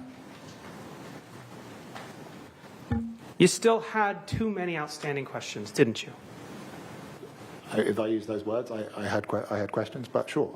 Sir, what do you mean if you use those words? You still had too many outstanding questions, right? No. By definition, I didn't because we published the story. So okay. You still had a major problem with it, right? I think consistently throughout the process, I was really interested in that particular question that we discussed before. No, sir. When you submitted this version of the story to the triad, you still had a major problem with it, correct? Not really. I mean, because we couldn't answer my question, so we put in the story what we knew. Corey, can you push this exhibit to the left side? The submission of the story to triad. Can you blow up 5:57 p.m. for me? The time Mr. Lumley submitted the story to triad. Let's push that off to the side. And can we bring on the right side Plaintiff's Exhibit 208, which is already in evidence?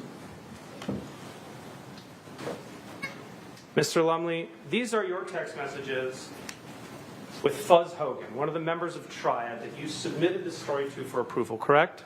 Yes, I see that. And you see that the time is 10:58 p.m. of the highlighted messages. And when you convert UTC back to DC time, that 10:58 there turns into 5:58 p.m., correct? Yes. Objection. It's inaccurate. It's 6 hours.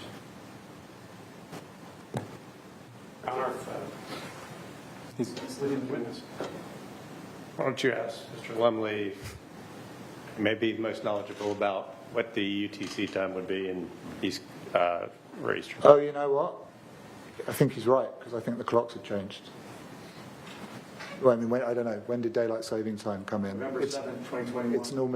It's normally 5 hours, but daylight saving times fall back. And UTC is actually, you know what? I'm not an expert on UTC, but I don't believe. Sir, you say right here, sorry sent that story. You see it? Right Yeah, I after see it. you sent the story. It's 1 minute later. I mean, I don't know. I don't remember, but all I can see. Maybe Mr. Axelrod will come take the stand and testify for us. All right. Objection. Move to strike. And we'll take judicial notice of what time it is.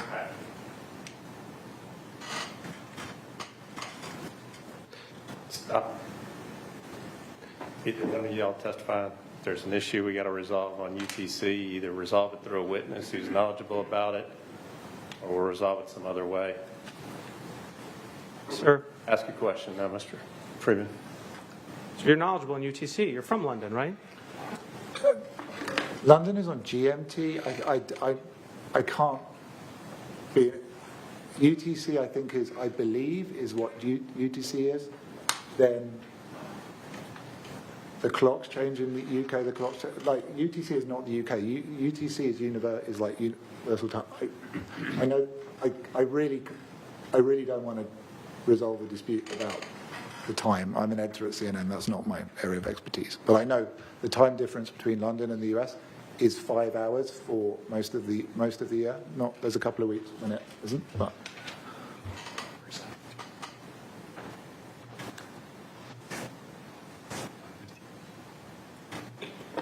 Your Honor, I think Mr. Axelrod is a good idea. Why don't we take judicial notice of the time change? I may have been wrong. I don't think I do, but I might. Do we have some authoritative statement in November of 2021? 5 hours? Mr. Bailey corrects me. It's 5 hours. All right. So for purposes of this trial, are we all stipulating that there's a 5-hour difference between the UTC time and the Eastern Standard Time? It changes, Your Honor. Or is it Eastern Standard or Eastern Daylight Time? It changes, Your Honor, but as of this date, I can tell you because I checked it numerous times, it is 5 hours. Okay, sure. So, Mr. Lumley, 5:57, you submit the story to Triad, right? Yeah, sure. So before you go on, are we all stipulated there's a 5-hour difference? After November 7th of 2021, it's 5 hours. Before that, it's, I think, 4 hours. Okay. I don't remember when it changes. I'll stipulate that this document is 5 hours back. For November 12th. All right. Ready, Mr. Lumley? Yeah, sure. You submit your final version to Triad at 5:57 p.m., correct? I see that, yes. 1 minute later, you tell Mr. Hogan, one of the members of Triad, that you sent him that story, right? Yeah, I see that, yeah. And you then say, I still dislike it a lot, right? Sure, it's throughout the whole process, it's not been my favorite story. Sure. Then, sir, 18 minutes later, let's go down, Corey, to 18 minutes later. 18 minutes later, you tell Mr. Hogan that the Alex story is not poetry in any way, right? I see that, yeah. You say, I just want to publish something to diffuse some drama, right? I see that, yes. I'm sorry. Do you need a water or anything? I have one, thank you. I'm sorry. More important.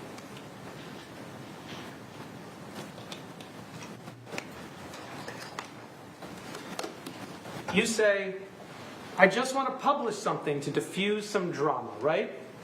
Those are my words. You wouldn't say it today, Mr. Lumley, but then you said, I also think it's half a good story, right? Sure, those are my words. Then you say, we should have carried on and reported it out more, right? Sure. 2 minutes ago, you wouldn't agree with that statement, wouldn't you? Sure. But back then you did, right? I see the words. Now, Mr. Hogan, he responds, right? Yeah, I see his words. He tells you, right, it feels like a good character, but he only got 3/4 of the way to the larger, right?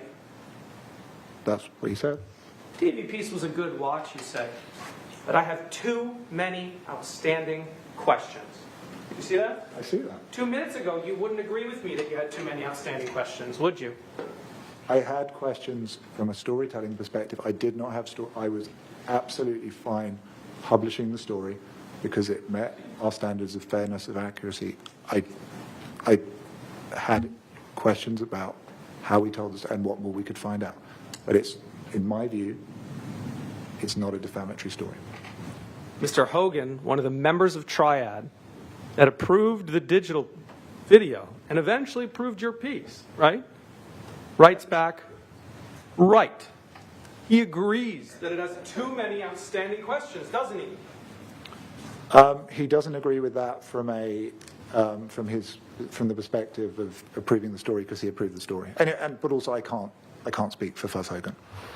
I don't understand how those two coexist, sir. How do you know what he's saying if you can't speak for him? Okay, well, I will not even presume to speak for them then. Okay, so I think you spoke to him. Let's read on the page. You say, TV Piece was a good watch, but for digital, I have too many outstanding questions. Answer right. Okay, well, that's what he wrote, and I won't try and interpret that.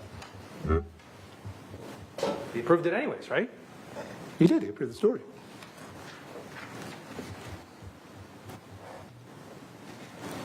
Can we scroll down? Oh, sorry, Corey. I lost my place. You say all of this, all of these things, that it's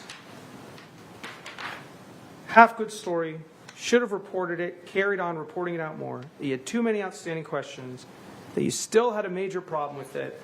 You say all of that within 20 minutes of submitting the story for final review to Triad, don't you? That seems to be the case, yes. Sir, Mr. Hogan isn't the only one that you told that final story is garbage to, correct? I didn't say it was garbage, but I'm sure. Show me what you're going to show. Potato, potato? I didn't use the word garbage. I certainly didn't. I did not use the word garbage.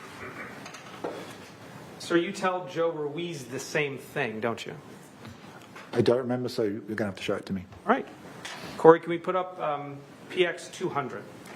And let's put it side by side with PX 215 so we can reference it in time. So here on the side, on the left-hand side, we've got 5:57 p.m. is your submission of the story to Triad, right? I see it, yeah. And here at 11:06, so 6:06 p.m., you reach out to Joe Ruiz, right? Just 9 minutes after you submitted the story to Triad, right? Yeah, I see that. And you tell Mr. Ruiz that you had been fighting with Alex on this mediocre story all afternoon, right? I see the words, yeah. Then you tell him it's now in Triad for approval, right? Yep. And Mr. Ruiz recognizes your message. He says, okay, right? Yep. And now 9 minutes after you submit this final story, you say, it's not worth the hassle, to be honest, right? I see the words. You say, it's half a great story, right? Yeah, that's my words, sure. You couldn't say it here today once. You said it twice back then, right? Yeah, I think I've said that I had a question about the story and it's not the greatest story I've edited. I think I have said that today, actually. Mr. Ruiz responds to your comments, right? Yeah. Thinks it's funny. Sure. Well, says, ha ha, in all caps, right? Okay. Sir, CNN's malicious journalism just destroyed a man's life, and Mr. Ruiz thinks it's funny, doesn't he? No, I think he's just... No, do you know, I don't speak for Mr. Ruiz, so I can't interpret that. We'll ask him.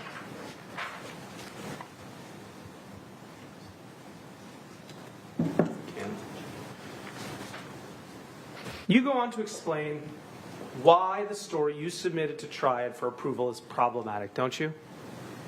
Well, there's my words. I mean... You say, the fact that we don't have the other half is a major problem in my view. Don't you say that? Those are my words. So the story you submitted to Triad is nearly identical to the final story that's published, isn't it? Oh, yeah, I think so. I don't know. Actually, I don't remember, but I think it's similar. Would you like to compare them? I mean, if you want to, but I don't remember a lot of extra edits happening after that. Corey, can we put on the screen 215, which is the submission to Triad, and 223, which is the final published story.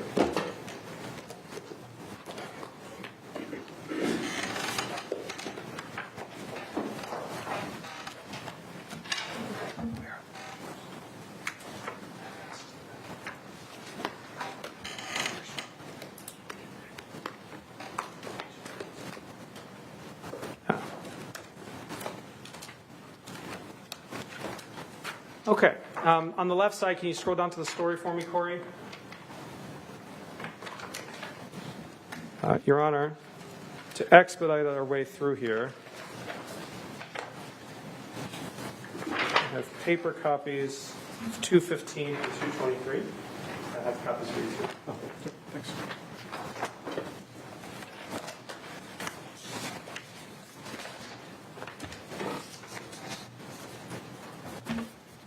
May I approach? Good, Mayor. Thank you very much.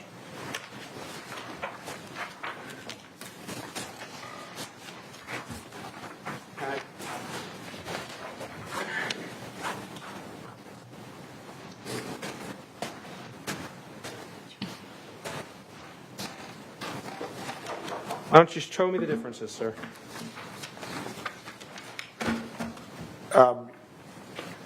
You're going to have to give me a minute. Are you telling me there are no differences? I don't. Oh, no, there are some. Would you like me to point them out to you? I mean, sure, go ahead. All right. I made a little red line for myself. Okay. Can we scroll down here, Corey? In the here, but in addition to, can you highlight in addition to those Americans? No, Corey, don't zoom in. Just can you highlight in addition to those Americans? That's new. Do you see here where it says U.S. Agency for International Development? Can you highlight that for me, Corey? In this story, Corey, it just said USAID. See here? Can you highlight that? That's new. There's no guarantee.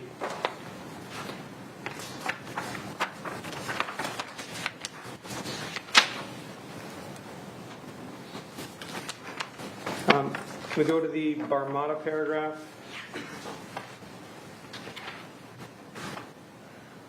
The word location is turned to locations. Oop, I lost my place. I saw it before. It's the paragraph that says that's not a lot of information on these folks. Scroll up a little bit.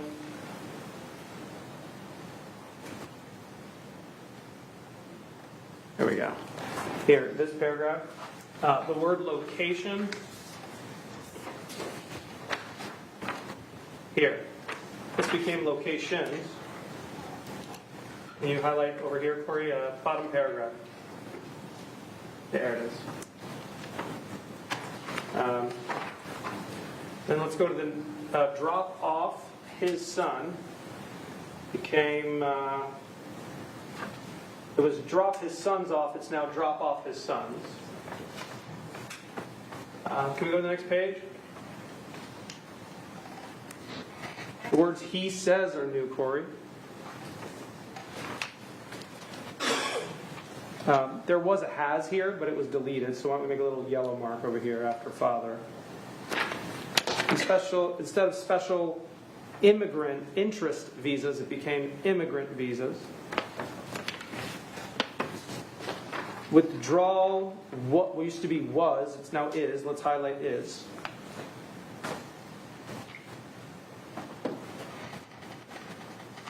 In this paragraph,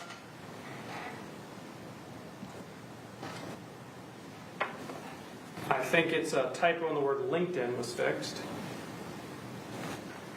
The word who is different. And this young used to be he. He appears. This word at is added.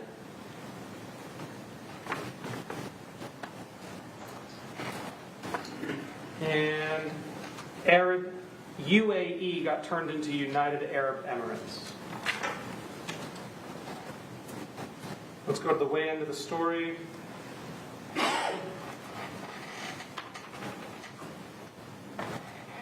The words Congress, where are we at here? Congress, this used to be a and, it got turned into a to.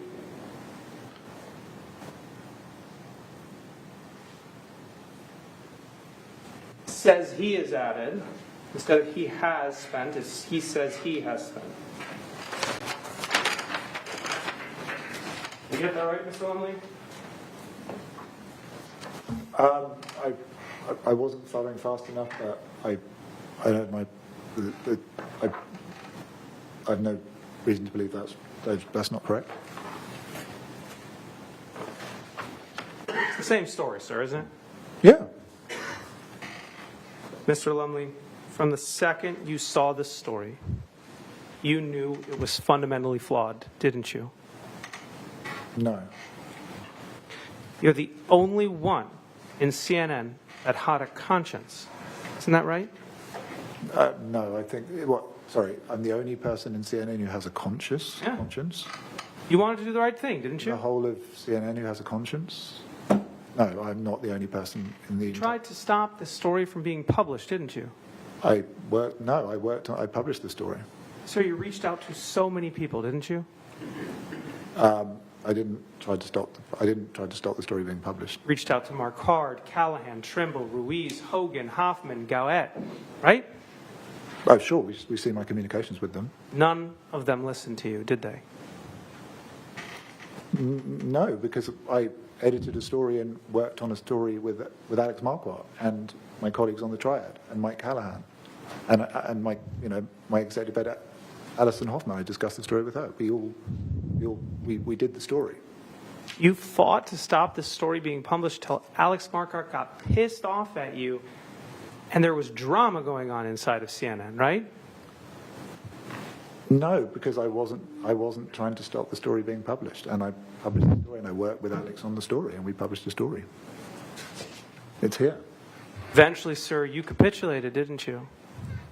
No, because I worked on the story, and we put out a story. You published the story in your own words to diffuse the drama, right? I did use those words, and some drama was diffused, but that was not why I published the story. We're under oath here today. You recall that? I do. Are you scared you may not have a job if you don't toe a party line? No. Will you stand up for the truth now? Yes. Will you admit the story should not have been published? I will not. Will you look this jury in the eye and tell them that you will publish the same story again? Yes, I will. You're not sorry, are you? Why should I be sorry? Are you sorry? No, there's nothing for me to be sorry about. No further question. Cross Mr. Axelrod. Yeah, thank you, Your Honor. So, I think Mr. Friedman asked you questions for about an hour and a half or so. Did he ever ask you what your fundamental question was with the first draft of the written article? I can't remember, to be precise. Well, tell the jury, what was your fundamental question? I wanted to know what happened to the subject of this story was desperate Afghans in a really terrible situation after the US withdrew from Afghanistan. They were being quoted very high fees to leave the country. We document that in the story. I wanted to know what happened next, whether people paid those fees and left the country, or indeed paid those fees and didn't leave the country. If you could just pull the mic a little bit. I'm sorry, yeah. In all those comments that Mr. Friedman showed you, at any point did you say, my problem is the way we treat Zach Young? No. Why not? Because I didn't have a problem with the way we treated Zach Young. Let's say that a little bit louder. Did you have a problem when you got the draft from Alex Marquardt until the time you published it? Did you ever think that there was a problem in the draft with the treatment of Zachary Young? No, I did not. Did you ever think there was a problem with the fairness of the story, how it treated Mr. Young? No. If you did, would you have raised your hand? Yes. I mean, I think it's reasonably clear from my communication that I am prepared to raise my hand. So, before we kind of go back to the beginning, Mr. Lumley, how long have you been an editor? I've been an editor at CNN. I think now it would be 7 years. Been a journalist for 20 years. When you get a story, like you did in this instance, what are you looking for when you're looking at that draft? I think a good way of explaining it is I'd say I have like 4 criteria for stories we're doing. and they're all related, but is the story newsworthy? Is the story fair? Is the story accurate? And then how are we telling that story? But simply, and I can elaborate more. Sure. And we'll get into that in a second.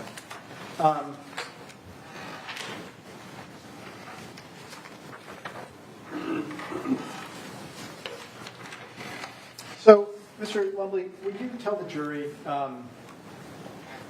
where you first started in journalism or reporting? Where did you first start your career? I did bits of freelancing thing, but I basically started my first staff job. I think it was it's a bit scary because it means I'm officially middle-aged. But I started as a staff position as a producer at BBC News, the British Broadcasting Corporation in London in 2005, January 2005. And are you from the UK? I am from the UK. Okay, and how long did you work in the UK in journalism? I worked for the BBC for I think about 7 years. From 2008, I worked for the BBC some of the time in Washington, which is how I ended up in the United States. And when did you move to the United States? 2012. And what job, did you take a new job when you came to the U.S. in 2012? I took a job with Al Jazeera English in Washington, D.C. And what were you doing there? I was producing a show part of the time, and for part of the time I was running the day-to-day news desk, which is basically helping to run the reporters across the United States and Latin America, basically, working on the reporting. And what did you do after that job? I was senior producer on an NBC News show called Meet the Press, a political show. Meet the Press? That's on Sundays? Sunday show, exactly. Todd? Yeah, and David Gregory before then. David Gregory. And how long were you at Meet the Press? Like two and a bit years, 2.5 years. I can't remember exactly. And then what came next? Then I was at CNN as national security editor. So what do you do as a national security editor? Well, we're focusing on particular sort of institutions in the U.S. government, the U.S. military, the Pentagon, the State Department, the intelligence agencies, and we're also, in a big picture way, looking at U.S. foreign policy, so U.S.'s interactions with its allies and with its adversaries. Now, I think Mr. Friedman asked you a couple questions about this, but you work on the written side of CNN? I do, yes. And so, fair to say there's the TV side and there's the written side? Yeah. And the articles you work on get posted to CNN.com or a related website? Yeah, CNN.com. Okay. Have you ever, since you've been at CNN, have you worked on the TV side? No, I've been a digital editor my time at CNN. Okay. Is there a difference between reporting stories on TV and reporting stories in a written way? Yes, it's a different form of storytelling. And could you just expand on that? What do you mean? Well, how do those differences matter? Well, we're looking at what I'm primarily doing when I'm working with reporters on digital story is we're producing a written article. So like it's a text piece. It's like in the old days it would be a newspaper article. Whereas in television, you're thinking about the visuals, you're thinking about graphics, you're thinking about, so it's a different form of storytelling. It's the pieces you see on Jake Tapper's show, or and you also will watch on your phone as well. But that's the basic, very basic. Okay. Do you have more space when you write a written article versus a TV segment? Generally speaking, yes, because TV pieces tend to be pretty snappy, right? Snappy? It depends. But CNN, generally you have more words in a written article, generally. Mr. Friedman asked you if you had been following this trial, and I think your answer was no. No. Were you instructed by me not to follow the trial? Yes. Okay. So you wouldn't know what other witnesses were saying? I don't know what other witnesses have said, no. Okay. So let's focus on the Afghanistan evacuation stories, okay? Sure. Did you have any involvement in the TV segment about Afghan evacuations? I did not. Was your involvement solely with the written story? Yes. Now, Mr. Friedman asked you some questions. Have you seen the TV story? I have, yes. Okay. Did you have any concerns about how the TV story treated Mr. Young? No. And would you have raised those concerns if you had had them? Yes. Probably to Megan Trimble or somebody else like that, right? I mean, I would have, if I had real concerns about that, I'd raised them with Alex and Mike. But sure, on the side, sure, yeah. Okay. And let me ask you this. I mean, we saw these conversations where you were telling people that you didn't like the written story, right? Yeah. Do you feel like CNN is a place where you can voice your opinion? Of course, yes. I mean, lots of people at CNN have robust opinions, obviously including me. And we're going to talk about this, but is it the case that everyone working on a story always agrees? No, we don't always agree, of course. And so, like, when we saw your conversations with other people complaining about a story that Mr. Marquardt wrote, is that type of back and forth, is that common? I think so, yeah. I mean, it's a place where people are encouraged to have opinions and speak up and discuss our work. Have you ever been afraid to voice your opinion? At CNN? Yeah. I mean, no. I mean, at no news organisation I've worked with have I been afraid to express my opinion. And were you afraid to voice your opinion about this story? No. I think we saw that. Does voicing your opinion, in your opinion, make stories better? Yes, of course it does. Yes, we're discussing, pressure testing. It's a back and forth. It's a very collaborative process. I mean, Mr. Friedman was asking you questions, and it looks like you did have some back and forth with Mr. Marquardt, right? Sure, we discussed the story. Right. And you pushed back on some of the words you wanted to change. You pushed back on some of the words you wanted to change. And do you think it improved the story? I think so. Yes.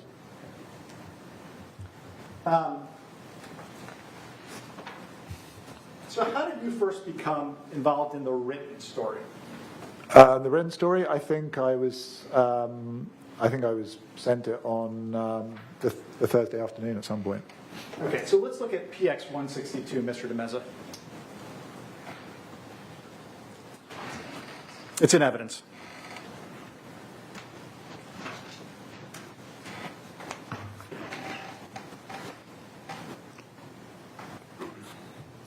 And so, if you go down just a little bit, you see there's Mr. Callahan's email. I think we've seen a version of this just a little bit. Go down a little bit more.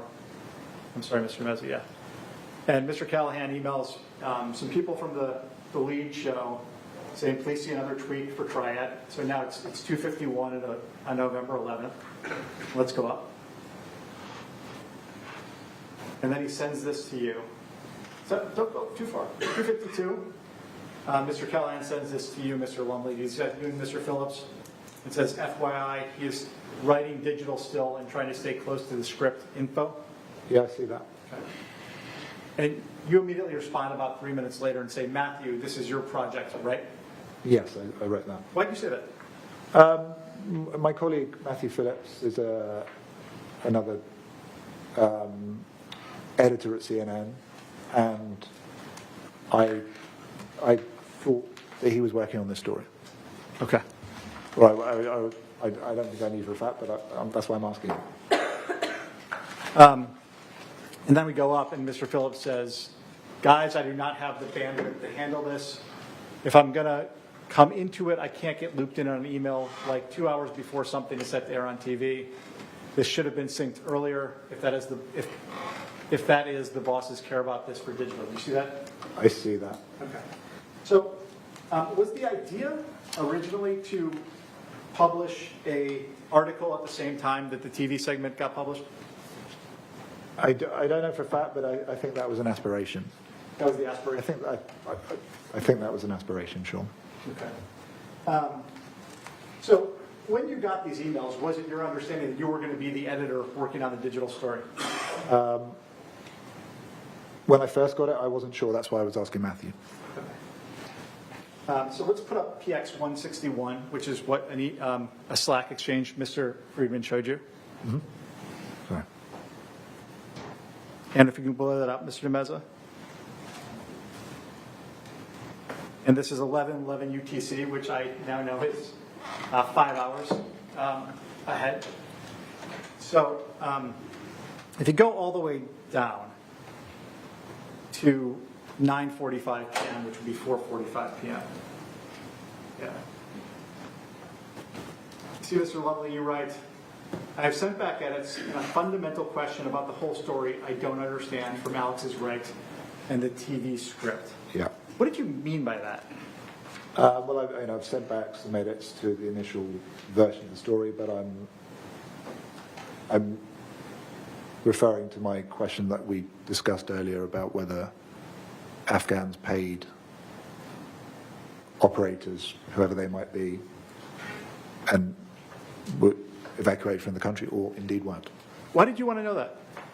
Because I think that's, as an editor, and I read the story, also hopefully with the eyes of our audience, I wanted to know what happened next, because I think that would be really compelling and really interesting to know the answer to. Okay. If we go to the next page, Mr. DeMeza, your Slack exchange continues with Mr. Phillips. Mr. DeMeza, if you can go to 9:48 p.m. Yeah, a little bit lower. Yep.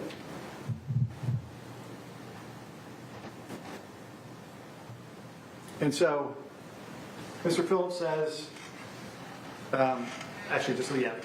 You say basically it's about people being charged tens of thousands of dollars to get out of the country. Do you see that?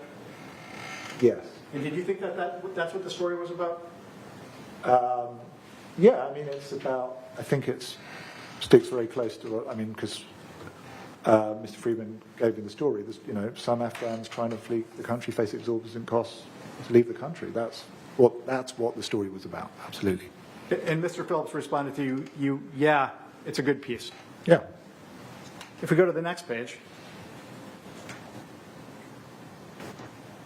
if you could blow up Mr. Lumley's comment at 11:14, then going down. Yep. After the OI.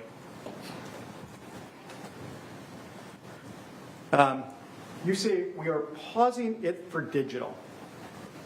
And I think this was a kind of bit of a confusion between you and Mr. Friedman, whether it was pausing it for digital or pausing it for TV. What do you mean when you say we're pausing it for digital? I think when we say digital, we mean the written text articles. So yes, I mean the text, the process for the text article. Did you have any role in the decision of whether to pause it or not for TV? Oh, no, I did not, no. Did you ever tell anyone on the TV side, we should pause this, stop, don't do it? No. Okay. Did you think that needed to happen? No. Okay. You say we're pausing it for digital. My fundamental question is not answered, but on TV it's less of a problem. Why is it less of a problem on TV? I think I'd watched the piece there, and as I watched it, it was interesting. It sped along. It was good storytelling. It wasn't a story that was jumping out at me as much. Still something interested in, but yeah, I think that's what I meant. Mr. Phillips responds, something that could have been avoided if we had been brought into the process. What did you understand Mr. Phillips to be saying to you? I think he's expressing a view that I shared, that it would have been good for a digital editor to be involved in the process of the story more fulsomely as it was being worked on, or as it was pitched. I don't know exactly how involved or not Mr. Phillips has been, but yeah, I think we have a similar view. Okay. And then Mr. Phillips says, did the TV hit air? What's a TV hit? TV hit is just a spot on TV, like could be a report, it could be a package, a video piece running, or it could be a reporter coming out from wherever in the world, LA with the fires, just doing some reporting on air. At any point in this exchange with Mr. Phillips, do you raise a concern about the treatment of Mr. Young? I do not. Okay. I asked you a little bit about this before. So you're saying, I think what you're saying, and tell me if I got it wrong, is that you wanted more at the end of the story. You wanted to know what happened to these people who paid or didn't pay, right? Yes, that is. I would have definitely liked to have been able to tell that story. Do you ever in other instances, have unanswered questions at the end of the story? I think most stories we publish, there's going to be unanswered questions. We're not writing history books. We are, so yes, frequently we cannot answer every question. I was very interested in the answer to that question. I don't think my colleagues were not interested in the answer to it. I think they felt they got far enough to do a story that they really, really stood by. I would have liked to have tried hard, but I think they probably tried. So we didn't all 100% agree. But Alex Marquardt is a very, very accomplished reporter. Mike Callahan is a very, very accomplished producer with very good judgment. So yeah, we kind of disagreed a bit, but we did not disagree about the fairness of the story. So does the fact that the story doesn't contain a piece at the end that you wanted it to include, does that mean that the story's wrong? No. Does it mean the story's unfair? No.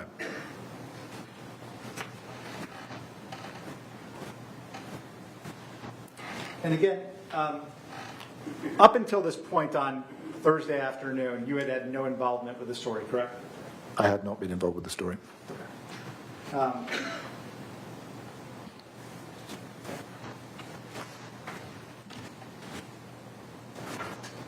You could put up PX 218, please, which is in evidence. And I want to try to explain something to the jury that I think was missed. If you look at the bottom, Mr. Lumley, there's an email from Michael Callahan at 8:26 p.m. That goes out to CNN Political Plus and a bunch of other, it looks like listservs. And it says CNN Alert, or it says CNNI Alert. Do you see that? I do see that. Will you explain to the jury what this is? It's an email going to various, distribution lists. Listservs is probably the technical term of CNN employees, and it's showing the details for the package and some text of the story. So this is, the date of this is November 11th at 8:26 p.m. Does this mean that the digital story, sorry, I hate saying digital, does this mean that the article got published at this point? No, it doesn't. In fact, that's part of the discussion I had, that this is not the article that was published, the written article that was published. This is just an internal story that gets sent around CNN? Yeah. So if we go up on this chain, okay, you sent an email at 9:05 p.m. You see that? Yeah, it's kind of stuck in the middle, Mr. Meza. Yeah, you have to. It's like the second line down under desperate Afghans. There it is. And you say, and it's hard to tell who you're sending this to, but he says, Megan told me you guys already had quite a night. Do you know what you're referring to there? I can't remember. It was something else Megan was dealing with. Then you're right, but to add to the fun, I just wanted to note that Mike messaged me to say that he and Alex put this infernal story through Triad and he sent it out. What does that mean? What's the infernal story that you're referring to here? It's the Afghanistan. The Afghanistan reporting about Afghans being charged exorbitant fees to leave the country. But is it the alert that went out? It's that text. I think it's that text below in the email. Right. It's not. Just to be very clear for the jury, nothing got published in a written form on November 11th, correct? No, it was. I think it was published on the Saturday, but we finished working on it late on the Friday. So when you wrote, he and Alex put this infernal story through Triad and he sent it out, you're not talking about publishing it. You're talking about sending it through CNN, right? Sending it out to CNN listservs. Okay. And you then write, obviously this isn't how it's meant to work, and I would suggest that it's still very much not ready for prime time. And so just to be very clear, this is on the night of November 11th. The story doesn't get published for another 2 days, correct? Yes, that's correct. So when you say it's not ready for prime time, what are you saying? I'm just saying that the written version of the story isn't ready. We haven't finished working on it. You go on to say, I think they've taken some of my suggestions but they've obviously ignored others and added some rather strange language, including a clumsy top with a weird echo in the first and second paragraphs. Do you see that? What does that mean? I mean, I didn't like the way it was written at the top of the story. I think there was some repetitive, like literally repetitive language in 2 paragraphs. Like, yeah, I didn't love the way it had been written. So this is a critique about the writing? A critique about the writing and storytelling, yes. Then you say, I still have my fundamental issue, and you seem to say that a lot. I do. That it's not clear from the story whether anyone who pays these people ever gets out of the country or it's still a con. Do you see that? Yeah. All a con. Yeah. And you don't mention Zachary Young's name anywhere there, do you? No, I don't remember. I'm not sure I ever mentioned his name, but anyway, I certainly don't know. You then say, so this will need another edit and go back into Triad. I'm not proposing to do that tonight. I might even argue that it's pretty flawed and we should consider foregoing the right and just having the video program. What do you mean by that? I mean, that was, yeah, we should, whether the story should just stand as a video, and then we had subsequent discussions and we went ahead with the right. Right. So you don't at any point in this exchange complain about the video segment, correct? No, I do not. You're complaining about the draft that was sent to you on the November 11th, correct? I'm complaining about the draft, and I'm a little bit grumpy with my colleagues for sending it out late at night when I'm putting my kids to bed. But sure, but yes, that's basically it. And then I think that, one second. At some point, Mr. Friedman showed you an email where you sent an email to Zach Wade. Do you recall that? Zach Wade, yes. And you sent, I think you sent him the video, right? Yeah. Or you were like cueing him into the video or something like that? Yeah, because I think it's the beginning of the day, and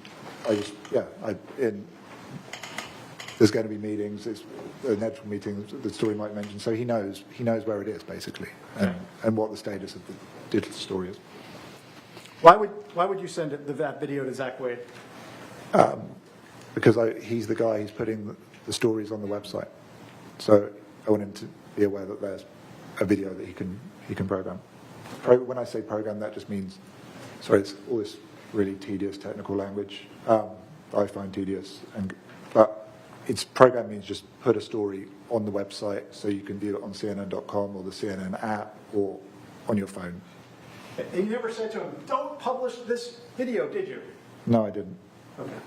If you can take that down and put up PX 217 that Mr. Friedman showed you.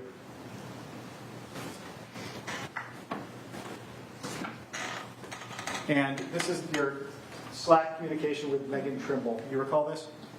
I do, yes, and I think we've shown part of it earlier. Megan Trimble's another digital editor? She's the evening digital editor. Okay. Did Megan Trimble have anything to do with the work on the Afghanistan stories? No. Okay. So when you sent her the draft alert and she read it, that was the first time she had seen it? Yes, I believe so. I can't speak for her, but yes, I believe so. So at the very top of this, you write, if you can just blow that up, the very top line, Mr. Meza. Thanks. So Mike just messaged me to say they put the story through Triad and sent it out. And again, just to be very clear, this is 1:30 a.m. on the 12th, which means 5 hours earlier. It's like 8:33 p.m. on the 11th. Yes. No story got published on the 11th, correct? No written story got published on the 11th. Correct.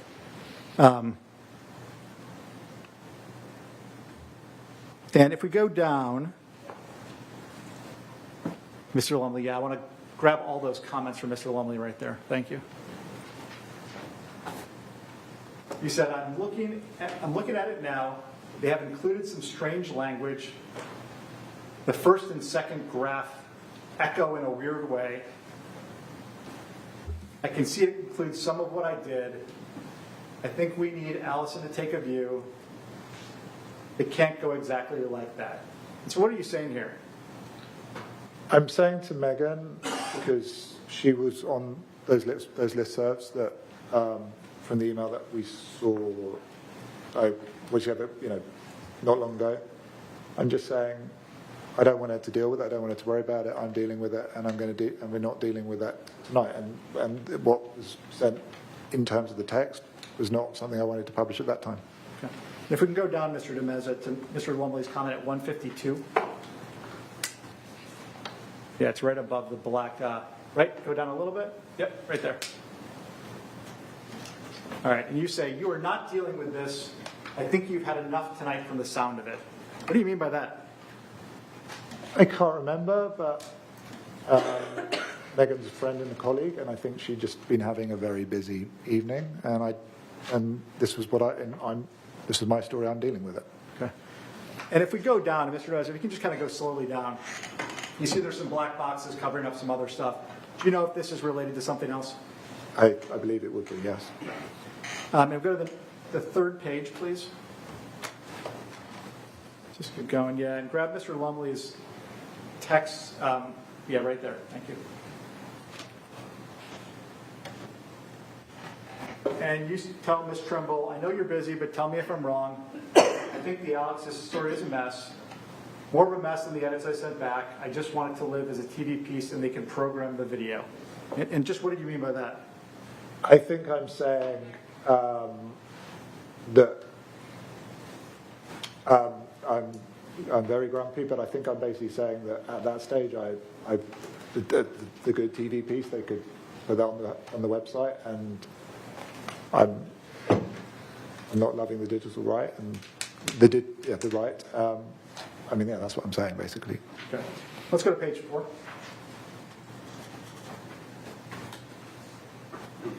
Just grab the very top. And you write, but the story is full of holes like Swiss cheese. Mr. Friedman didn't ask you what you meant by that, but I will. What did you mean by that? Yeah, I mean, throughout this whole process, very interested in telling that next part of the story about what's happening in Afghanistan, whether people are being evacuated if they pay these large amounts of money. I think that was my. I mean, it's imprecise language. I think it's really one particular hole I'm particularly interested in. But you know, I didn't love the writing. I didn't love. But that's my major question. Okay, and Mr. Friedman asked you this. I think some comments about mediocre story, half a story, still dislike it a lot. At the end of the day, did you edit the story with Mr. Marquardt on the 12th? Yes, I did. At the end of the day, did you end up liking the story? I think it's pretty clear that I did not love the story. No, I didn't. I mean, I didn't particularly like the story. Is that uncommon that you work on a story and you don't particularly love it? No, it's not. It's it happens. Like, I think, put it this way, as I said before, there's like 4 criteria for a story. Is it newsworthy? And I can apply this story. Is it newsworthy? Yes, I think it is newsworthy. We've been doing a lot of reporting on the really desperate and terrible situation in Afghanistan. We've done a lot of reporting on some of the political decision making that came to do that. I mean, I'm an editor, so I like some of the perceived blunders by the Biden administration, particularly the State Department. And it's a good pursuit to find out what's happening with Afghans who are in a terrible situation. So definitely newsworthy. Then my criteria, so newsworthy. Is it newsworthy? Yes, it's a newsworthy story. 2, is the story factually correct? Yes, our story is factually correct, and we put it for our fact check. 3, was it fair? Yes, I believe it was fair, and we submitted it to our standards department, who look at a few things, but I think the primary thing they are looking at is whether a story is fair. Okay, then my 4th thing that I'm interested in, I'm an editor. And even when I was a TV producer, we are working on storytelling. I want to tell the best stories, as long as I meet those criteria. And I would say also, the most fundamental criteria, everyone has to agree that a story is fair everyone has to agree that story is factually correct. We're not always going to agree on how good the storytelling is. And I wanted to tell more of a story. I think my colleagues were probably saying that it was difficult to answer my question. I would have liked to have gone a little bit longer and tried to answer that question. Then I think we would have had a better story. But we kind of disagreed, and I didn't love it. But I'm never going to publish a story that is, I believe, is factually incorrect or unfair. That's a red line for me and my colleagues at CNN. So, story was newsworthy, story was fair, story was accurate. I didn't love the storytelling as much as some of my colleagues. Now, Mr. Freeman did this really dramatic thing where he said, "You're telling this jury that you're going to tell the truth." Are you telling the truth? Yes. Has anyone from CNN told you that your employment is going to be affected if you don't tell this jury a certain story? Absolutely not. Are you telling the truth? Yes, I am. Would you tell this jury if you thought that this story was unfair to Zachary Young? Yes, I would. Do you think it's unfair to Zachary Young? No. Do you think it's factually inaccurate as to Zachary Young? No. At any point in the lead up to publishing the article, did you ever raise a criticism of the way it treated Zachary Young? I did not.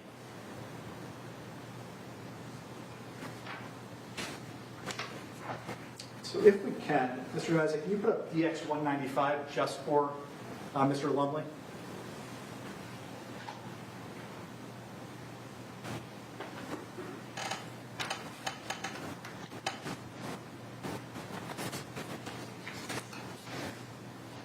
And Mr. Lumley, is this something that you've seen before? Yeah, I think I've seen it. I think this is the story with juxtaposition. That seems like the wrong use of language, but it's the final version of the story juxtaposed with the earlier version of the story. So it basically shows the edits that Alex and I worked on together. Your Honor, I would propose to show the jury this as a demonstrative. No objection, Your Honor. All right. May I publish it as a demonstrative and it's not admitted into evidence? Okay, thank you.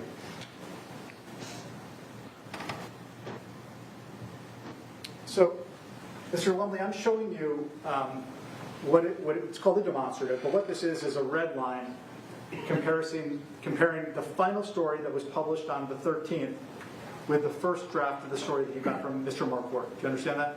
I understand that, yes. I apologize. Do you have a copy for me? I'm sure we do. I know we sent you one already. We sent it to you a couple times. We'll give you another one.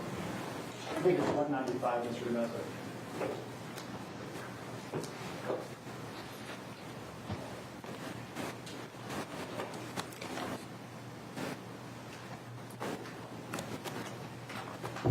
SPX.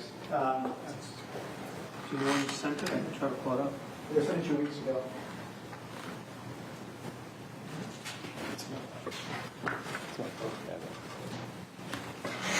It's DX what? 195. Oh yeah, that's the binder that we gave you. Yeah, that's the one we were looking for. Got it. There you go. There you go. All right.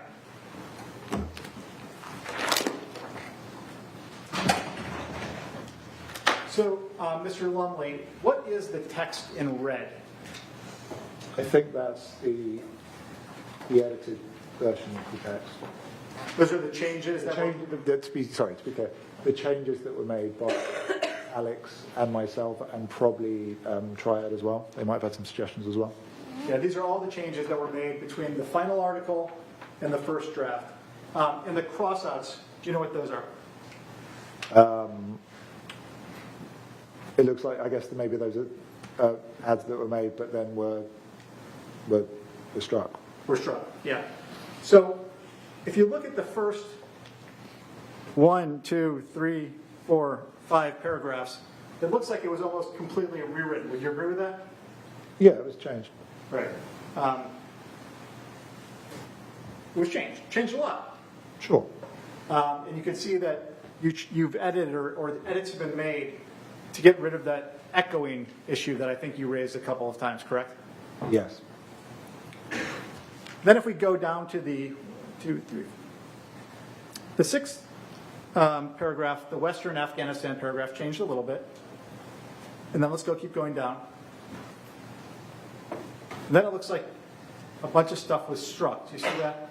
I do see that. Okay, so changes there. Looks like more language is added there. I think CNN is not naming the Afghans seeking to flee and has omitted several other details for their safety. Do you recall that? I see that, yeah. Okay. Let's go to the next page. There's no guarantee that Mr. Friedman showed you that was added before. Yep. And then let's go down through this section.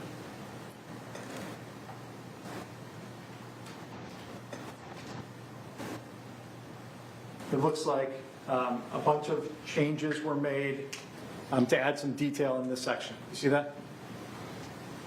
Yeah, I see that. Okay. And then we get to Mr. Young.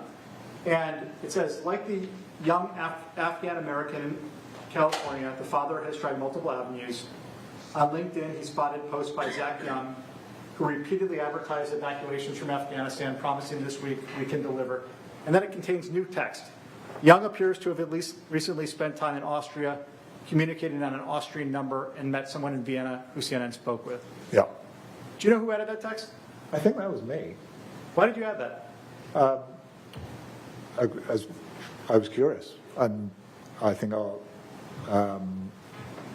readers would be curious just to know just a little bit more about who Mr. Young was. I don't think we had a lot we could report, but, was he based in Afghanistan? Very unlikely. He's based, well, what we knew is that's what we knew about Mr. Young. Just a bit of extra details. It's storytelling. It's storytelling. You were trying to add details for the reader, correct? Exactly. Okay, go to the next page. And then you see there's just some edits there. Mm-hmm. And then there's a paragraph that's struck out. Do you see that? I do see that. And it says, Young did not respond to the father's outreach and stopped engaging with another person when he said he didn't have a sponsor. When an American activist repeatedly pressed Young on the math behind the high prices, he called her a spiteful bee and eventually told her to F off. Do you see that? I do see that. And was that struck from the final story? Yes, it was. Do you know why?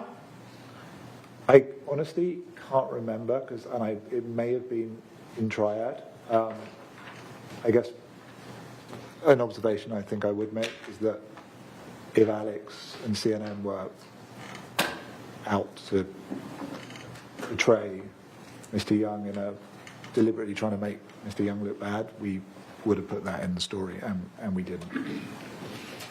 Now there's something I really want you to focus on. CNN has not confirmed whether these operators charging the high fees have successfully evacuated anyone who paid to exit the country, as Young claims. Do you see that? I do see that. Who added that? I think that was probably me. That was because that was the question that I was interested in answering. And I think it's important that we're clear with our audience sometimes about what we don't know or what we can't answer. It's good journalism. We want to be transparent. So you added that extra sentence because you wanted to be transparent, right? Yes. You wanted to tell the reader more? Yes. You wanted to tell them CNN didn't know the answer to your fundamental question, correct? Yes. And then there's a couple more edits, and you can take that down, Mr. Nemex. And if we could put up Plaintiff's Exhibit 223, which is the article.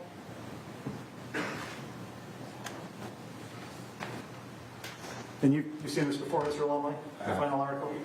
You can just keep it there, Mr. Nemex. So you were the editor on this story, correct? I was, yes.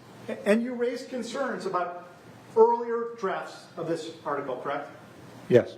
And even at the end, you called it a mediocre story and you didn't really like it a lot, right? As I said, I seem to have developed my 4 tenets of Tom's journalism. I didn't like it on number 4. I didn't love storytelling. Okay.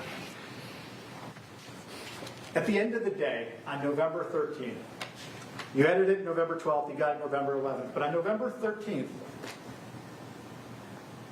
you said, okay, we can publish this, right? Yes, I did. Did it meet your standards? Yes, it did.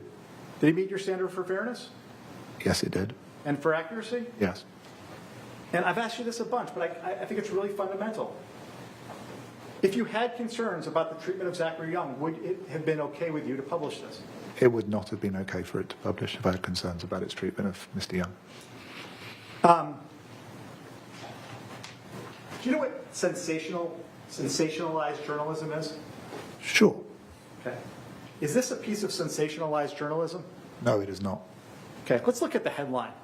Some Afghans trying to flee country face exorbitant costs as Blinken touts successive efforts to help Americans. Seems like a mouthful, right? It is a bit of a mouthful, actually, but yeah. Sorry, I'm not criticizing. Yeah, But does this look like sensationalized journalism? No, it does not. Is Mr. Young mentioned in the headline? No, he is not. Does it mention an ex-CIA operator bilking people to get them out of Afghanistan? No, it does not. Would you have ever signed off on a sensationalized piece of journalism? No. Do you stand by the story as it was published? I do stand by the story as it was published. Just 1 second, Your Honor.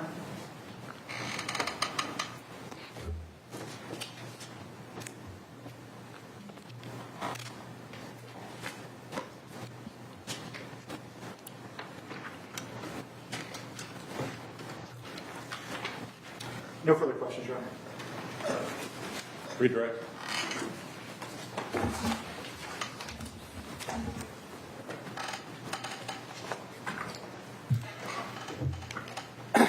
Sir, Mr. Axelrod just asked you a few questions, and he opened, I believe, with, can you describe today what was your fundamental question? Do you recall when he asked you that? Yes. And I believe you said your fundamental question wasn't that you were concerned about Zachary Young or anything like that, right? I think I said the question was that I wanted to know what happened to the people who paid money and whether they... I mean, that's what I said. I don't think I mentioned Mr. Young. Corey, can you bring up PX 218 for me? Let's go to the email at 9:05. Can have it, Your Honor. Can we zoom in on Mr. Lumley's email? And I still have my fundamental issue that it's not clear from the story whether anyone who pays these people ever gets out of the country or if it's all a con. I see that, yeah. So put aside what you said today for Mr. Axelrod. At the time, sir, your fundamental question was whether the people are paying are actually getting out or just getting conned. That was your unanswered fundamental question, correct? I think it's a very similar question. Okay. Or you can take that down. Sir, you also testified just a moment ago that it's common to have the sorts of discussions we saw today at CNN. Do you recall that? Yeah, we have robust discussions about our reporting, yes. And do you commonly call stories half stories? I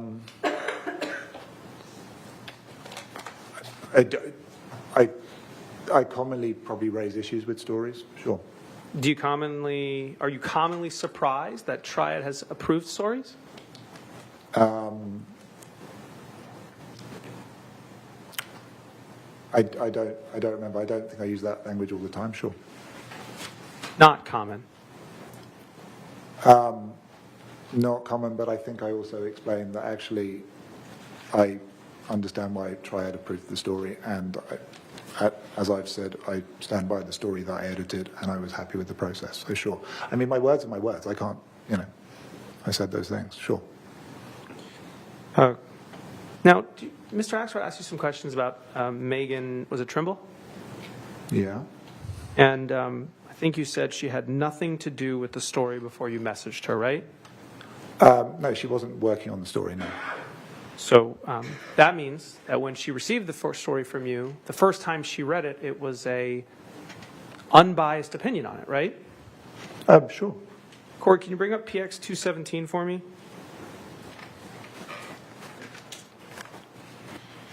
You scroll down to Ms. Trimble's comments about the story. So totally, yeah, I was reading it and it still needs work. Let's keep going down. Keep going.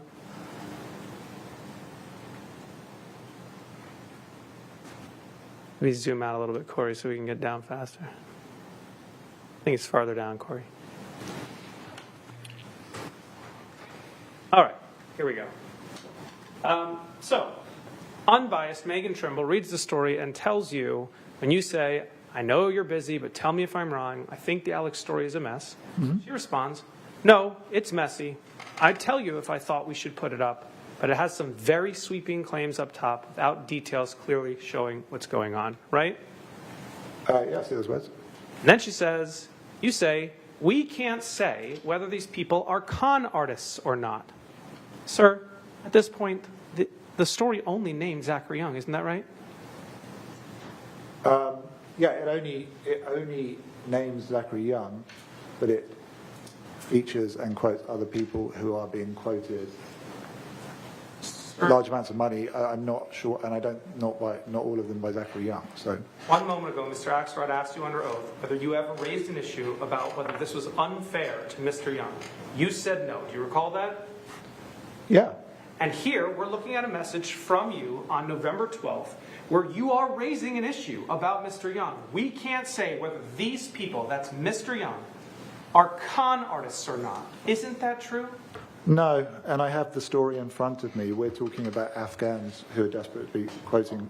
Oh, the Afghans are. You're not sure whether the Afghans are. No, I'm the people who are being quoted by operators. Oh, I'm not concerned about the treatment of Mr. Young, and also that's a storytelling question. That's not an accuracy and fairness question. Let's break this down one by one. Who you're concerned about and whether it's a storytelling question or not. Okay, let's start with the first question. Who are these people? The operators? You say we can't tell whether these people are con artists or not, correct? Those are the words. Sure. And who are these people in your statement? The operators, right? Sure. And who, sir, is the only operator that was named in your draft story and in your published story? The only one named is Zachary Young. So you lied to us a moment ago, right? No, I did not lie to you. I did not lie to you. Let's go back to the unbiased Megan Trimble. Exactly. Like I'm reading this and not getting a real sense of what the deal with these flights are. She writes, it's hung up on one source / anecdote. Do you see that? Yeah, I actually don't. If you saw that. Okay, yes, I saw that. Sorry.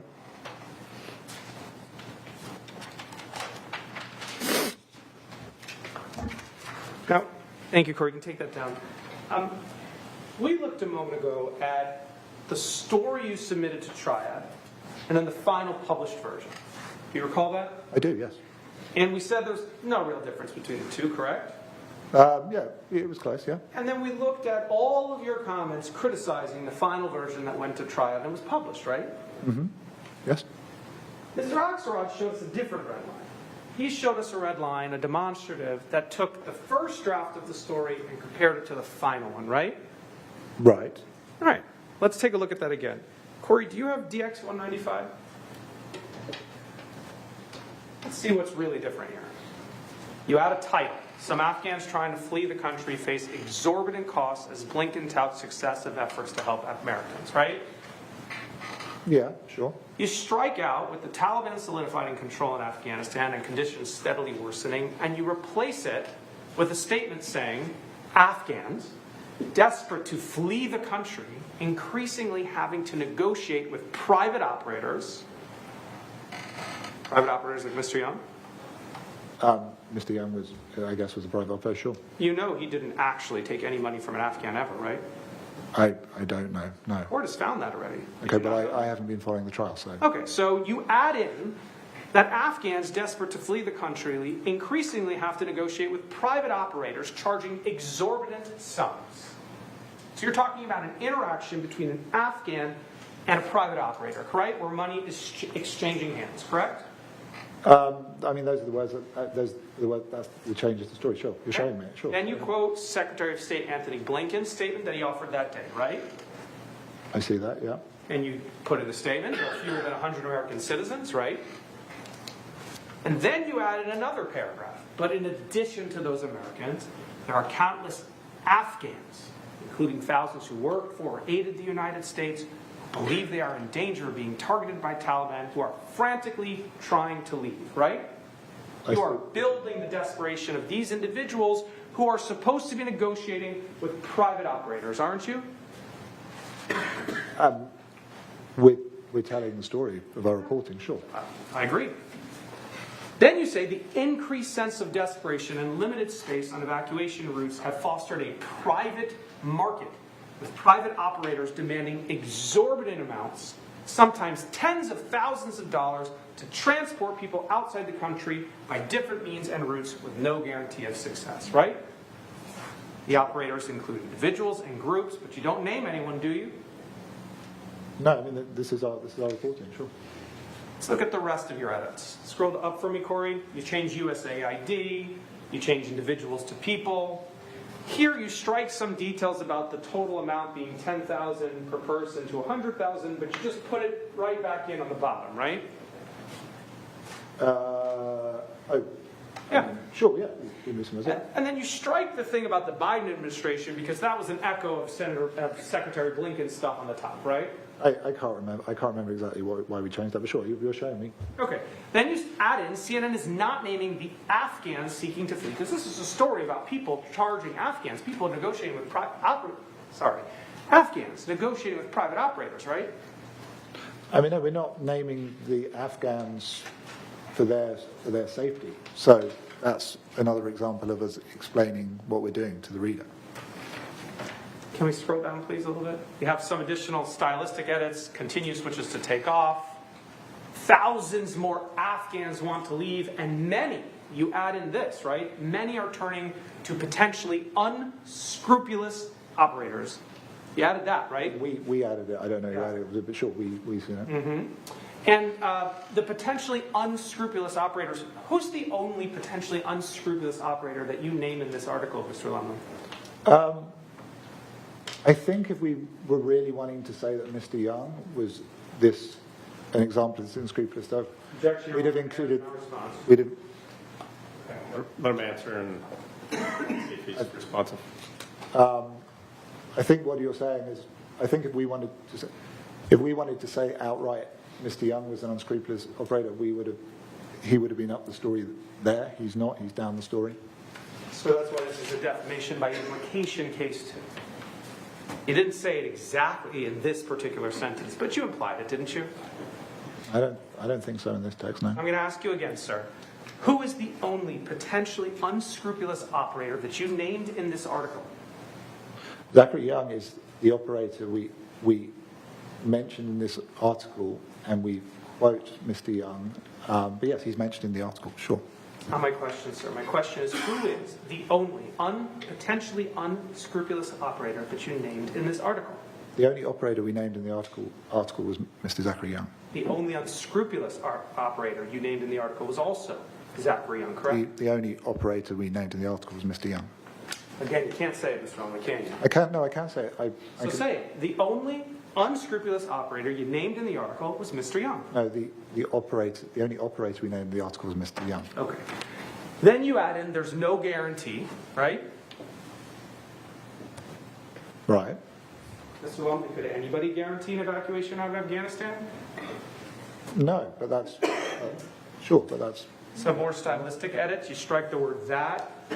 I'm not sure why location is. Oh, you change location to locations. You switch the location of the word off. You added some more detail about the long-time contractor who can't get out of Afghanistan. You add something about a recommendation letter. You changed, he had just to last week. You changed interest to immigrant. Instead of withdrawal, the American help has dried up, you said is no longer helping, right? Right, sure. I mean, we've got the red line showing the edits. And you add another sentence about spokespersons since August, talking about thousands of SIV applications have been submitted. So you're talking about how many people are trying to get out, right? Yeah, the SIV occupants, yeah. All right. Then you quote the State Department official about talking about how he's trying to expedite getting people out, right? Yeah. Then you get down to Mr. Young, right? I see it, yeah. And you decide that it would be nice to tell the world where the unscrupulous operator who's bilking desperate Afghans is located and residing, right? Maybe, right? Yeah, but not, we didn't know, because we're not saying, we're saying Young appears to have recently, but we did not write Young who appears to be bilking desperate. So no, but we did add those words, but we did not, we didn't add the words you just said, but sure. In case the authorities in Austria maybe wanted to look him up, they could know he had just been there, right? I mean, that's kind of a ludicrous reading of why we added that language. We added that language because our audience would be interested where Mr. Young was located. And that is less ludicrous to you. You suggested that I was the person who had massive problems and reservations about the story, and now you're suggesting I was rewriting the story to impeach your client. Oh, yeah, you're right. I did suggest you had massive reservations. You did, sir, but you eventually capitulated to the gods of media over here, didn't you? The gods of media? Yeah, you just gods of media? Sorry, who are the gods of media? Your bosses at CNN that are employing you right now. They put pressure on you. You wanted to diffuse the drama, and you eventually went all in, didn't you? The gods of media. I'm sorry, I just find that a little, with all due respect, because I'm sure you're a very good lawyer, that's silly. I didn't capitulate to anyone.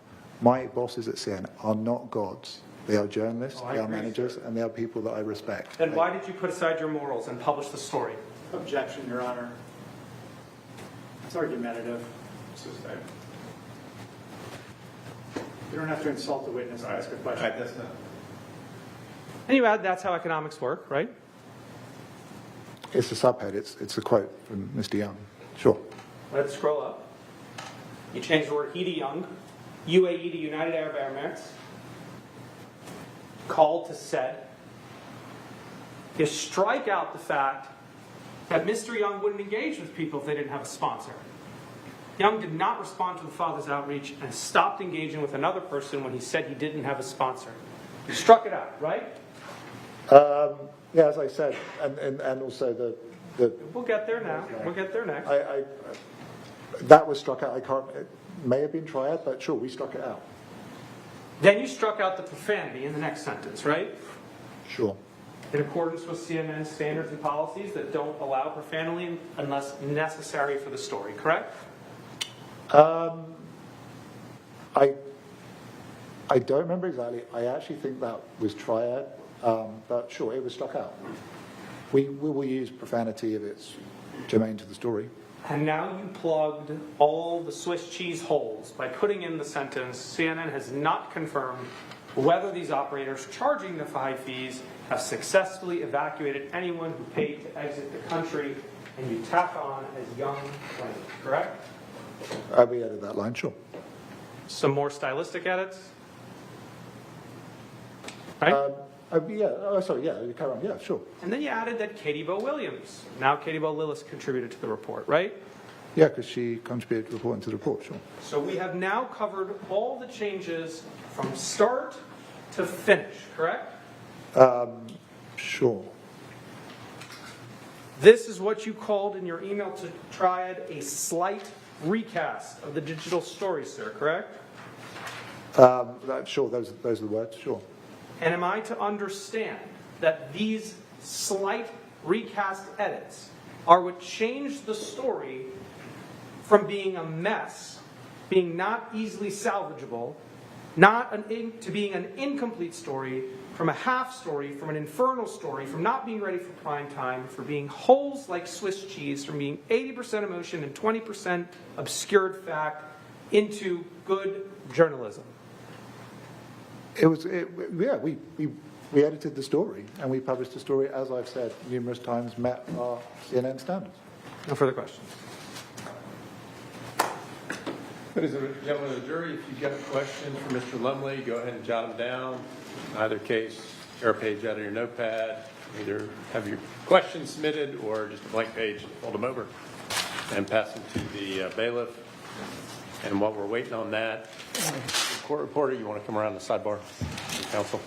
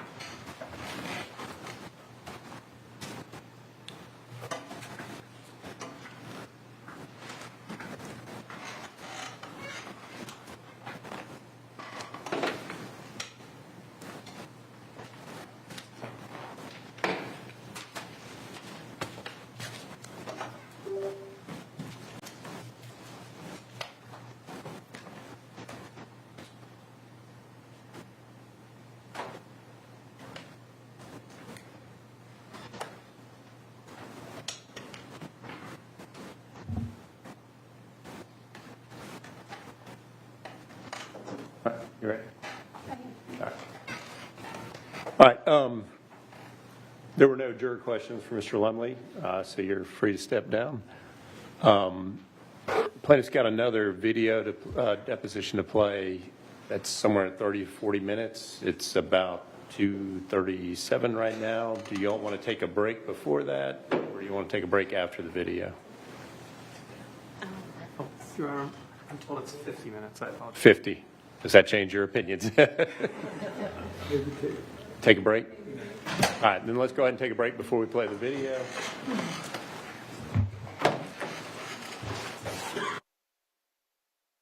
Remember all the rules I've given you apply even when we're outside the courtroom, such as at recess. Remember the basic rule, do not talk to anyone, including your fellow jurors, friends, family, or coworkers about anything having to do with the trial, except to speak to court staff. This means no emailing, text messaging, tweeting, blogging, or other form of communication.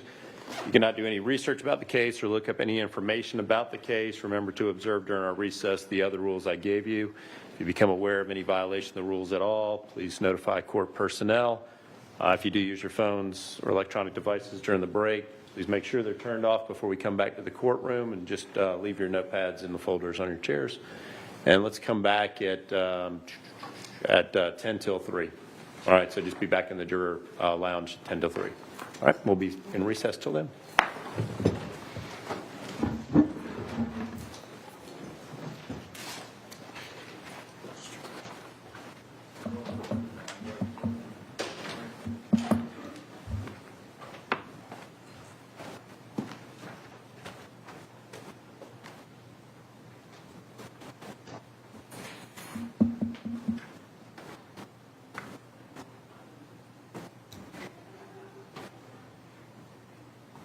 All right, jurors are out of the courtroom.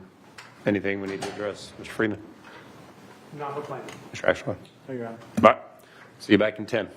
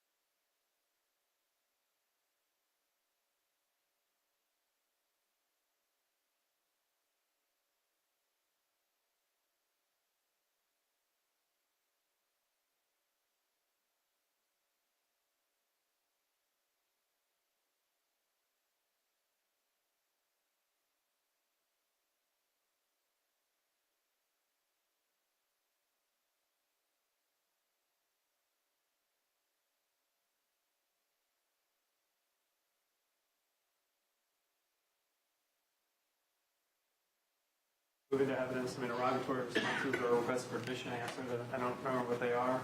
And then there's a few other documents that we're hoping CNN will stipulate to, and if not, we will call Mr. Levine as CNN's corporate rep to get him in. Did you show them? We're sending over the list right now, and then they'll have an hour to look at them while video plays. Okay.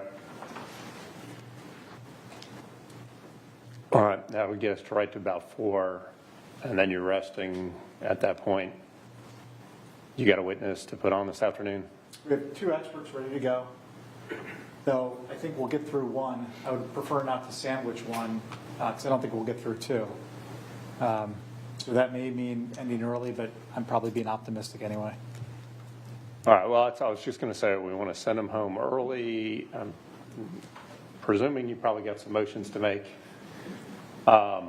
If we can get them on and we can get done in an hour, maybe we can do that, and then we can argue the motions after that. I don't know what you prefer. I mean, I'll preserve your rights at the close of their case, even if you start yours.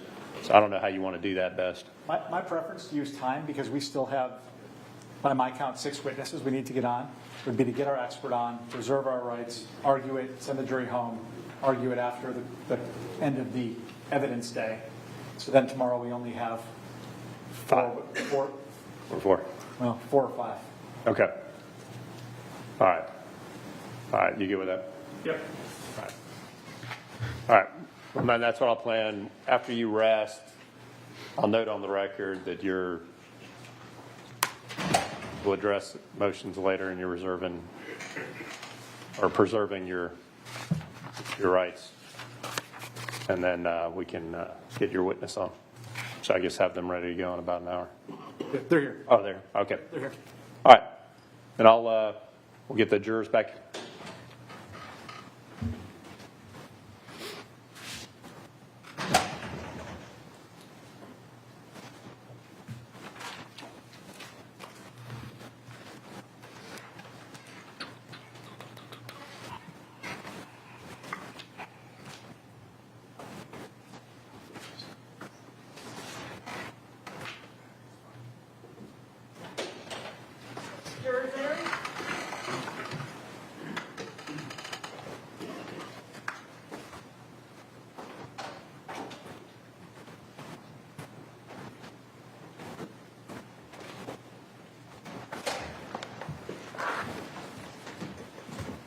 All right.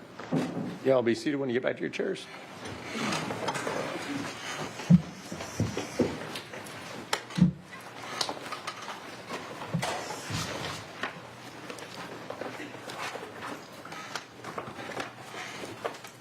All right, Mr. Freeman, who would the plaintiff call next?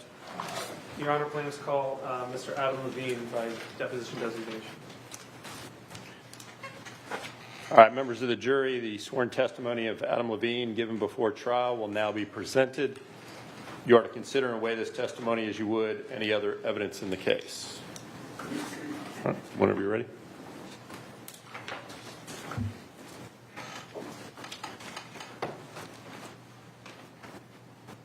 Can you just state for the record your full name? Yeah, it's Adam Levine. So just like last time, you understand the testimony you give here today is under oath, and just like you were testifying in court? I do. So who do you work for? I work for CNN. And how long have you been employed there? 26 years. And what is your title? I am a senior vice president for news in Washington. And do you understand that you're here today as CNN's designated representative? Yes. So unlike last time where you were testifying in your personal capacity, you're here to provide testimony on behalf of the company, right? Correct. Without giving me, when did you meet with counsel to prepare for today's deposition? Over the last few days. And about how long each day did you meet with counsel? Several hours. And who is it, I guess, at the time back in November 2021, who did you report to? Virginia Mosley? Are you familiar with somebody named Michael Bass? Yes. So Mr. Bass is a high-level executive in the organization. Right. Is that true also of Ms. Mosley? Yes. Do you understand this to be a signal conversation between Mr. Young and Mr. Markart? Is it Signal or is it iPhone? I believe it's a signal check. Okay.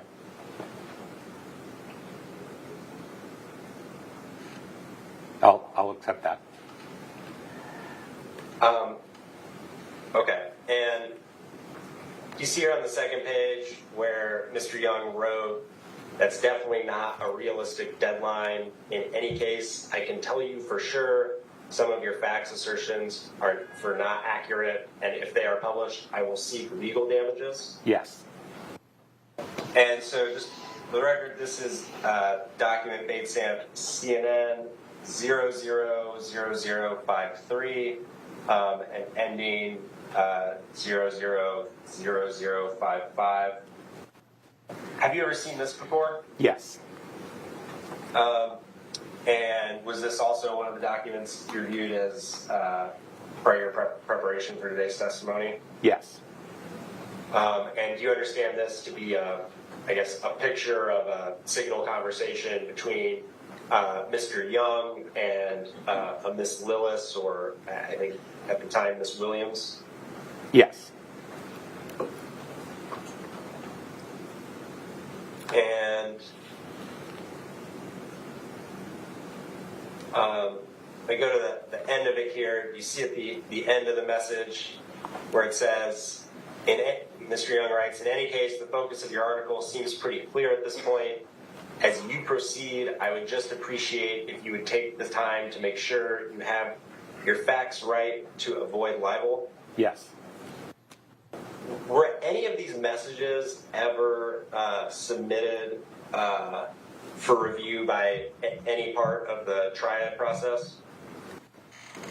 I don't know if they looked directly at the actual text messages or just had them described to them. What could Mr. Young have done to put CNN on notice of a potential lawsuit in the event it published the story, beyond saying, "I will seek legal damages if you publish this story"? I mean, if Mr. Young had a lawyer reach out to CNN and say cease and desist, that would have probably given us some pause. Does CNN operate the Twitter account for the program, the Lead with Jake Tapper? CNN as an entity? Yes, in that the show itself is the one that operates that account. And they're owned by CNN. Was CNN reporting that Mr. Young was operating in a black market? No. What does CNN believe the phrase black market means? An unregulated market. I'm going to introduce what we'll make Composite Exhibit 9.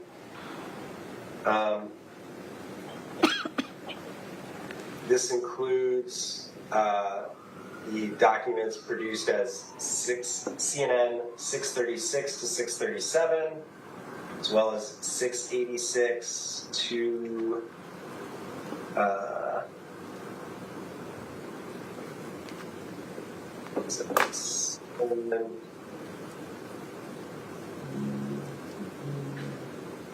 14, 15.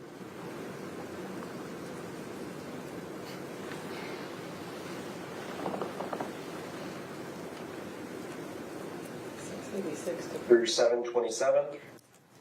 All right, so the first page here is the page CNN 636. And you recognize this as a Slack message conversation between Mr. Markart and Mr. Phillips? I do. I'm just going to highlight here. Do you see here where Mr. Markart wrote, "We gonna nail this Zachary Young M-fucker"? Yes. Does this communication from Mr. Markart violate any internal CNN policies? No. So now I'm going on to the next part of the composite exhibit, which starts with Bates CNN 686. You recognize this as a Slack conversation between Mr. Markart and Mr. Conti? Yes.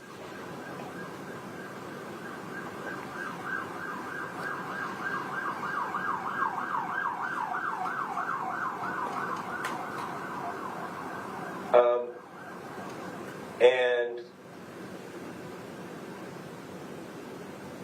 you see where Mr. McConty wrote, do you have his pic saved? Yes. Shortly thereafter, Mr. Conti responds, what a punchable face. Yes. Does this message from Mr. Conti violate any internal CNN policies? No. So, in CNN's view, is there anything wrong with this message from Mr. Conti? Again, it's conversation between two colleagues. It's not impacting editorial, so no. So then that went to 689, and the next part of the composite exhibit starts at 707.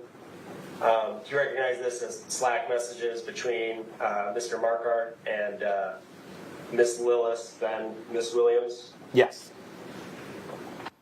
If we go down to the bottom, towards the bottom of 708, see where Mr. Markart wrote, I've seen him shut down people immediately if they don't have sponsors for $$. Yes. And Miss Lillis responded, what a shitbag. Yes.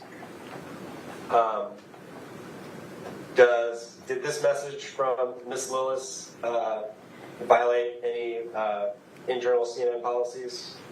No. And you see,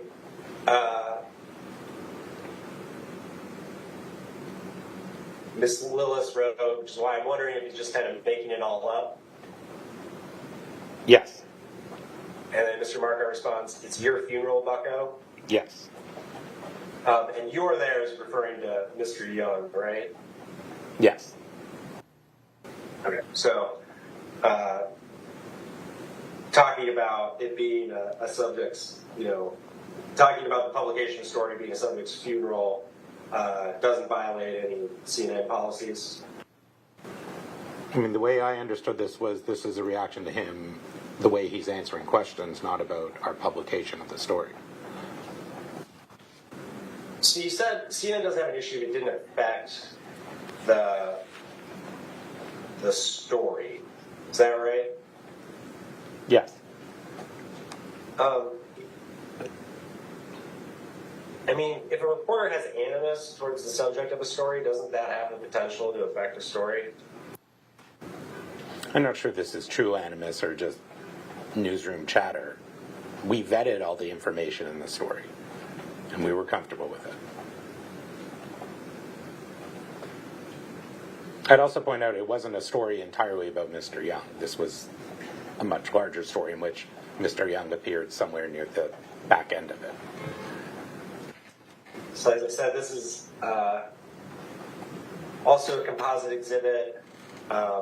Spans, we have CNN 158 through 160, as well as 451 through 453, as well as 683 through 685, as well as 690 through 693. You see where Ms. Hoffman wrote, let's put a pin in it for tonight. It's not ready for prime time. Yes.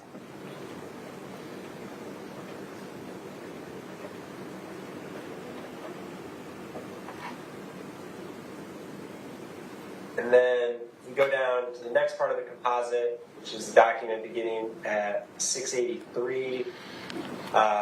This is a Slack message between Mr. Phillips and Mr. Lumley. Yeah, could you zoom in again? It's also very small. Yes. Okay. Yes. And Mr. Lumley says, I've sent back edits and a fundamental question about the whole Excuse me, story. I can't understand you. Please repeat that slower. Sure. Mr. Lumley wrote to Mr. Phillips, I have sent back edits and a fundamental question about the whole story I don't understand from Alex's right and the TV script. I see that.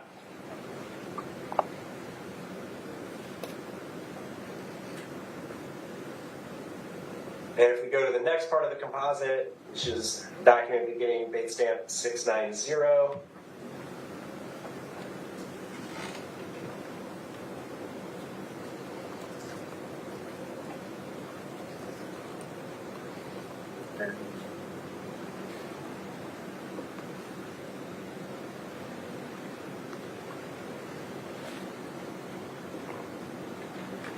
and we go to the page 693.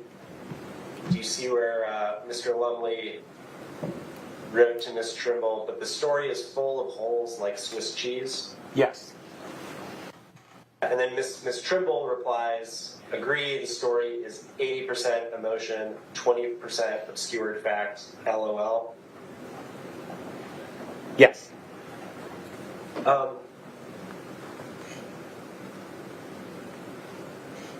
If a CNN employee has concerns like this about a story, is there any sort of formal mechanism for them to raise that concern? It's not formal, but they should raise it to their supervisor or the people involved in the story directly. Does a story that is 80% emotion, 20% obscured fact meet CNN's journalistic standards? If that was the end product, maybe not, depends on the story. Some stories are basically just interviews and emotion. I think in this case, though, Megan was reacting really at the beginning before fully understanding the story. What about a story that has obscured facts? Would that be up to CNN's journalistic standards? I guess I'd have to understand what an obscured fact is. Something's either a fact or it's not a fact. Does CNN have any internal policies that would address reporters conspiring with a source to take someone down? No, we don't. It's certainly not something we would want. I'm going to introduce what we'll mark Exhibit 11. This document is CNN 1075 through 1081. Do you recognize them as a text exchange between Mr. Marquardt and an individual named James Daniels? Oh, yes.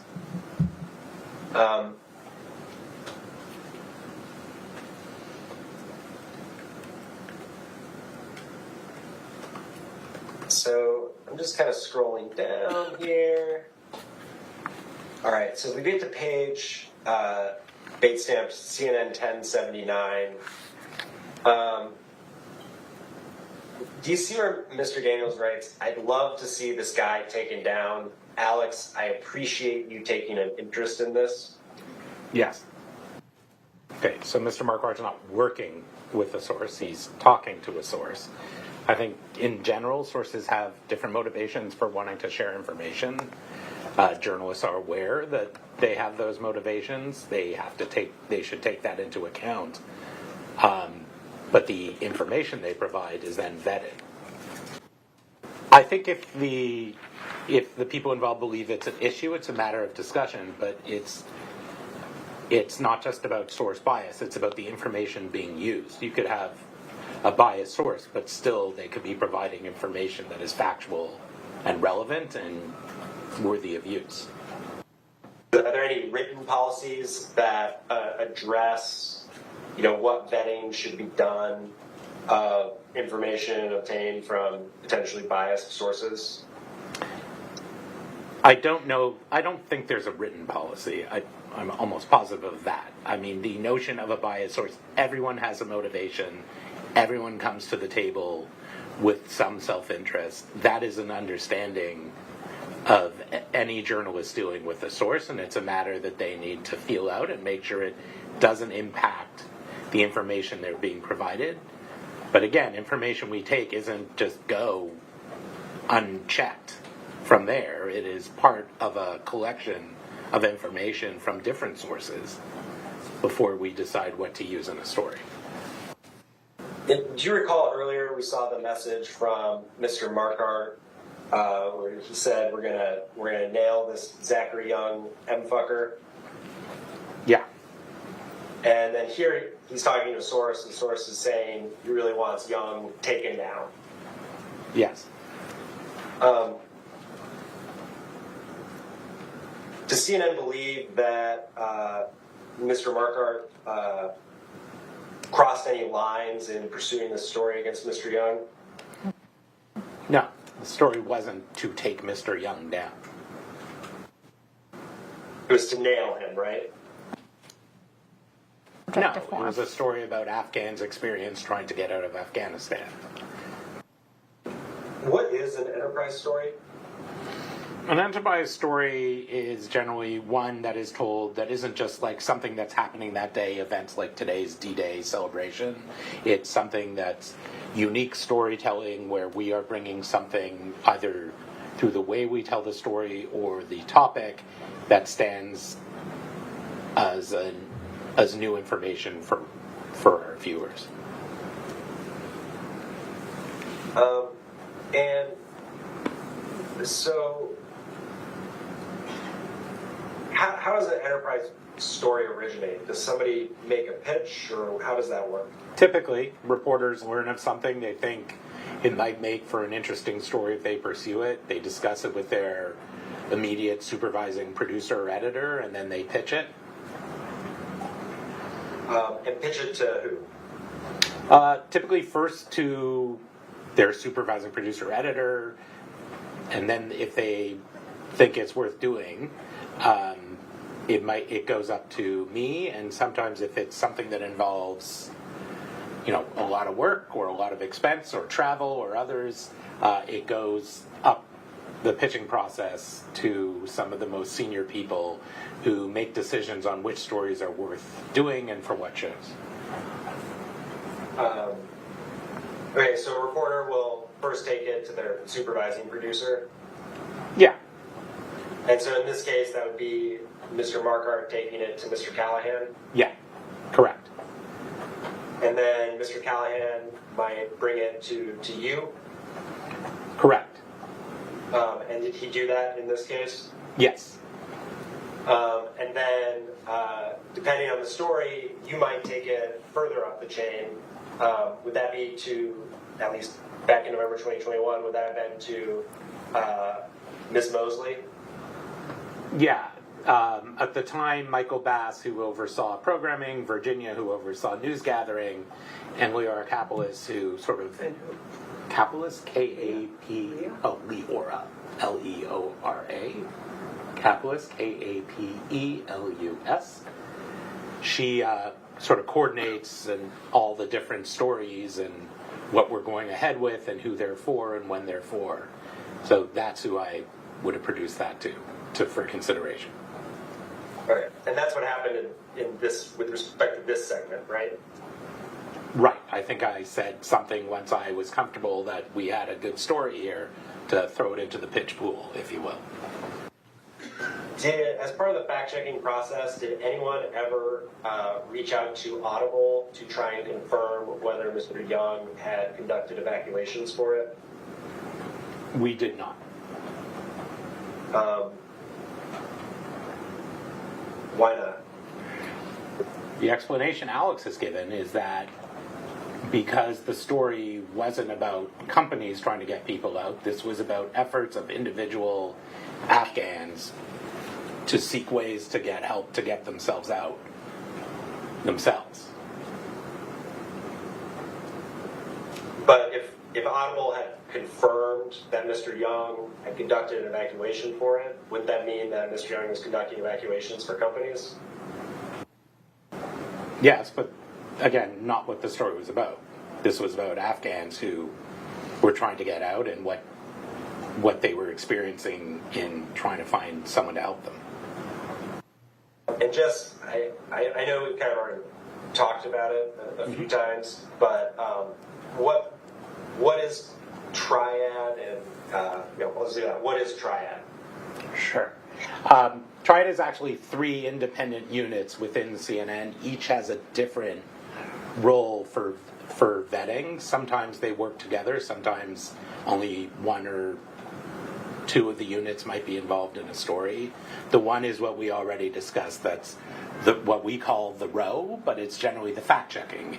Is the information as contained and presented in the story reflective of the facts that we actually know? Then the second unit would be the legal department. Are we within legal bounds in the way we are going about our reporting? And if there are any legal issues that need to be addressed regarding what we are reporting, they will vet it. And then there's standards and practices, which is more interested in the ethics. So in this case, mostly about the fact that we had 2 different Afghans. We were cloaking their identity. You saw their interviews, but you couldn't see them. Were we doing that? Were they comfortable with the reasoning for doing that?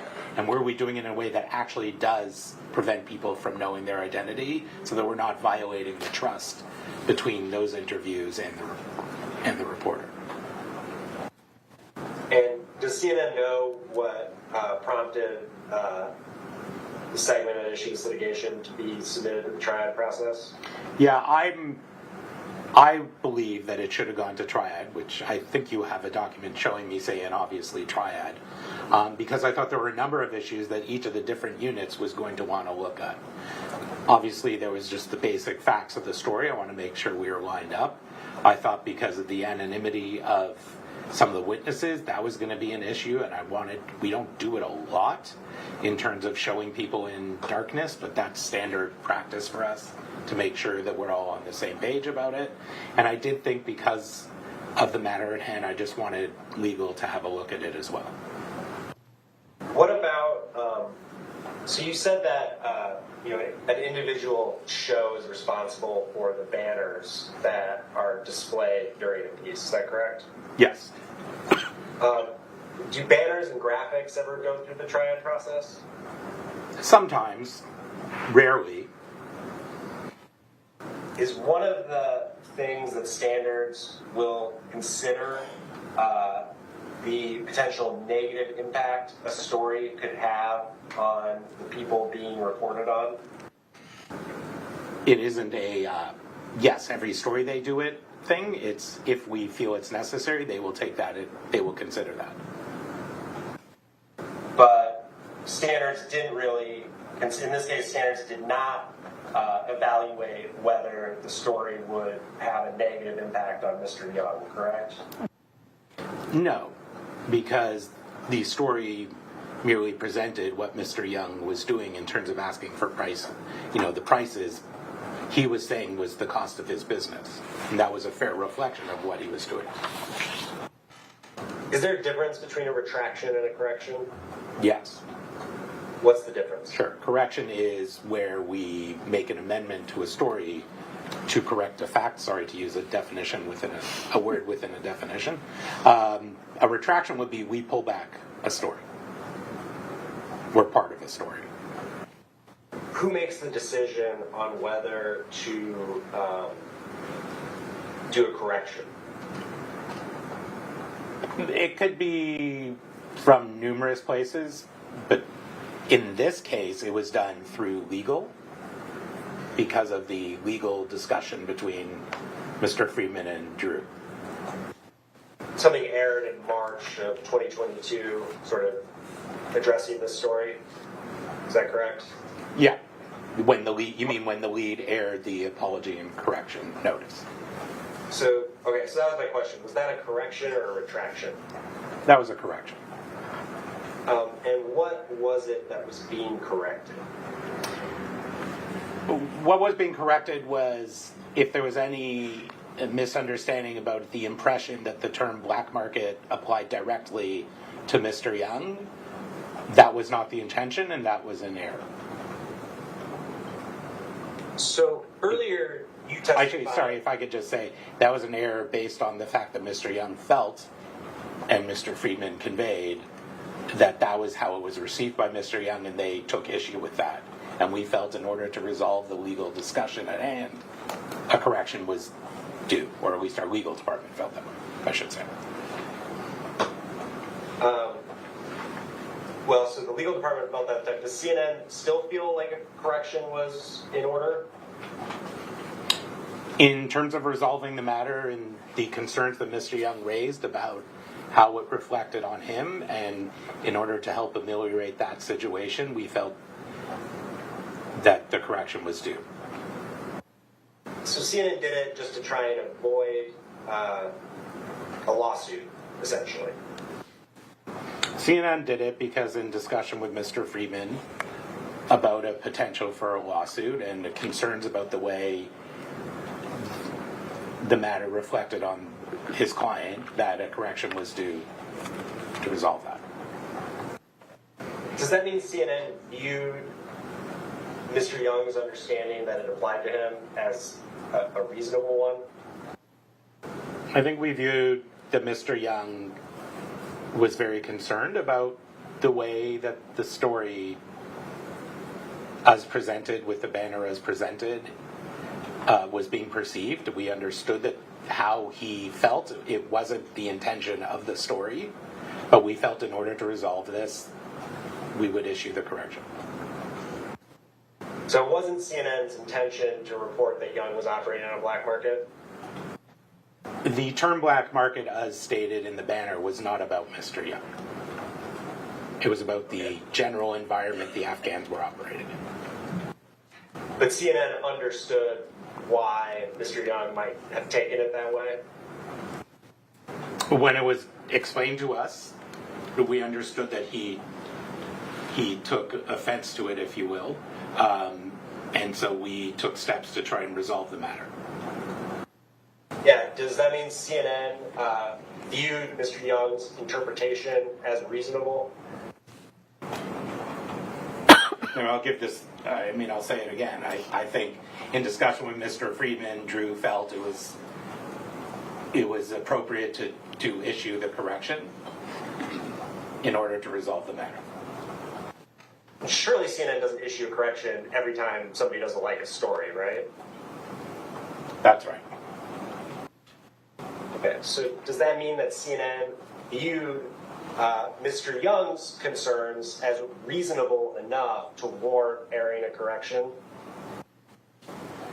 I think we viewed that Mr. Young had raised what his concern was, and that we had a way to try to resolve that by issuing the correction, and so we did. But I'm asking whether CNN thought that that concern was reasonable or unreasonable. I'll just say it again. I think the view of the legal department was to issue the correction to resolve the matter. I just want to know whether Mr. Young, in CNN's view, Mr. Young's concern about the banner was reasonable or not. Well, we ran the correction. I'm not sure I'm at liberty to talk about what the legal department felt in their legal discussions about it. But I'm not asking what the legal department thought about it. I'm asking whether CNN, the company, thinks Mr. Young's concern about the banner was a reasonable concern. CNN, the company, thinks that our legal department took steps appropriate as our legal representation to resolve the matter. That's not the question, though. I thought it was. The question is whether CNN thinks Mr. Young's concern about the banner was a reasonable concern. And I'll just say it again. We obviously felt we could resolve this issue. We were trying not to have a lawsuit about it, and the legal department felt it was necessary to issue the correction to resolve the matter. But surely CNN won't issue corrections for unreasonable concerns, right? Well, that's correct. I'm asking whether the company thinks Mr. Young's concern that the banner could make someone think he was operating in the black market was a reasonable concern. Same answer. CNN thinks that our legal department made the best decision for the company in having the correction issued to resolve the matter. You testified that CNN won't issue corrections to address unreasonable concerns, right? Generally, they won't. And CNN did issue a correction in this case, right? Correct. That means Mr. Young's concern was not unreasonable. There could be many reasons, but I'm not privy to the legal discussion about it. That's privilege. I'm not asking about the legal discussion. I'm asking whether CNN thought Mr. Young's concern was unreasonable. Well, I'll answer again. Based on the facts, this was a decision made for legal reasons, and the correction was issued at the direction of our legal department. So CNN thinks that the decision by the legal department was the right one for the company, based on them being our legal department. Are you saying that CNN issued a correction in this case to address an unreasonable concern? I really, CNN obviously engaged with Mr. Friedman, and the legal department decided that a correction was the right thing to do, so they did it. That was a decision made by our legal department. Okay, but does legal department's part of CNN, right? Yes. Does CNN approve? I mean, CNN had to carry out the decision by the legal department, right? Correct. And Drew Shankman didn't go on air and do this himself, right? No. Okay, so legal provided some input, and CNN, the company, viewed it as reasonable to air a correction, right? CNN, the company, based on the decision made by our legal department, felt it was appropriate to run the correction. Does Drew Shankman have authority to make programming decisions? No, but... Okay, so who's responsible for making the decision to air the correction, Mr. Levine? Drew Shankman informed the show that the correction was necessary based on the legal team's considerations, and they worked with the show to get that correction issued. Okay. So CNN viewed Mr. Young's concern as reasonable enough to issue a correction, right? The legal department felt the correction was necessary, and they used the show, which was where the piece aired, to convey that correction in order to ameliorate the concerns and resolve the issue between Mr. Young and CNN. CNN, acting through its legal department and the show, viewed the concern as reasonable enough to air a correction, right? CNN felt it was reasonable to run the correction based on the views of its legal department. So, Mr. Levine, to be clear, I'm not asking for the mental impressions of CNN's legal department. I'm simply asking whether CNN, the company, views Mr. Young's concern that the black market references applied to him as a reasonable concern. I'd say that CNN, the writing of the banner was not intended to be a reflection on Mr. Young the way he perceived it. And as far as resolving a matter that was brought between our legal department and Mr. Young and his lawyers, we felt that running the correction would be a reasonable way to resolve the matter. So Mr. Young's concern was reasonable enough to run a correction? I mean, Mr. Young's legal engagement with CNN obviously led to the legal department believing that in running the correction, they could resolve the matter. What do the guidelines say about source bias?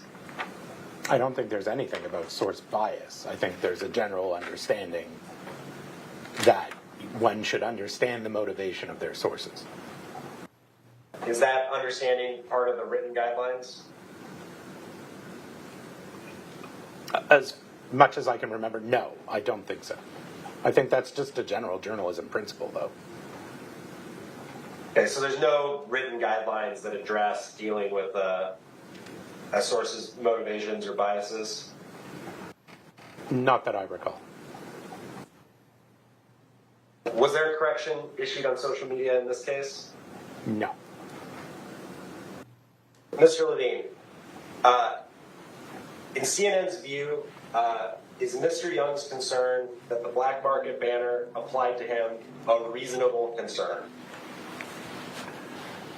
CNN's view is that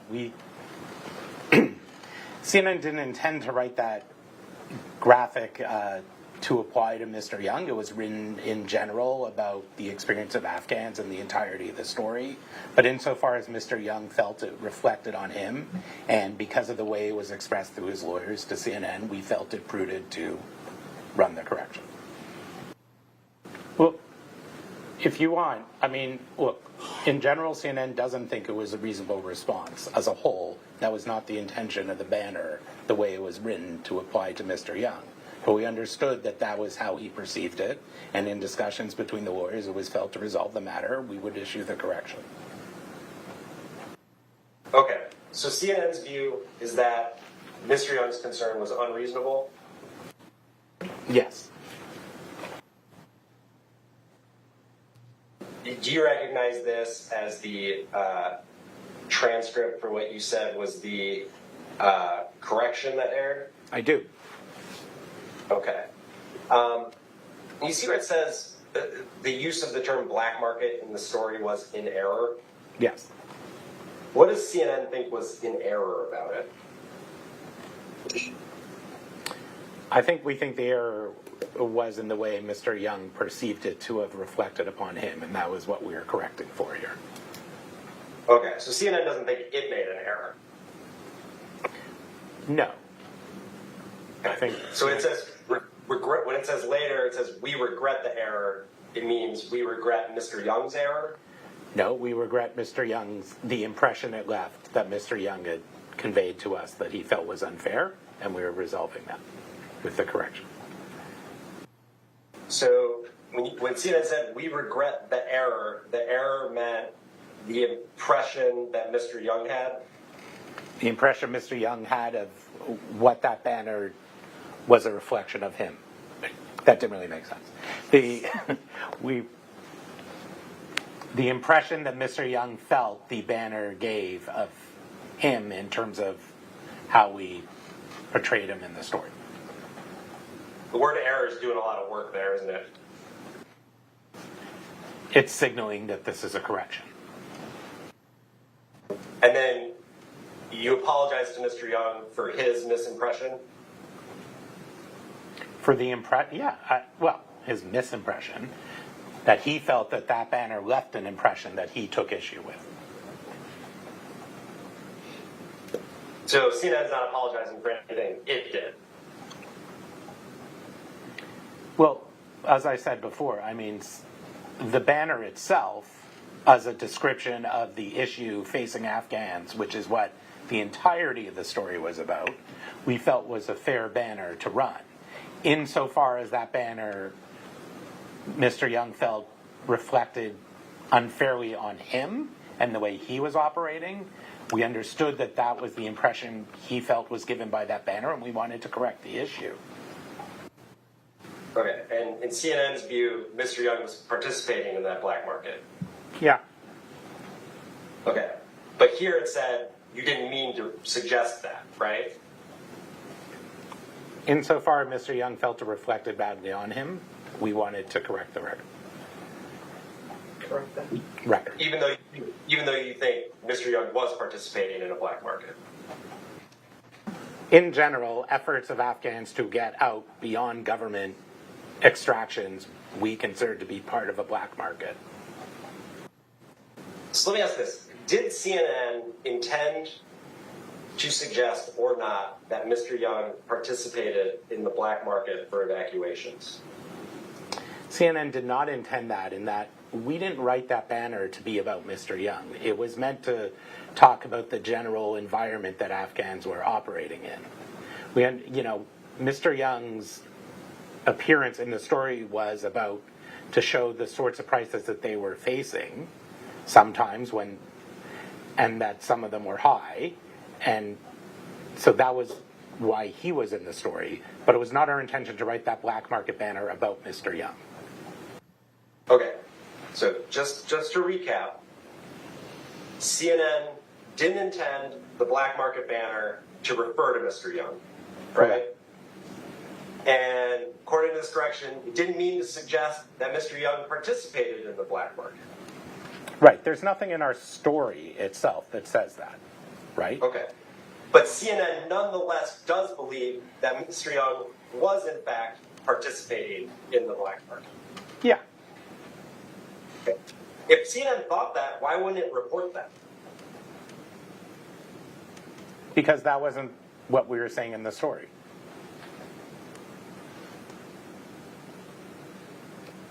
These are not words in the story, it was words in a banner that ran with the story. It wasn't our intention to write that Mr. Young was participating in the black market, and so we ran the correction. I'm going to introduce what we'll mark as Exhibit 14. We have like 4 minutes.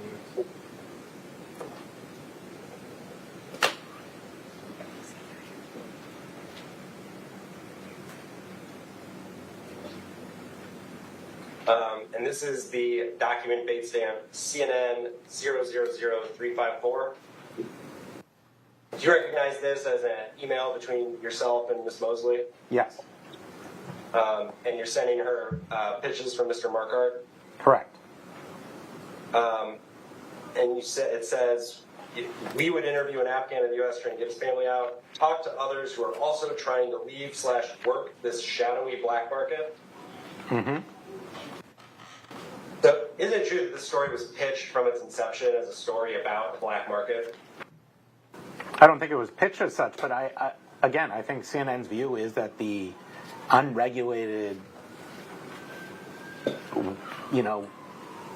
environment that Afghans had to try to find ways out was a black market. The pitch for the story used the phrase black market, right? Yeah. And you sent that pitch with the words black market in it to Ms. Mosley? Yes. One of the top executives at CNN? Correct.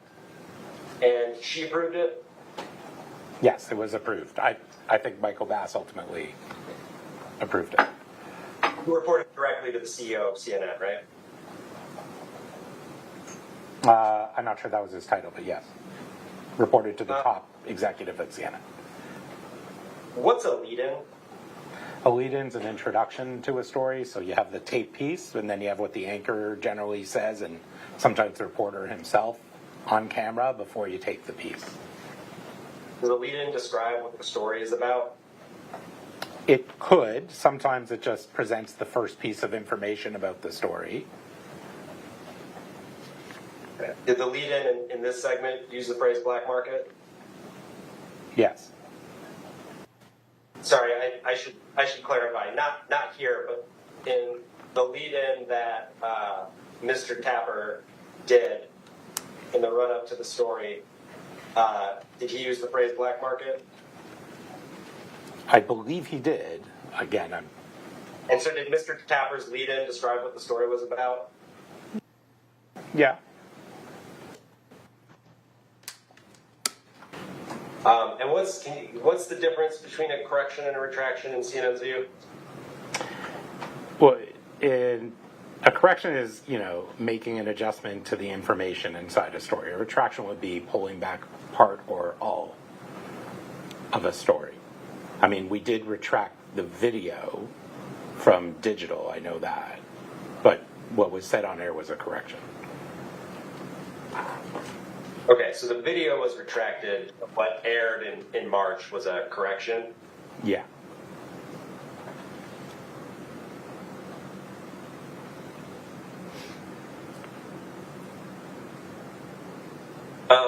When CNN does a correction or a retraction, does it take any steps to ensure that the retraction or correction is propagated through the same distribution channels that the original story went through? Yeah, I think so. Like, for example, we will, if we're going to do something on air, we will do it in the place it first aired. Okay, so in this case, that meant airing the correction on the lead? Yes, and I believe as well, because this letter, if I'm correct, the back and forth was about the airing on the lead. Okay, and then the Facebook post with the video got taken down, right? Yeah, online, it got taken down. And was the video of the correction, was that posted to Facebook? I don't think so. Was it posted online anywhere? No. What about the Twitter account for the lead? Did it publish the clip of the correction? It did not. And then the original segment was rebroadcast 4 times, correct?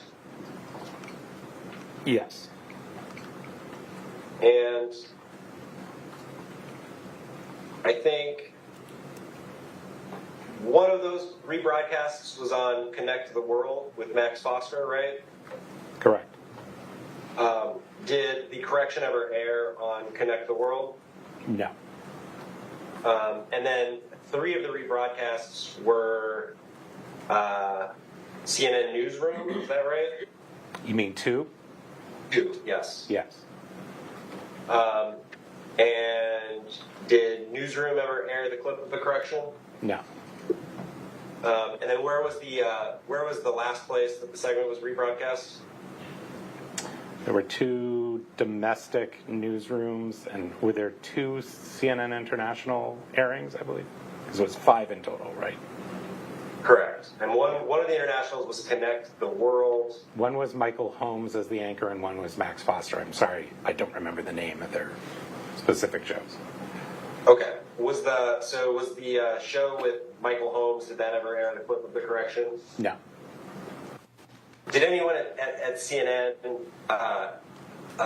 assess any social media posts by Mark Art or anyone else to determine whether they needed to revise or retract them?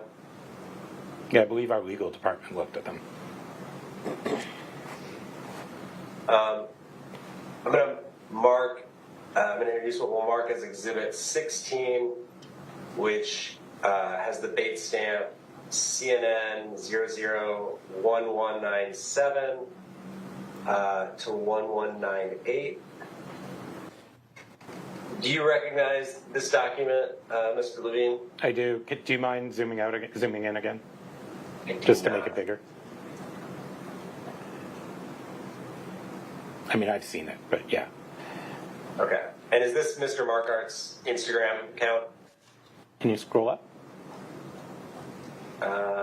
It looks like it is. So earlier you testified that CNN's view is that black market, at least in connection with the segment, meant unregulated market, right? Yeah. So where does CNN derive that definition from?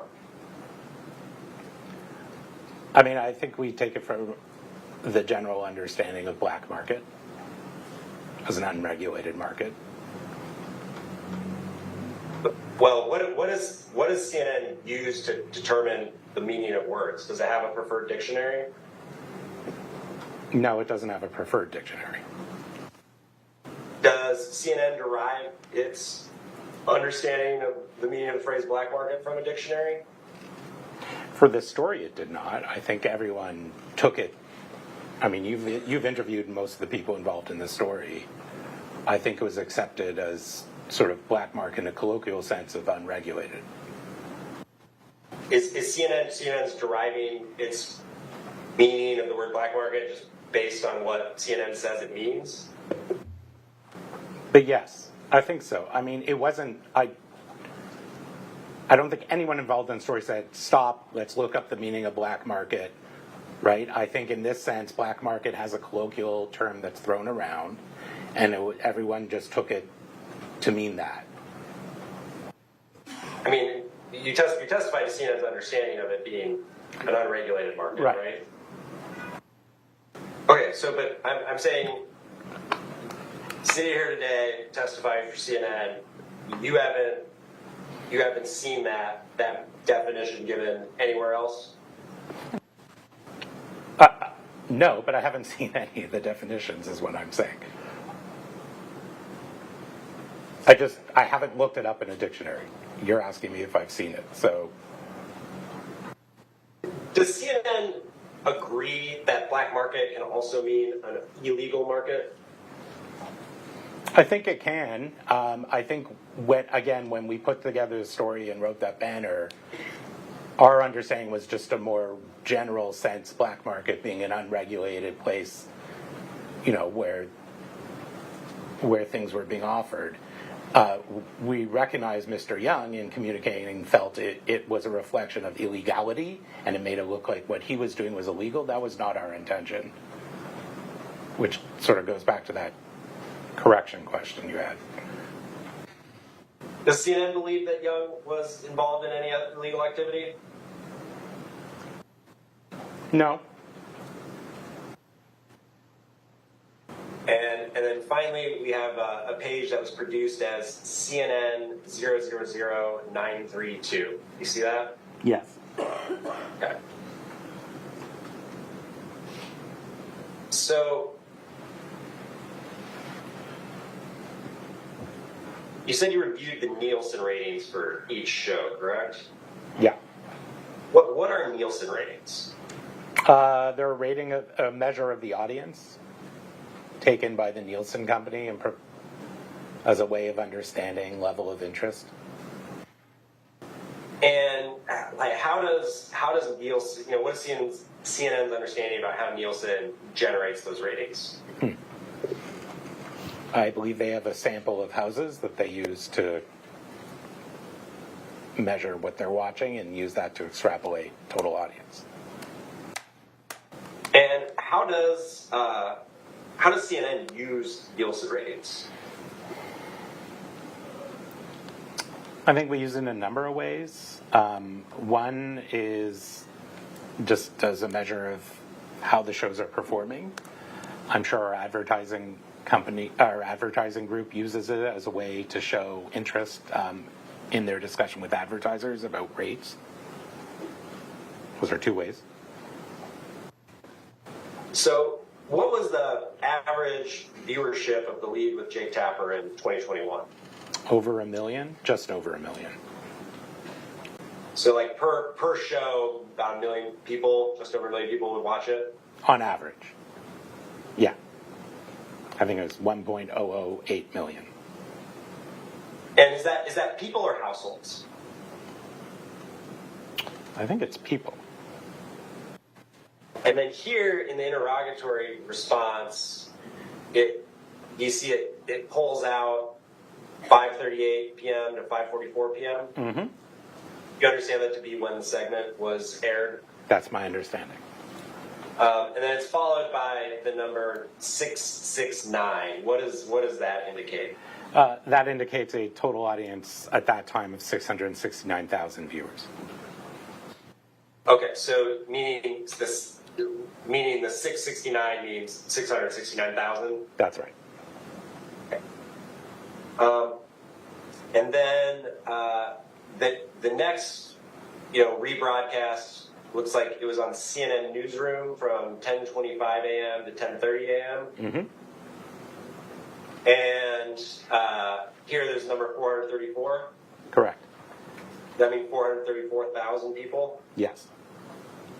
What's the average viewership for CNN Newsroom in 2021? Close to 800,000. And then there's another rebroadcast later that day, also on CNN Newsroom between 5:50 to 5:55 p.m. Mm-hmm. And this indicates that 503,000 people were watching during that broadcast of the segment. Yeah. And how often does Newsroom air per day? So this is 2021. I believe Newsroom was also the name of our weekday dayside show for about 6 hours or so a day. Plus on the weekend, it was several hours per day. It was kind of our midday afternoon show, I believe. So quite a few hours. But they're produced by different people, different days, different times. So it's like one name, but it applies to many shows. And you said the average viewership of The Lead in 2021 was a little over 1 million people? That's right. So CNN doesn't have Nielsen information regarding these. Does it have any information regarding the viewership for these international broadcasts? No. How does CNN sort of track the success or lack thereof of its international programming? I think they might do some of their own surveys, but I can't speak to it.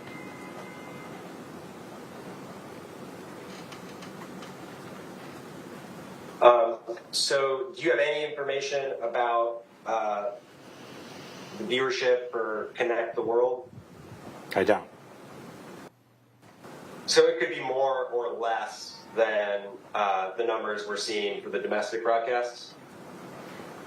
Given more or less describes any option, yeah. Because CNN 932. Uh-huh. Do you know what this is? Yeah, this looks like our digital numbers. Okay. And so would this be like readership for the digital article that was published? It looks like it's both the article and the video. And what does unique visitors indicate? Individual readers.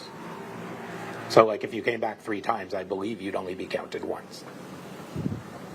All right. So if we look across all the properties, then there was 19,122 unique visitors that viewed the digital piece. That's right. And so this indicates that through the online properties shown here, 1,350 unique people clicked on the video. Yes. Was that spreadsheet showing the digital viewership that we were looking at, would that reflect like viewership of people who clicked on the video through this Facebook post? I don't think so. And then you also testified earlier that you were told that CNN has no viewership information for the shows responsible for the international broadcasts, right? Correct.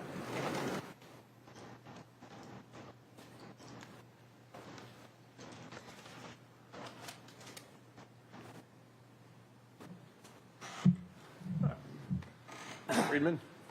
Your Honor, we have some discovery responses we'd like entered into evidence.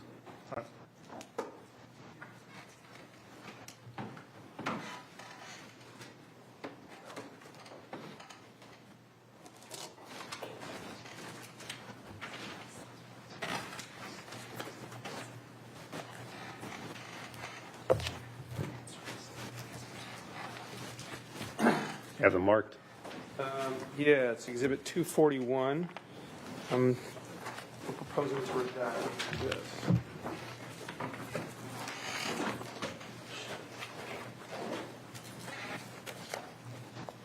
What is, could you have 2 copies of the unredacted? Oh, if there's not an issue, I don't need them. If there is an issue, then I guess I will.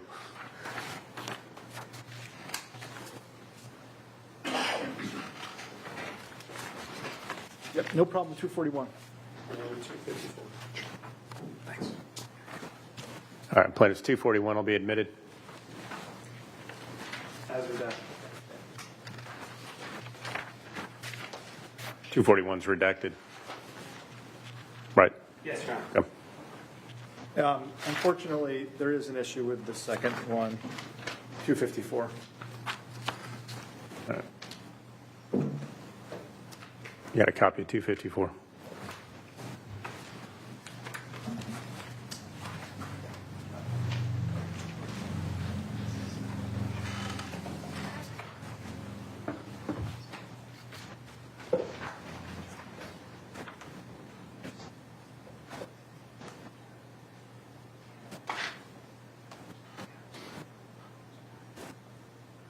What's, without getting into the specifics, what's the issue with 254?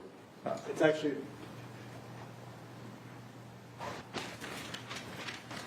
now that I'm looking at it, I withdraw my objection. Okay, so the redacted copy of 254. You're good with it? Yeah, thank you. All right. Plaintiff's 254 will be admitted. And then, Your Honor, I just don't have a response on those final documents. If not, we'll call Mr. Lee. Okay, then. You're objecting. They were just sent in the last hour, so I haven't even had a chance to look at them. All right. Want to take like a quick break? I can look and verify with talk to Mr. Bailey. There's 40 of them. All right. The ones for Mr. Levine, Joe, how many are there? Sorry, Your Honor, we sent the longer list last night. I guess defense didn't have a chance to look at them. 20. So I'm happy to get them in through Mr. Levine if that's how we want to proceed. Do you want to take 5 minutes and just huddle real I quick? think that might be more efficient use of time. All right. Yeah, instead of going through them. I'd prefer that, Your Honor. All right, let's do that. Let's take 5 minutes. I'll take you back out to the juror lounge, so if you need another water or something, you can get there, or use the restroom real quick.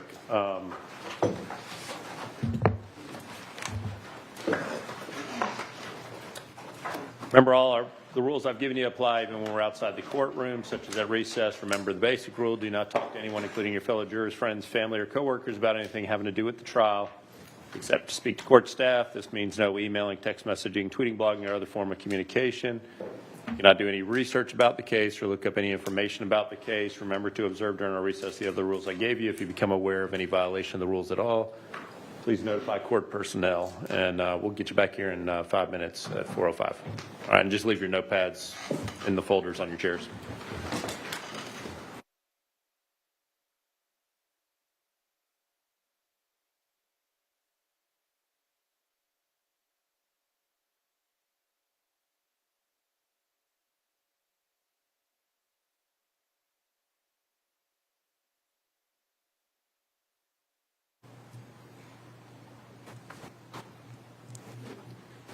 All right, y'all be seated. Jurors are out of the courtroom. All right, I want to take 5 minutes and look that over, and then if there's objections to those, we can get Mr. Levine up here. All right. Yes. Thank you.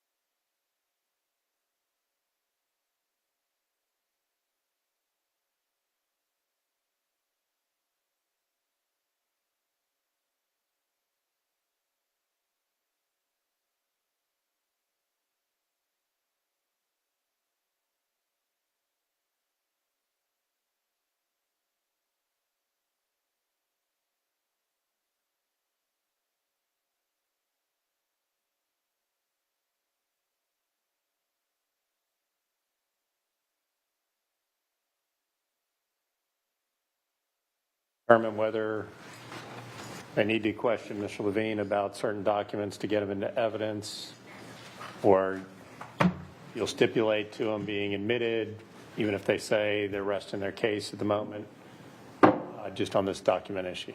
Correct. All right, and y'all are good with that? I'm fine with that, yeah. Okay. All right, then why don't we? We have some documents they agreed to, so we want to just take care of those.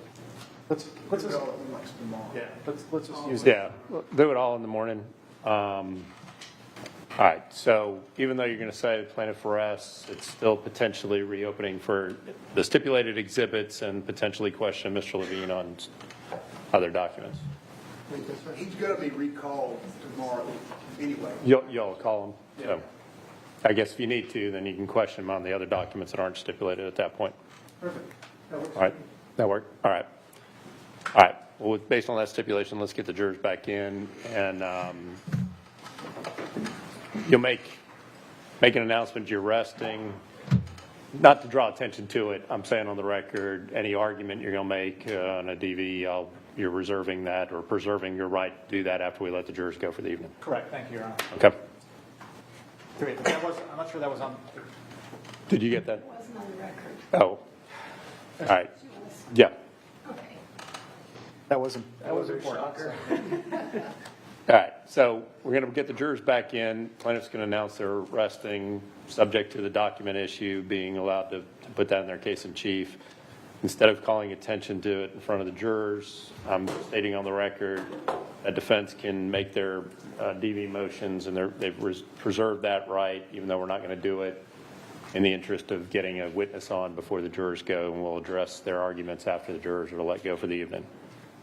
All right. Thank you. Yep. All right, let's get the jurors in. Thank you.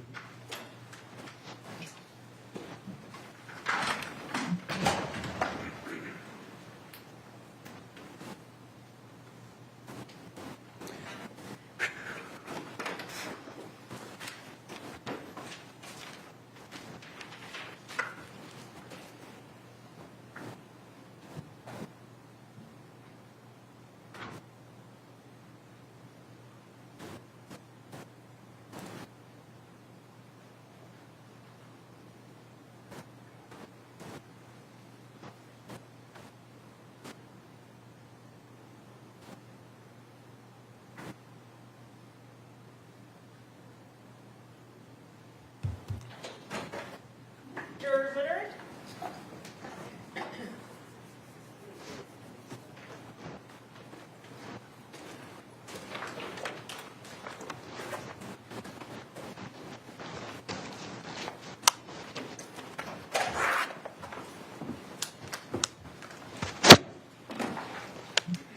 All right, y'all have a seat when you get back to your chairs. Your Honor, the jury would like to know if we are on schedule. Would you like to know what our proposed, we want to make our plans.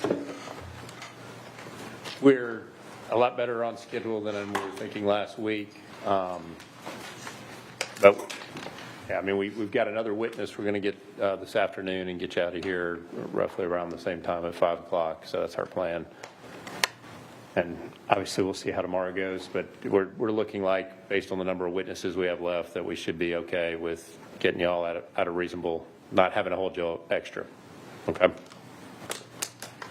And, well, yeah, we should be on good pace, back on schedule, and that was why we were talking about trying to cull some stuff and make it a little bit easier where we didn't have more time that was needed for testimony to get certain evidence in. So Yeah, that's what we just want to know if we needed to make plans going into next week.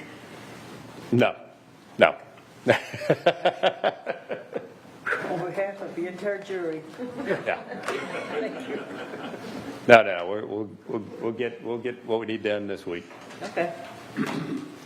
All right, Mr. Friedman, next witness. Your Honor, without the plaintiff's rest. All right. And Mr. Axelrod, call your first witness. Yeah, CNN calls Rick Humphreys.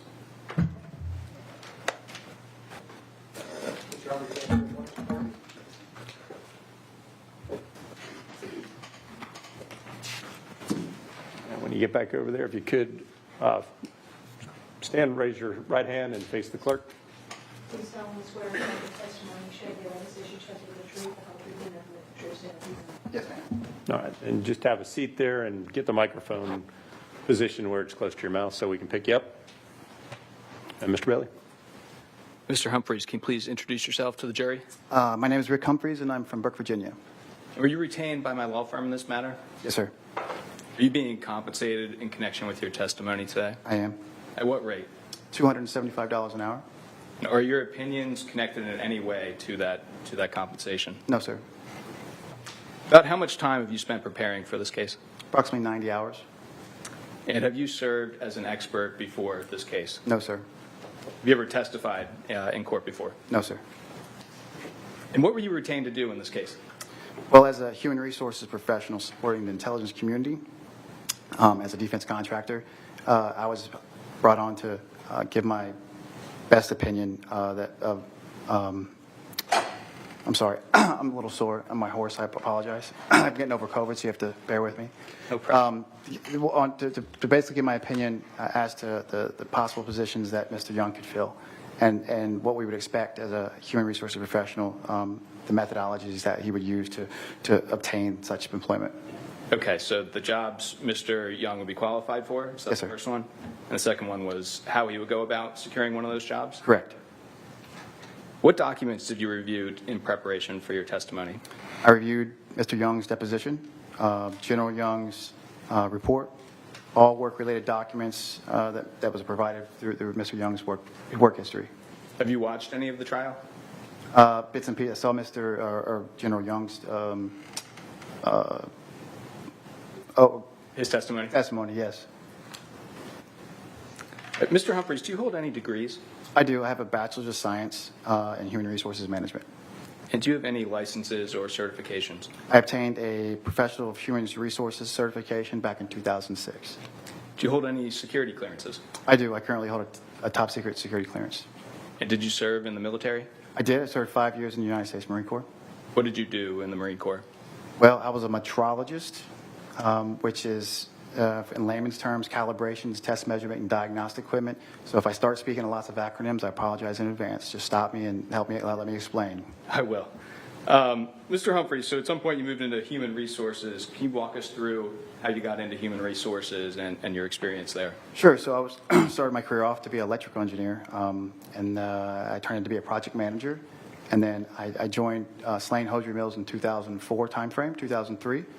And I was doing different projects, and they said, hey, we need somebody in human resources. We like your personality. You seem like a pretty smart guy.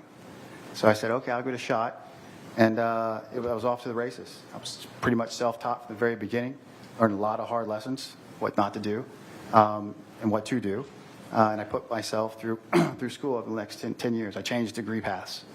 At some point, did you move into government contracting? I did in 2008 with Centauri Solutions. What did you do for Centauri Solutions? I was originally hired as their main recruiter, along with being an HR coordinator. As we grew the company, basically I took over the entire HR functional area, or the HR functional role. So I was the lead recruiter. Everything you can imagine that touches human resources, I was responsible for. And after Centauri Solutions? Centauri Solutions was acquired through Computer Science Corporation, which unfortunately they're no longer with us. They're acquired as well. And for the first year with Computer Sciences Corporation, I was in charge of the transition period, making sure the documents get sent over, anything that goes with M&A or acquisitions. So about a year afterwards, they deployed me into what they call the NPS, North American Public Sector Human Resources Advisor. So I was responsible for about 1,000 plus expats that were serving in Kuwait, Saudi Arabia, Afghanistan, just all over the globe. What do you mean by expat? Expat is someone who their citizenship belongs to the United States. However, they're working abroad, usually under some sort of, in this case, SOFA, which is Status of Forces Agreement, which means that even though they're working in the host country, they still have to follow the laws of the U.S. country. Okay. Mr. Young, as somebody that worked abroad, would he be an expat in that case? Yes, he would be. So after After Computer Sciences Corporation, where did you start working? At this, so Computer Science Corporation is a very, very big company, and you become another number in the big companies. So I decided to go back to a smaller company where I could have more of an impact on our employee staff. So I took, and it was on promotion, so I took a director position at SGI Global. And what did you do at SGI Global? I was the head person in charge of all of human resources. I had 2 or 3 people below me, depending on the size we had at the time. And I oversaw all the recruiting, hiring, terminations, payroll, strategic planning, just anything, again, touching human resources I was responsible for ultimately. Where do you currently work? In 2014, me and my former business partner from Centauri Solutions, or my former boss, we decided to do a good, better, best model, which we started a company, I'm a founding member, in 2014 called Invictus International Consulting, which I'm also the VP of HR. Okay. So that's about 20 years of HR experience? 20 years of HR, 17 directly related to the intelligence community and government contracting. What clients have you hired government contractors for? Through my entire career, almost every 3-letter agency that you can think of. If you want, I can name a few of them off. That'd be great. Without the agency or the whole name. If you could give us a few All right. names. Defense Intelligence Agency, the DEA, which is the Department of Drug Enforcement Administration, USAID, the entire DoD community, Department of Army, Department of Navy, United States Marine Corps, Air Force, Department of State, USAID, okay, so Coast Guard. That's still DHS. Border Patrol. It's almost every 3-letter agency you can think of. NRO, NGA, NSA. And about how many people have you hired in your career? 1,000+ contractors. And are these all domestic positions, or are these expats as well? No, at CSC, every company I've had has always had expats. But CSC was obviously the biggest. We have over 1,000 expats there. Centauri Solutions, I had 15 serving both in Afghanistan and Iraq during the wars in intel capacity. In addition, in SGI, we had former DEA agents also serving abroad in Afghanistan. Most of us been in Afghanistan, obviously. And lastly, now we currently have expats in South Korea, the UK, and Germany. And is Mr. Young the type of government contractor you would have experience hiring? Yes, sir. All right, let's get into your opinions. So you stated earlier you're offering an opinion on the jobs Mr. Young is qualified for. Is that right? Yes, sir. And in your opinion, what are the types of jobs Mr. Young is qualified for? So it was a little bit difficult at first because Mr. Young's been very cryptic and not very forthcoming with his background. So I had to use my experience and kind of dig in and develop my own thoughts and patterns. First of which, we'll start with business development and capture. They kind of go hand in hand. For the people that don't know exactly what that is, that's when a business development manager or director, they go in and they meet with the client. They find out what the client needs. They help develop a plan to satisfy the client's needs. They may put together a team that also helps go after whatever work. It could be a sole source contract. It could be RFP and RFI, which is request for proposal, request for information. And they oversee that entire process. Now, the capture side is the person that goes out and collects the data, the who, what, when, why, and where. And they feed that back to the proposal manager or the business development person. They put together a packet, and they submit it to the client. And he demonstrated that on multiple times. First and foremost, the KSA, Kingdom Saudi Arabia work. I think he testified that he wrote half of that statement of work or a majority of the statement of work. He was a big part of that. So that's one of the reasons why I was able to put that together. In addition, when he was working with Omentum, he was working constantly on white papers and trying the solution on something in the B-Date rule, trying to go after that type of work. That's why he was given a B&P charge code, which is a bid and proposal charge code. Okay. And what's the salary range on a business development or capture role? 180 to 250. It's lots. So this is multifaceted. There's so many I would say 180 to 250, depending on the size of the company and your expertise in that, whatever you're trying to capture or go after. But usually that's just, by the way. 180,000 to 250,000? Yes, sir. Okay. And usually that's just base salary.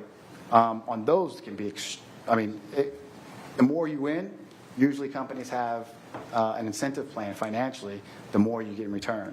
So if you land a $300 million contract, you're going to make usually a lot of money. So, Mr. Young, you mentioned the Saudi Arabia contract. Yes, sir. Is there any difference if he was working, say, in Saudi Arabia versus the U.S.? Does that affect the salary? Absolutely. So the U.S. is based off different localities and locations. Sometimes government contracts will base their rates or base their cost off those locations. But when you go overseas, the Department of State usually provides guidelines on what the Department of State employees will receive. As they call differential pays, they are HOLA, COLA, housing allowance, cost of living allowance, post-diff, danger pay, hazard pay. It's kind of the same. Post-diff is just a bad place to live. All those get added to your base salary as what's called uplift. So you get paid more if you work in a dangerous area? Oh, absolutely. So in addition to business development and capture roles, are there other roles Mr. Young's qualified for? Yes. So, well, he was working as a mentor on the KSA program. Okay. So a mentor is basically someone. KSA, is that? I'm sorry, the Kingdom of Saudi Arabia? Yeah, my apologies. No problem. He was working as a mentor in the Kingdom of Saudi Arabia, which means that he's going in and overseeing the training, according to his own testimony, overseeing the training. And then, so the trainers don't say, hey, I don't want to do this anymore. You sit there and you give constructive feedback. And you basically, just like it sounds, mentor, protege. That was something he was doing. And I think he received an offer letter as a W-2 employee from DynCorp. It wasn't meant in the end. It was DynCorp, which highlighted mentor level 3, which is usually the highest level. He's a SME. Okay. What's a SME? Subject matter expert. Okay. And so program manager, what's the salary range on one of those jobs? Yeah, it depends. Are we talking domestic or OCONUS or outside the continental United States? Let's talk the domestic base and then what it could go up to. Domestic base, again, it's so multifaceted. I would say 150,000 to, right now we currently have 300,000, depending on the size of the program and the size and what their scope is, who the client is, where they're located at. All those come into effect. Okay, so if he secured a job as a program manager, you could make $150,000 to $300,000? Yes. Plus, if you worked in a hazardous country, it would go up? Yes. And lots of times there's performance incentives associated with that. If you stay in country more than 6 months, or every 6 months, you'll get a bonus. That way they keep you in country because they don't want to bring expats back and forth to reduce the costs. The other job I heard you mention in there was a mentor. Could you explain what that is? Oh, I said the mentor protege, didn't I? Why don't you explain what the mentor role is? Well, the mentor protege was basically what he did on the KSA program. He went over and oversaw the trainers, the specific trainers, which allowed him to give them constructive feedback on the people who were actually using the training. So again, like I said, it's directly a mentor to protege relationship. And salary range on a mentor job? Those are a little bit lower, typically speaking, because the program manager is ahead of usually the trainer or mentor. So I would say, well, again, based off 2012, we had mentor protege program at SGI over DEA, through the DIA. That's kind of weird, but yes. And I believe those folks were making 150 to 160 base, but they had uplifts. Obviously, I think 70%, so it was 35 and 35 at the time. So 35% hazard duty pay and 35% post differential. Okay. And they were living on base. Base in the U.S.? No, base in Afghanistan. Okay. They were a couple. So if you work in Afghanistan, you get paid more? 70% more. Well, at the time, 70% more. I don't know what it is today. Now, Mr. Young testified that he has a security clearance today. Does that have an impact on what jobs he's qualified for? Absolutely. Without a security clearance in this field, I mean, you're dead. The fact that he maintains a security clearance, does that impact his ability to get a job? It helps tremendously. Objection? Yes, Your Honor. Your downward order at page 6. I'm sorry, I didn't mean to speak, Your Honor.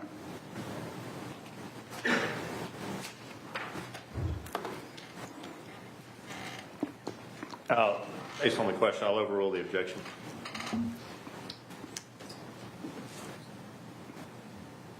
So, Mr. Humphreys, these jobs you've just described, is it your opinion Mr. Young remains qualified for them today? Yes, sir. And do you have experience hiring for all these types of jobs? Yes, sir. Based on your knowledge and experience and your knowledge of Mr. Young's background, is he the type of candidate you would hire today? Yes, sir. Have you seen the CNN publication at issue in this case? I have. Would that publication have any impact on your decision to hire Mr. Young? Right. Suspect. Your Honor, General Young was asked the same question.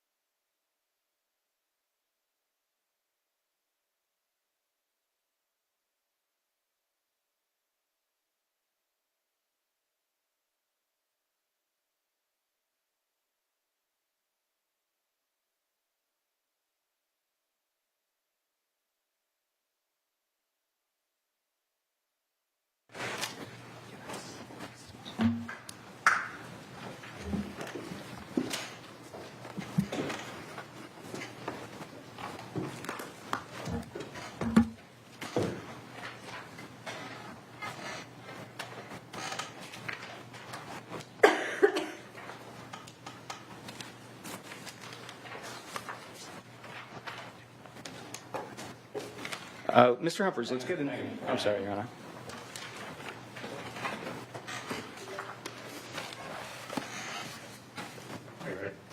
For the record, the objection is sustained. Mr. Humphreys, let's move to the next part of your opinion. So Mr. Young and General Young testified that the types of jobs Mr. Young has had in the past are not the types of jobs you find on, say, Monster.com or Indeed.com. Do you agree with that opinion? Well, I agree that they're not on Monster and Indeed, but with all due respect to the Journal, that's not exactly accurate. They are posted online. They're posted on Intelligence Careers. They're posted on Clearance Jobs. They're posted on clearjobs.net, intelcareers.gov. People who are in the clear spaces have to find work. They're even posted on LinkedIn. So these are jobs you could find online? Yes, sir. Are they required to be posted online? They are. Every federal contractor has a requirement for W-2 employees to apply and track the applicant. It's called Executive Order 11246, which is an affirmative action plan. So every position that I hire for, I have to have proof that I looked at certain applicants and I tracked that information. So I can't just hire willy-nilly. That's not how the government contracting works. Okay, so they're required to post them online and they're available online? They have to, so they have to be applied somewhere. Usually it's on their website. That's where they go back, the candidates go to apply. But if you're trying to hire positions or trying to hire people for those positions, you want to cast that net as far as possible. So, for example, clearance jobs, which is one we use a majority of, you can't even post your resume on there without being verified and having a clearance. And do companies like Amentum and DynCorp post their jobs online? Yes. So the job Mr. Young had at DynCorp or Amentum is the type of job that we posted online? He was a W-2 employee, so I would say yes.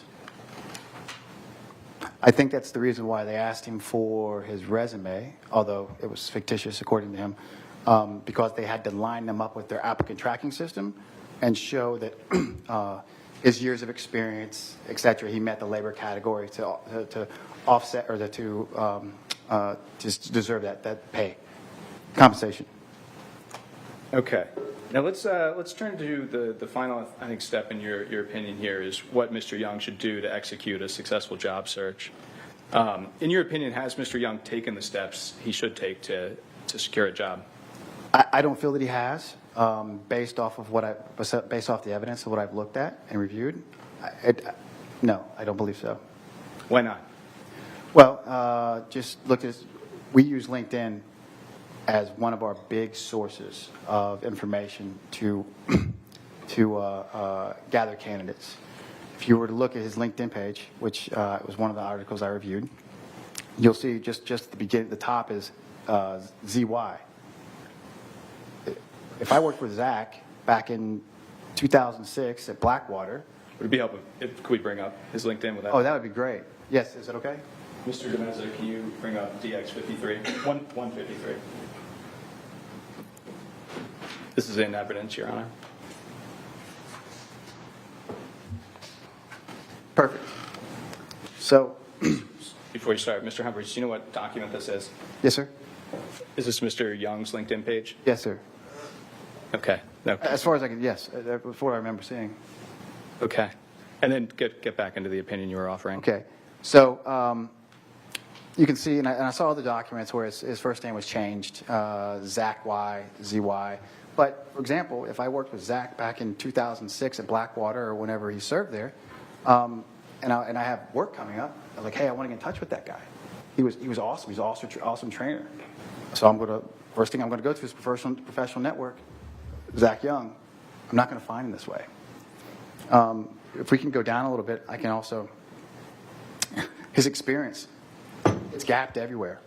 Now I understand why, but at the same time, there are ways to put information on your LinkedIn profile, which keeps OPSEC or which operation security. And I guess just to back up, so what would you expect to see in an experience section on LinkedIn?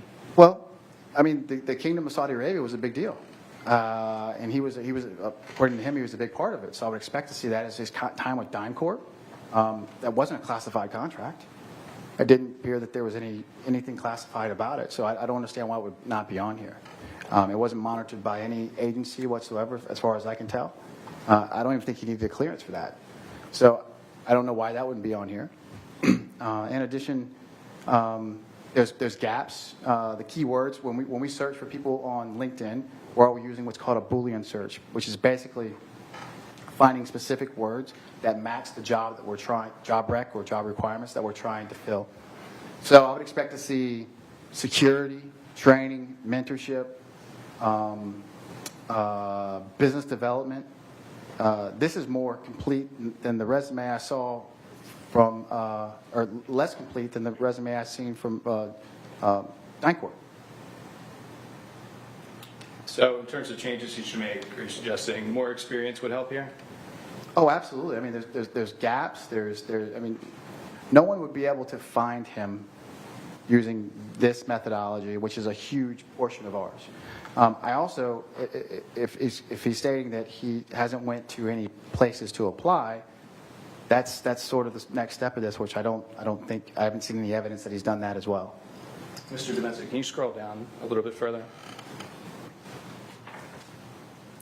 Now, the skills section here, I think there's some of the terms you mentioned, but would you expect these terms or different terms? No, those are boilerplate terms that you can endorse somebody for. That's not everybody would have. They look in and the meat and potatoes portion, the history, the job history, that's where it pings. Otherwise, this would pull up on everybody and you would never find anybody.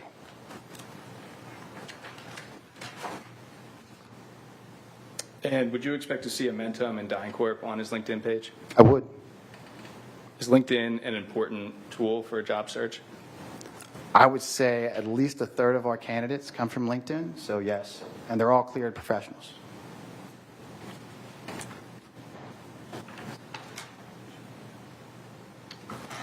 Mr. Young testified that much of his experience is classified. Can somebody with a classified background have a public LinkedIn page? Yes. And Mr. Humphreys, did you prepare a demonstrative in this case? I did. Mr. Demezic, you probably cast that just to Mr. Humphreys for limited production.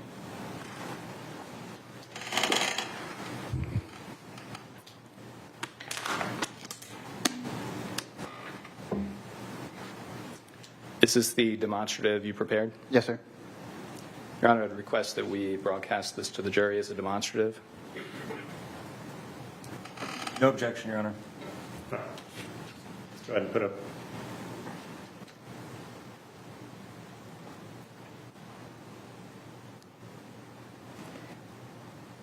Mr. Humphreys, could you describe what we're looking at here? Sure. So this is an example of somebody who posts their background on LinkedIn. And here's what I did. If you can go down to the bottom. On the other part that's highlighted. Further down. At the very bottom where it says training.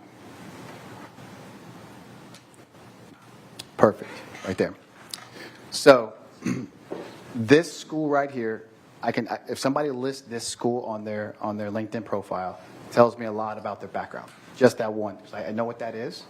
And I believe, based on Zach's testimony, he knows what that is. So I would expect to see some. If you want to tell people that you do certain things, you're going to see examples like this. And I highlighted the other thing because that's an intel officer. It's a little bit different than what Zach is claiming, but it's an intel officer collecting data as a DIA defense attaché. So if somebody had worked for the CIA or a similar agency, they would have this sort of certification or licensed certification? They could. It depends on what they put. But my understanding is that if you're currently active in the agency, we'll call it the agency, that you can't claim that you're part of the agency. At the same time, once you get out, as long as you maintain OPSEC or operational security, you can put certain things on your resume. You can LinkedIn right now and find, you can put Central Intelligence Agency, case officer, and you will find individuals who are no longer with the agency have that on their profile. So if Mr. Young worked for an agency like the CIA and he was retired from there, he could put that on his LinkedIn? Yes. I mean, yes. You can take that down.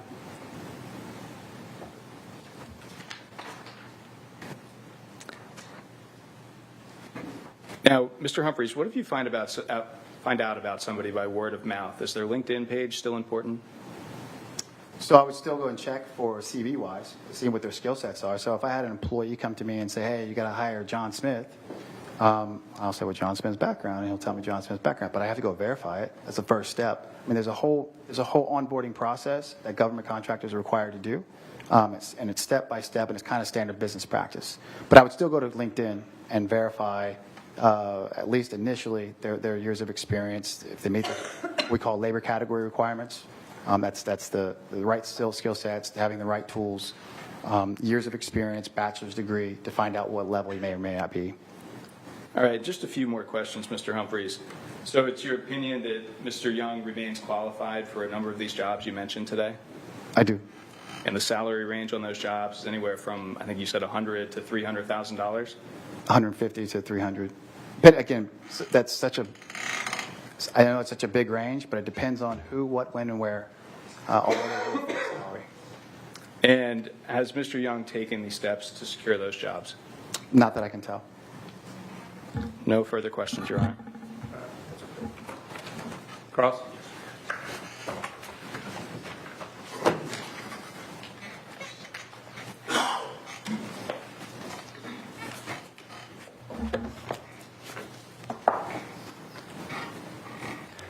Good afternoon, Mr. Humphreys. Good afternoon, sir. So I think you just testified that former employees of the CIA are able to disclose that publicly on their LinkedIn profile, for example. To my best of my knowledge, yes, sir. Is that a blanket statement for everybody who's worked at the CIA, no matter what their role was? So that's the one agency I don't have a plethora of knowledge in, but from what I understand, yes. So even if somebody's like a deep undercover, non-official cover operative, that they can still put that on their LinkedIn profile? They wouldn't put that. They wouldn't put exactly, a knock or I was on non-official cover. Absolutely not. But again, they could still put certain items on their LinkedIn profile that would allow them to be searchable. Like, so for example, again, unless he's currently working for the CIA, which I don't believe he is, but if he was, he could put Amentum and DynCorp on his LinkedIn. Sir, do you know for a fact that somebody who was a non-official cover operative for the CIA is able to disclose that information on their LinkedIn? I do not. Now, I want to talk a little bit about some of the limits of what you're here to testify about and what you're not, okay? Yes, sir. So I think you mentioned that one of the things Zach would be qualified for is some kind of program manager work. Is that right? Yes, sir. Okay, but you're not here to offer an opinion about whether Zach would be able to do that work from Austria, are you? Well, I don't think he proved that he was he didn't demonstrate that he was doing that work from Austria. Sir, you're not here to offer an opinion on whether he could do that type of work from Austria, are you? I don't believe so. And you're not here to offer any opinion about evacuation work specifically, right? No, sir. You are offering an opinion that you think Zach should be using public job boards? The ones that are specified to the cleared industry. And you think you should have a more robust LinkedIn profile, right? I do. If he's seeking employment. But you're not offering an opinion about the effect of the CNN story on Zach's ability to get hired, correct? I'm not. Okay. You're not offering an opinion on whether he could still be hired despite the CNN stories, correct? I'm not. So despite all the things you think Zach should be doing to look for work, you're not offering an opinion that any of them would be successful, are you? Can you?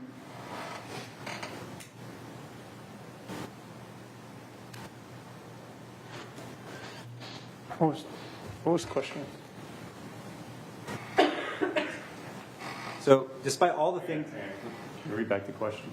So despite all the things you're offering that Zach could do for work, you're not offering an opinion that any of them could be successful, are you?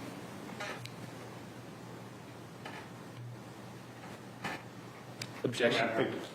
I think it relates to what he was saying, the jobs he could do. Yeah, I'll overrule the objection. Can you ask that question one more time, please? Yeah. So you testified about the things you think Zach should be doing, but you're not offering an opinion that any of them would actually work at getting him a job, right? No. Nothing further, Your Honor. Any redirect? No, Your Honor. All right. Ladies and gentlemen of the jury, if you have any questions for Mr. Humphreys, jot them down. And either event, tear a page out and fold it over, whether you got questions or not, pass it down.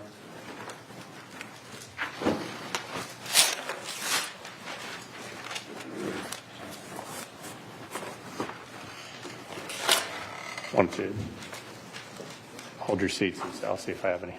That's right.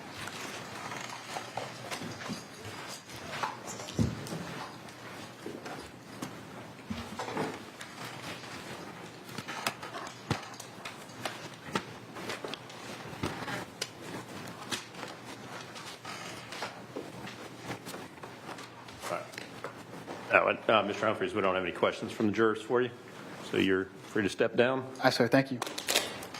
Appreciate it, sir. All right, we'll take a break for the evening. Okay. All right, ladies and gentlemen of the jury, why don't you go ahead and put your notepads in your folders. Leave those on your chairs. You leave for the evening. You want to get started at 8:30? I think so. Okay. All right, we'll take our recess for the evening. Remember, all the rules I've given you apply even when you're outside the courtroom, such as at recess. Remember the basic rule: do not talk to anyone, including your fellow jurors, friends, family, or coworkers, about anything having to do with this case, except to speak to court staff. This means no emailing, text messaging, tweeting, blogging, or other form of communication. You cannot do any research about the case or look up any information about the case. Remember to observe during our recess the other rules I gave you. If you become aware of any violation of any of those rules at all, please notify court personnel of the violation. Plan on tomorrow morning, same thing we've been doing.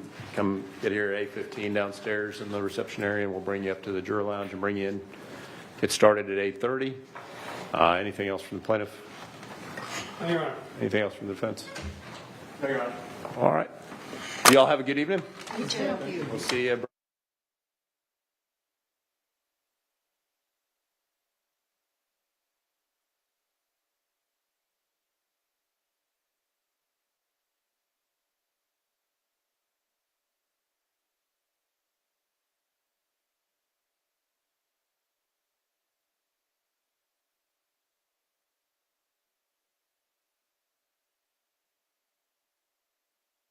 The jurors are out of the courtroom.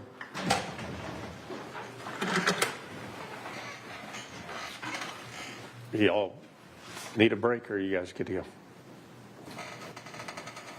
Your Honor, if you're talking about arguing the motion, we're good to go. All right. Y'all good? Yes, Your Honor. All right. Tagging in. Tagging in. Somebody's. Oh, no worries. Your Honor, Chuck Tobin for the defendant. Your Honor, CNN at this time moves for directed verdict on the basis of failure to adduce competent evidence of liability, economic damages, or entitlement to punitive damages. Your Honor, the evidence that the court has now seen and that we've all heard is not competent evidence to sustain plaintiff's case because for the first part, Your Honor, CNN cannot, plaintiff cannot meet its burden to prove that CNN's publication caused harm to his reputational, it caused him reputational injury or economic loss. Your Honor, there's been no evidence at trials to date that any actual person thought less of Mr. Young, declined to do business or associate with Mr. Young because of CNN. He even said that he did not try to find any work and that he had not spoken with anybody who had seen the CNN article, even if that were competent testimony, and thought less of him. His entire case is resting on the telephone not ringing, people not returning his phone calls or his emails or his signal contacts. Your Honor, that is not competent and substantial evidence of any kind of reputational injury. Your Honor, I'm going to, if I may, hand up just a series of cases that I'm going to allude to during argument tonight. All right. You got a copy for? I do. May I approach? You may.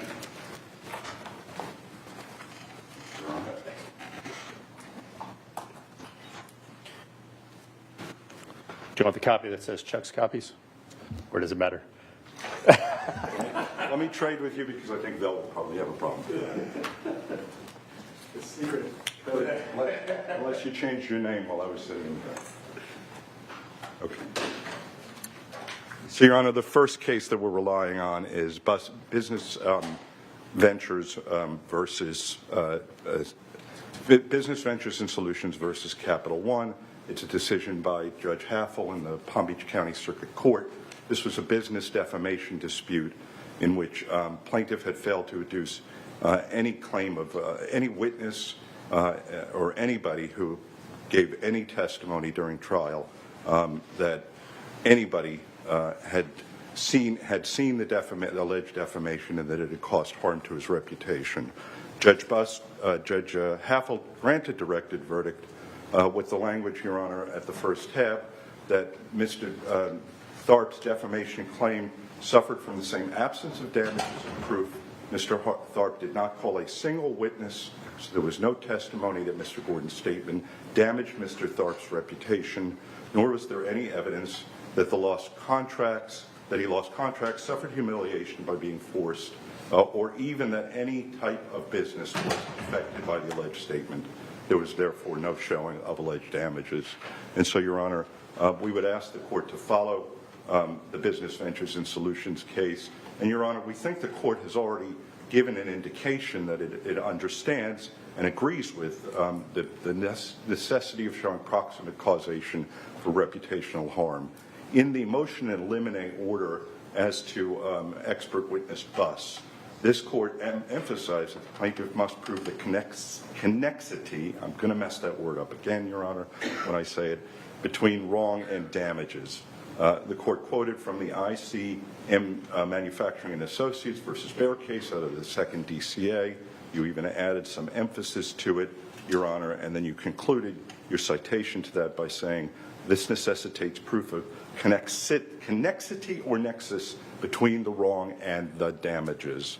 And, Your Honor, they have utterly failed to show any damage to reputation. And in fact, Your Honor, the only concrete evidence of post-publication reputation after the CNN publication is the Helios contract that plaintiff failed to disclose.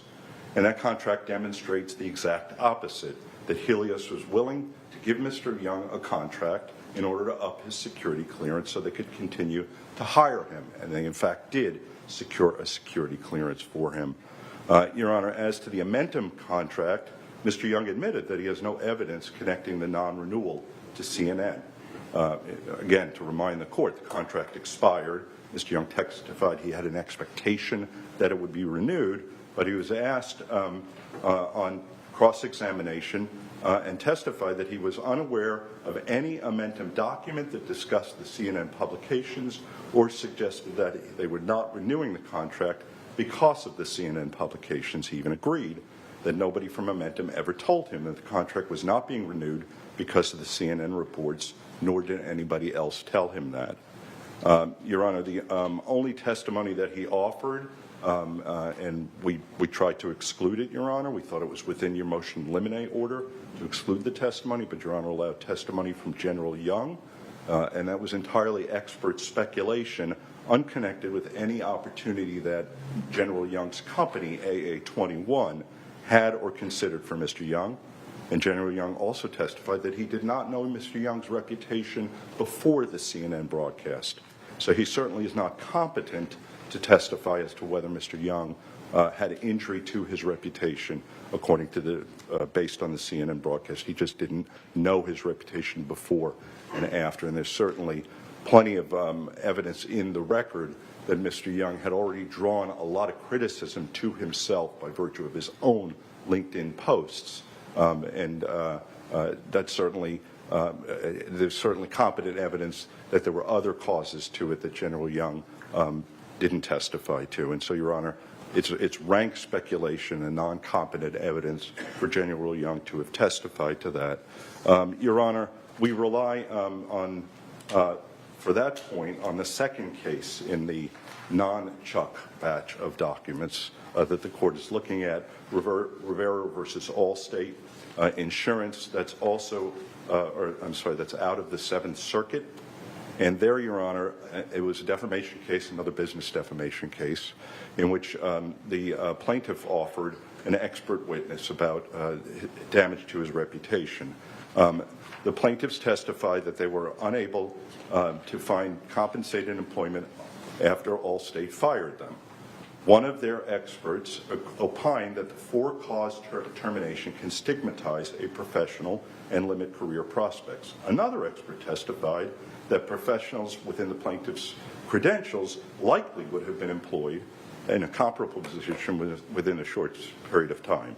So circumstantial evidence certainly implies that Allstate statements harmed the plaintiff's careers.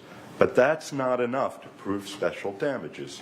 Here, plaintiffs failed to present the testimony of even a single prospective employer who declined to hire them because the statements in the documents, because of the statements in the documents. As a result, the jury was left to speculate, based on circumstantial proof alone, whether the defamatory statements actually caused the harm claimed to them. And so, Your Honor, what this jury will be asked to do, unless the court agrees with us and grant directed verdict, is to base its ruling on punitive damages, what plaintiff asked them to do, on pure speculative evidence coming from an expert who just doesn't have, A, the foundational base, and B, the competency to give that kind of testimony. So we would ask the court to grant directed verdict as to damage to reputation under the authority of Business Ventures Solutions in the Allstate case. Your Honor, let me ask you real quick on that Rivera case, because right after the part you quoted from, they get into an argument or analysis on Illinois law and what the standard or the requirements are under Illinois law about whether it requires direct testimony or not. You submit that Florida law would be the same?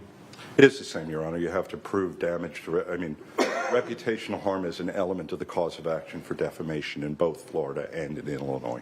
All right, I hadn't gotten into reading. I just noticed the next paragraph got into a whole argument about that. So Of course, and it was decided under Illinois law, Your Honor, so it's not binding. It doesn't follow Florida law, but I will represent that the law is the same. In fact, it's the same in all 50 states. Reputational harm, to quote somebody, is the sine qua non of the defamation tort. And so, Your Honor, the next grounds for directed, and so, Your Honor, no causation, no proof of causation of reputational harm is the first ground for the directed verdict motion. Second, Your Honor, the publications cannot be reasonably construed to convey or imply the meanings that plaintiffs ascribe to them. The use of black market in this context did not convey criminality. No witness other than the plaintiff testified that they understood the phrase to mean criminality in the context in which CNN reported on Afghanistan. General Young, Your Honor, was not permitted by virtue of the court's motion to eliminate to testify about it, so we don't have to worry about anything he might have said. Your Honor, as to the only evidence that they have put forward is the dictionary definition. And, Your Honor, you've already correctly instructed the jury that in a defamation case, the meaning of the words in a publication must be based on the entire context, the whole context, and that isolated definitions are not enough to construe an alleged defamation. Your Honor, we rely on the cases of Pullen versus Johnson, which is included in your package. Your Honor, I believe the court may have already relied on that in the part of your summary judgment that talked about opinion. It's essentially the drug pusher, in air quotes, case in Santa Rosa County, in which in the context of an editorial talking about whether Santa Rosa County should become a wet county instead of a dry county, one of the commissioners was called a drug pusher. The court held that in the context of the alleged defamatory publication as a whole, that it just didn't convey the defamatory meaning that the plaintiff ascribed to it. I didn't give the court a copy of Greenbelt Cooperative Publishing Company versus Bressler, which is the U.S. Supreme Court case, but the citation is 398 U.S. 6, pin site 14 to 15, 1970 case. I like that case for this purposes because the words in at issue there was blackmail. And, Your Honor, that was a newspaper report that a developer had used blackmail, in air quotes, tactics in order to gain concessions from a city council. It was clear in the context of that publication that nobody was alleging that the developer perpetrated the crime of blackmail. It's just that his strong-arm tactics, his tough negotiating style, warranted, in the opinion of the people writing it, the word blackmail. And so, Your Honor, here, all of the witnesses for both sides agree that the context of CNN's reporting was the chaos in Afghanistan, moving people around to safe houses, across the border at risk of death. You could not freely board an airplane. Mr. Young testified to you couldn't call Expedia up and get a plane out. Black market is not reasonably understood in that context to imply criminal behavior. Your Honor, I know that you've looked at this before. I know that the first DCA looked at this before. That was in the absence of the evidence at this trial that plaintiff put on. And other than Mr. Young himself, no witness would support that in the context of the CNN publication that we were intended to accuse Mr. Young of criminality. And so, Your Honor, as to the second allegedly defamatory implication, the publications did not and could not imply that plaintiff was taking money directly from Afghans. Your Honor, the publications repeatedly said the opposite, that Mr. Young was seeking payment from sponsors. We said it repeatedly in his own words. We said it in the broadcast at minute markers 3:15, 3:25, and 3:40. All of those made clear that Mr. Young was soliciting clients with sponsorships. Mr. Young testified that those were his own words that CNN put up there. Mr. Young testified that they unambiguously, on cross-examination from Mr. Axelrod, they unambiguously conveyed that he was taking money from sponsors. He testified that the message we published was crystal clear that that's what he was doing, and that he said it twice in his testimony.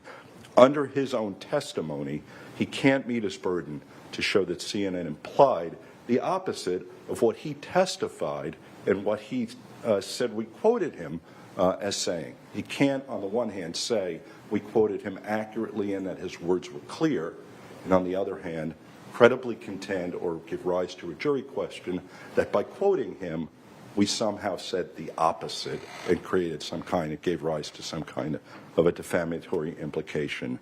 Your Honor, it just makes no sense that he can claim his words were clear, they were accurate, they were published by CNN, but they implied the opposite. And so, Your Honor, we on our second ground for a directed verdict is that as to both of the allegedly defamatory implications, there is no credible, no reasonable jury could find in the context of CNN's reporting that we either accused him of criminality or accused him of taking money directly from Afghans instead of seeking with sponsors. What about if you had the words that you put in there all right, and he says these were my words, but you only put half the words in there, such that you created a situation where what you reported was technically true, but it wasn't the whole story. That obviously the additional words would have changed the connotation or anything. And those additional words. You're saying under no set of circumstances can you say, yeah, those are my words, they're crystal clear, that's exactly what I said, and then still argue that what was put together in the piece was defamatory. Implied the opposite of the actual words that he would put on there. No disrespect, Your Honor, but that just doesn't strike us as a credible or sensible jury question when the words there were explicit. I think what the court is asking me is there a jury question for the words we didn't put in there, and those words being he was not seeking money directly from Afghans. And with respect, Your Honor, we might have put those words in. Some other editor might have thought to put those words in, but it wouldn't change the meaning of exactly what we did report, which is the truth, which he testified was crystal clear, and which was completely accurate, and which said the opposite of what he's claiming the defamatory implication was. And we simply don't think that that gives rise to that there's any really credible argument to the contrary.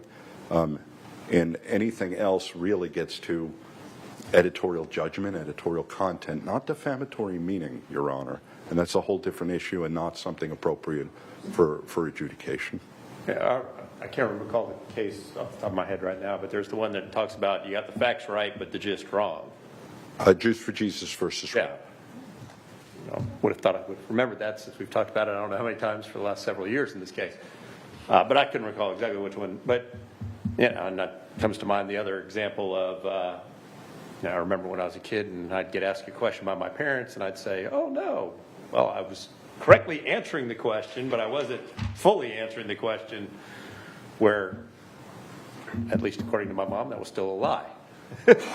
So, I mean, when you say he got the facts right by quoting exactly what he said, I mean, couldn't the gist be wrong? Because that's what you're arguing, that with him admitting that, he can't claim that the stories were defamatory, but Jews for Jesus says it could be. But Your Honor has defined correctly the defamatory gist to be predating on Afghans. I don't have that part of it exactly right. Yeah, with the first you say desperate Afghans, yes. or Bad people preying on desperate Afghans. Preying on desperate Afghans, and Your Honor agreed with us that you needed to tell the jury what the allegedly omitted fact was, taking money directly from Afghans. Your Honor, we didn't omit any half-truth, we didn't tell any half-truth, we didn't tell any true facts that give rise to a defamatory inference that he was actually taking money from Afghans by virtue of our saying that he was seeking sponsorship, that he was looking for people with sponsors. Your Honor, there's no two fact, what Rap v. Jews for Jesus said is two accurate facts that give rise to a defamatory implication. Well, the defamatory implication is the opposite of the two facts, or the facts as we reported them, the diametric opposite, Your Honor.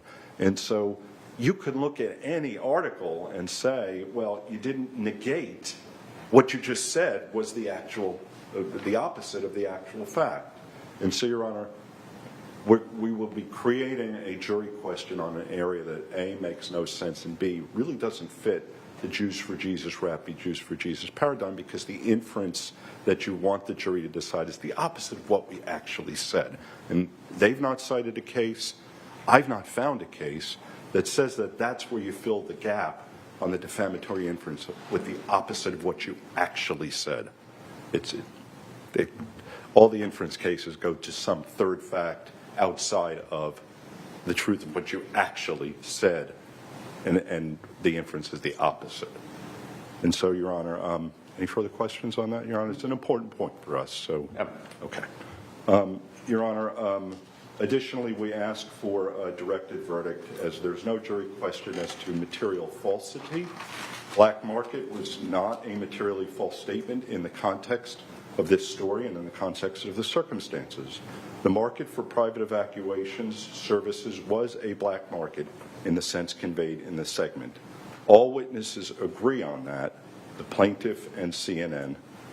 It was chaotic, it was unregulated, it was lacking in any legal framework or any legal definitions of any kind. And we've even heard General Young confirm CNN's characterizations of the conditions on the ground, that the characterizations of the conditions on the ground were completely accurate.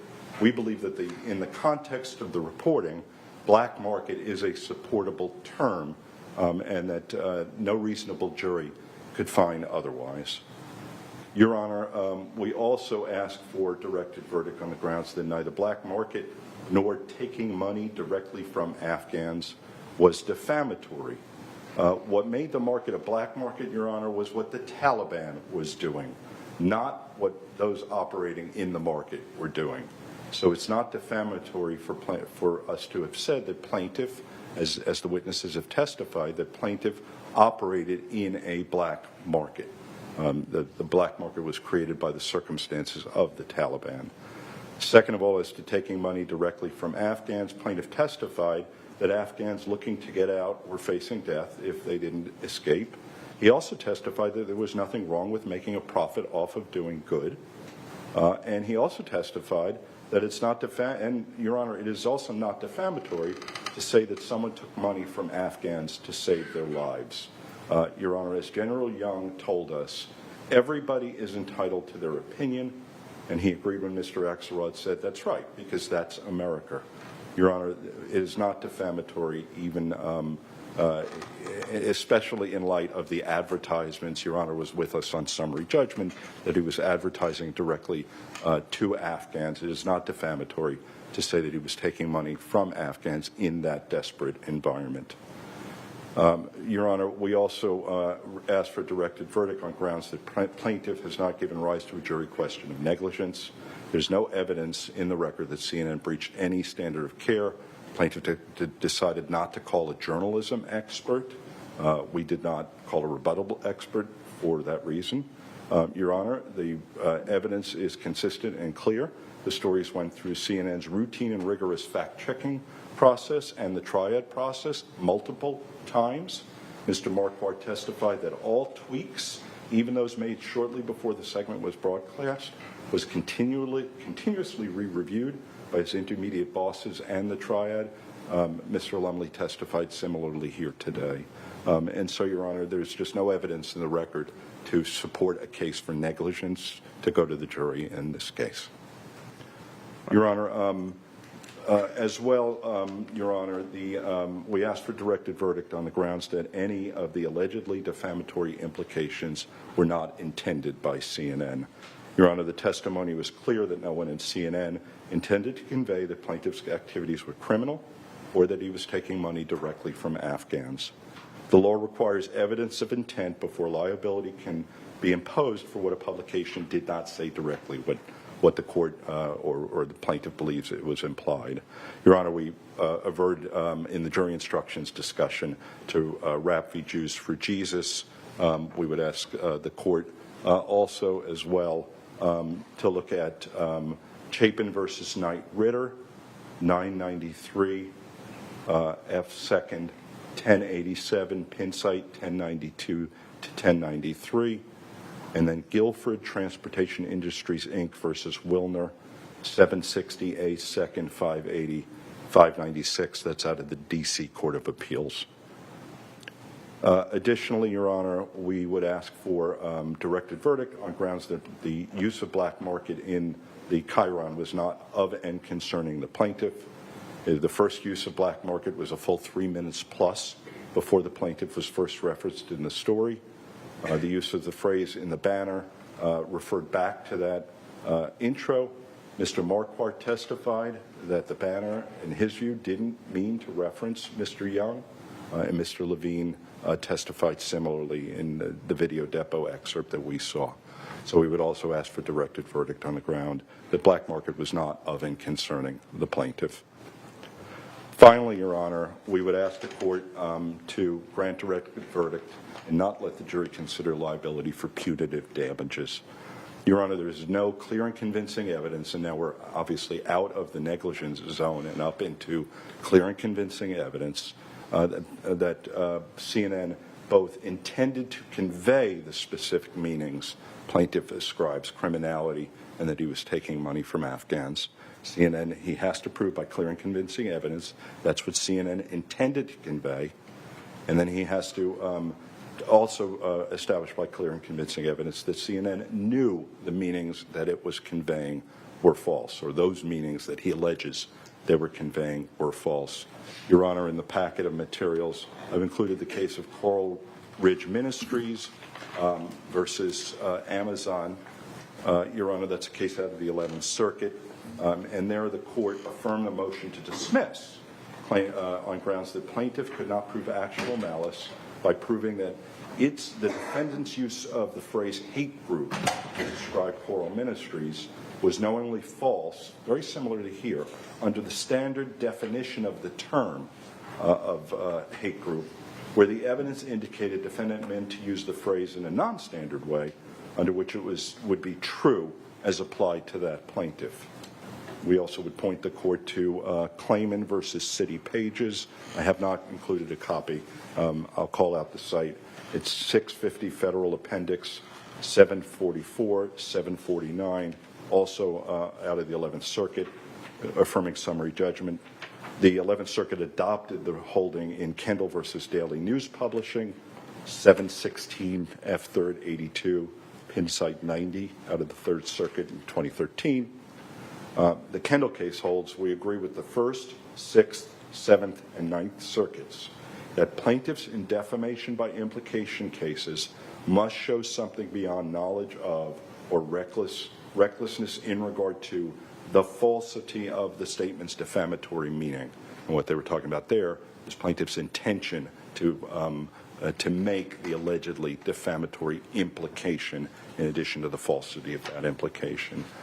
Finally, Your Honor, I did include in the package Jacoby versus CNN, a CNN case in which the federal court in the Middle District here in Florida granted a motion to dismiss because plaintiff had not alleged sufficiently actual malice with respect to the implication claim, and the court's specific holding there was that they had not alleged that the defendant had made the statement with knowledge or reckless disregard for their defamatory implication. And so those cases point directly, to Your Honor, to a directed verdict in this case, because there is simply no evidence that we intended to call him a criminal or suggest illegality or that he was taking money directly from Afghans. And so, Your Honor, and I would rely on Mr. Marquardt's testimony, Mr. Hogan's testimony, and Mr. Levine's testimony for the evidence in the record as to CNN's intent. Your Honor, as well, as in terms of the taking money from Afghans, again, our intent is clear and conspicuous on the face of the broadcast. Our intent was to broadcast that he wanted sponsors, with sponsors 3 times in the broadcast, Your Honor, and there's been no testimony that CNN intended to suggest or imply that he was taking money directly from Afghans. And so, Your Honor, on a failure of clear and convincing proof of actual malice, that is reason alone for the court to take the case for liability for punitive damages away from the jury and to grant CNN directed verdict on punitive damages. We would also ask the court to take a look at the express malice requirement, the second requirement. Your Honor, the story focused on a bona fide matter of public interest, didn't even mention plaintiff until 3 minutes into the story. General Young himself testified that the subject matter of the story was newsworthy. The story was the product of weeks versus news gathering. The story went through an elaborate editorial process in which questions were asked and questions were answered in the give and take in the news environment. The only evidence in all of that of CNN's primary motive in this story are from Mr. Hogan, Mr. Marquardt, and Mr. Levine to tell the story of people in a chaotic, desperate situation for Afghans, and that some people were trying to profit from it, which Mr. Young admits he was doing. Mr. Marquardt and Mr. Lillis had some emails that the court relied on and that the first DCA relied on in finding express malice and actual malice for purposes of, allowing punitive damages to be claimed and also denying summary judgment. Your Honor, that was before you heard the testimony. We all heard the testimony from Mr. Marquardt putting those emails in context. I told the court, I told both courts, that it was very clear that they were reacting in near real time to things that they were finding on the internet. And both Your Honor and the first DCA said for purposes of summary judgment and leave to amend, they had alleged enough. There was enough in the record.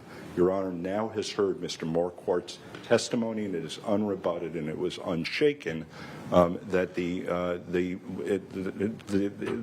I was telling you the truth. I may not have had Mr. Marquardt standing there next to me, but Mr. Marquardt testified that he saw the LinkedIn messages, Katie Bowe's text to him about what Mr. Young was saying, that Mr. Young couldn't even say what his costs were because he wasn't sure, because he didn't know what they were doing on the ground. All of the things that he was inputting that led him to say certain things in the context of his work environment, that is not evidence of express malice. That is evidence of reacting in real time to the circumstances that he was taking in. And the testimony is unrebutted that the primary motive for this story was to tell the story of desperate Afghans who were seeking a horrendous situation and very difficult choices and very little possibility of getting out of the country unless they found a sponsor to pay their way. And so, Your Honor, we would also ask the court to take a look at the express malice and grant directed verdict on punitive damages on actual malice or express malice or both. And then finally, Your Honor, I was unable to persuade you, so I'm just going to make this argument for the record, that there is no... Try again. There is no, we're going to put it in. There is no clear and convincing proof of outrageousness. That is a separate and independent element. And I would just quote from the first DCA, when it was looking at this from a motion for leave to amend standpoint, Young sufficiently proffered evidence of actual malice, comma, express malice, comma, and a level of outrageous conduct enough to to open the door for him to seek punitive damages. So that is a separate finding that the court must find that there's clear and convincing evidence of outrageous behavior, in addition to actual malice and express malice. And so, Your Honor, for all of those reasons, we would ask the court to grant directed verdict. All right. Thank you, Your Honor. Mr. Tobin. Mr. Friedman.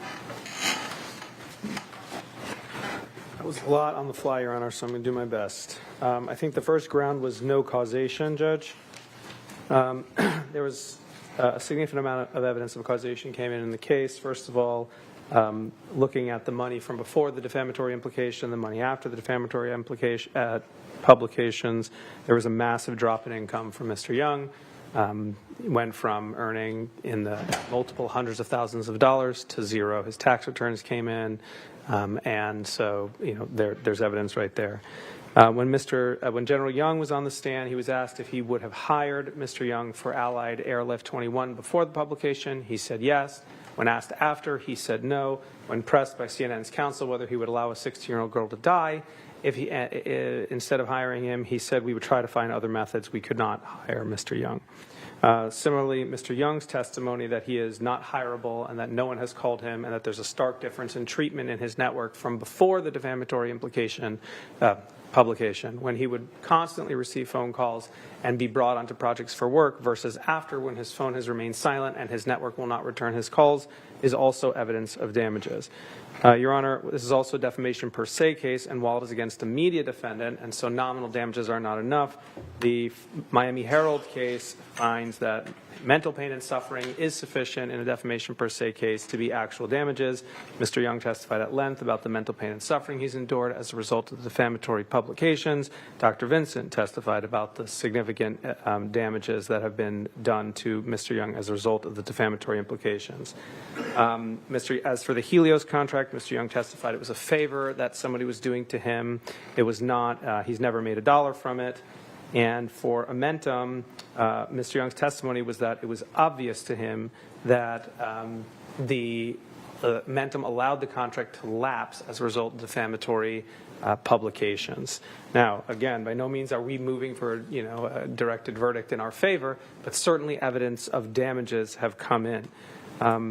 I looked at the two cases that Mr. Tobin put forward very quickly, starting with the business ventures case, and looking on page 3, if the court looks to the paragraph right above the highlights that Mr. Tobin highlighted, the court will see it says, Mr. Tharp introduced no evidence of lost profits and no before and after comparison of income, losses, and profits that would have enabled the jury to measure the harm caused by the alleged inference. This failure of proof was compounded by his not having an expert testimony in support of his damages claim. Thorpe admitted that he himself had no such expertise. Of course, in this case, Your Honor, Mr. Balgo came and conducted a before and after analysis showing that there are significant financial damages. As for the Rivera versus Allstate case, first of all, Your Honor, I know I don't have to point this out to you, but it's a non-binding out-of-state precedent from the Seventh Circuit. That being said, the circumstances there were different as well. First of all, in the first paragraph highlighted by Mr. Tobin, one of their experts opined that a for-cause termination can stigmatize a professional and limit career prospects. Here, General Young testified unequivocally that it did limit Mr. Young's career prospects.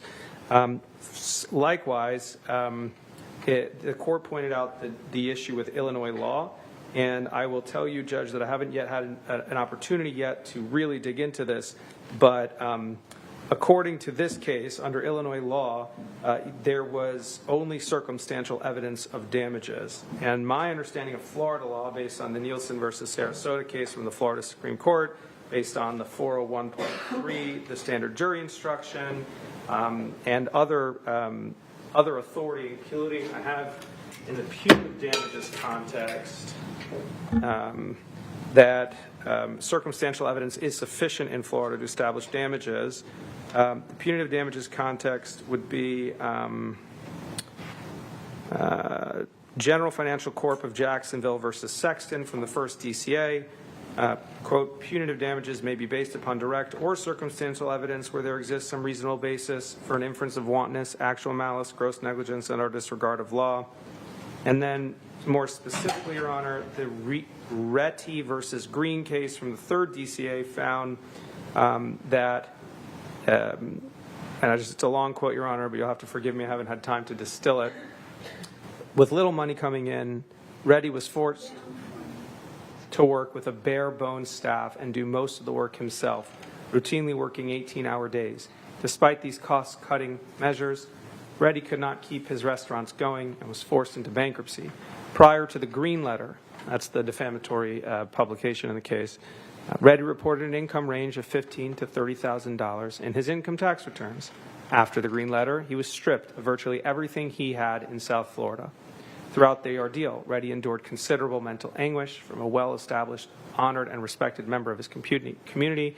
He became a pariah.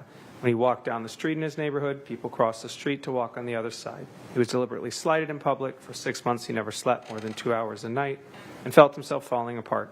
In one day, over one letter, he had lost everything. In the end, he had to leave town. He and his family moved to New Orleans with $600,000 in borrowed capital and small down payment. He purchased another restaurant. Fortunately for him, this restaurant is now doing relatively well financially.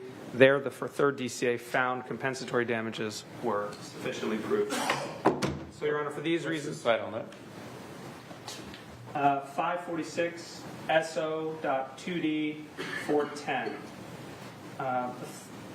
The Nielsen versus Sarasota case from the Florida Supreme Court, not distinguishing between direct and circumstantial evidence, is 117 SO.2D 731.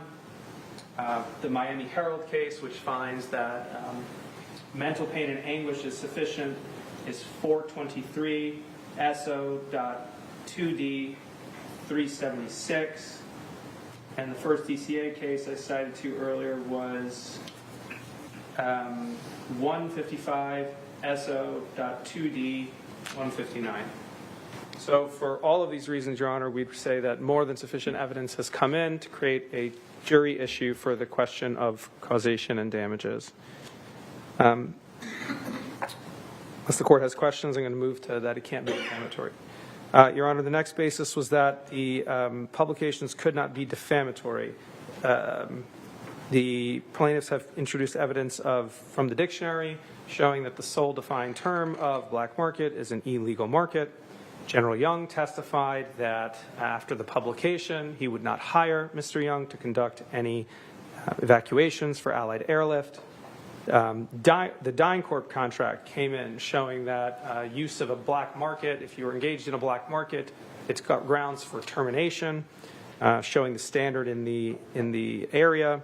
The Nicole Guyette email came in this afternoon, how she read the story and found that the inference running through the story that these people are bilking, Afghans and not taking them out. That came into evidence as well, which is evidence internal to CNN suggesting that the publications could very well be defamatory.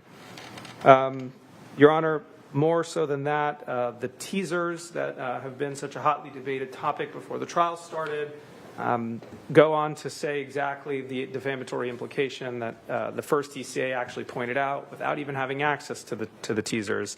I think one of them says, bad actors, I don't know if they use the word bad actors, but something preying on desperate Afghans, making them pay big time to get out was one of the Jake Tapper teasers. Another one was, again, people preying on desperate Afghans, that's next. And then another one, I think, from Jim Acosta, which say preying on others' hopelessness and that sort of thing. All of these are teasers to tease the upcoming segment. Of course, Mr. Young is the sole operator mentioned in the segment. So when looking at whether or not CNN has created a defamatory implication, you need look no further than their own words when they characterize what was coming next, Your Honor. As for the article, Judge, we looked at that today with Mr. Lumley. The red lines that were used as a demonstrative help make the points of the changes or the problematic portions of it. They talked about Afghans desperate to flee the country, increasingly having to negotiate with private operators charging exorbitant sums. Later in the article, calls them potentially unscrupulous operators. And of course, Your Honor, all the evidence you relied on to deny summary judgment on these exact same issues have come into trial. CNN has pointed out nothing that we were unable to get into trial that we used in reliance on our summary judgment motion to defeat their summary judgment motion. Unless the court has more questions, I'll move to the next ground. Material falsity. Your Honor, black market means, as we've pointed out, an illegal market. We moved for summary judgment on this issue. We did not win, as the court recalls, but the court said it was a jury question on falsity. Nothing has changed. Nothing has changed since the court rendered that ruling, and again, all the evidence has come in. Mr. Tobin argued that all of CNN's witnesses agree that it's unregulated. That is unsurprising, Your Honor, but again, they can argue that to the jury, but there are dictionaries on our side. There is General Young on our side. There is Nicole Guyette on our side. Well, that may not be directed to black market exactly. There's the DynCorp contract on our side. And finally, Your Honor, the finding from you that you found as a factual matter that Mr. Young did nothing illegal. So that on its own is sufficient to defeat the material falsity argument. Again, just on a directed verdict basis, given the potential implication of the term black market and your finding that Mr. Young did nothing illegal. The next basis was black market is taking money from Afghans. Neither black market nor taking money from Afghans can be defamatory. Your Honor, I think it's self-understood why, if black market means what we say it means, which you have already said to be a jury question, it is defamation per se. And then in terms of taking money from Afghans, the first DCA has already talked about the fact that it's not simply taking money from Afghans, but rather it's bad actors preying on desperate Afghans at a chaotic time. That is exactly the implication of what CNN did here, and it is certainly defamatory. The evidence has shown that it has that publication, that false publication, in our view, has ruined Mr. Young's career. In terms of evidence of negligence, Your Honor, unless you have questions, I'm going to move to evidence of negligence. In terms of evidence of negligence, Your Honor, and I think these will go hand in hand with evidence of malice. So maybe we'll just hit malice, because if we establish enough of malice, will be sufficient for negligence, Your Honor. But we've got the messages between Megan Trimble and Tom Lumley that we went through today about the story being full of holes like Swiss cheese, being hung up on one source. We've got the internal messages showing significant animus towards Mr. Young. We've got Mr. Marquardt and Mr. Phillips' conversation where they're going to nail this MFer, saying, I'm going to hold you to that, cowboy. You've got the text messages with Jill Kornetsky talking about exterminating a parasite. You've got messages showing Mr. Marquardt ignored lead after lead after lead, focusing on Mr. Young. You've got messages, again, showing 7 or 8 people that Mr. Marquardt, again, continuously focused blindly on Young. Another one of those evidence that came into evidence was the call with Hazami Barmada, where Mr. Marquardt asked her twice if she's heard of Young. She says no, but I've heard of Raven and Dunkirk. Again, those don't appear in the story. We've seen messages with Mr. Marquardt saying effing Young just texted. Mr. Marquardt's messages with James Daniels celebrating about taking him down. Marquardt's testimony that he, let me skip that one for a second. We've got the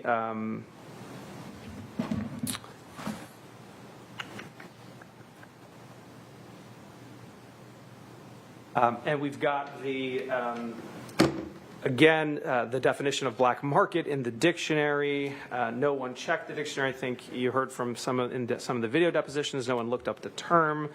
And so, Your Honor, we would proffer that all the evidence used to defeat the summary judgment motion came into evidence. And so, therefore, unless the court is changing its mind on the summary judgment order, all the evidence showing that CNN, sorry, Your Honor, I have some more that's just hitting me as we're thinking.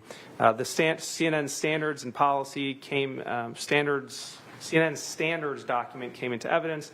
That standards document talks about the fact that triads should be brought into the process weeks or months earlier, not at the last minute. The court heard from Ms. Mosley, sworn testimony, that it was peculiar, essentially, that this was brought to triad's attention so late. There were multiple violations of CNN's own internal policies, including engaging in theater, Mr. Marquardt's own declaration that the entire piece was theater. So again, Your Honor, significant evidence of negligence, of animus for express malice, and, Your Honor, all the evidence you relied on your summary judgment order. Mr. Marquardt's admissions that he had no evidence Mr. Young did anything illegal or criminal. He had no evidence Mr. Young took advantage of an Afghan. He had no evidence Mr. Young exploited an Afghan. He had no evidence that Mr. Young had ever taken money from an Afghan. And despite knowing all those things, he went ahead and published the story he did. So for all the reasons the court denied the summary judgment motion on negligence and the punitive damages motion for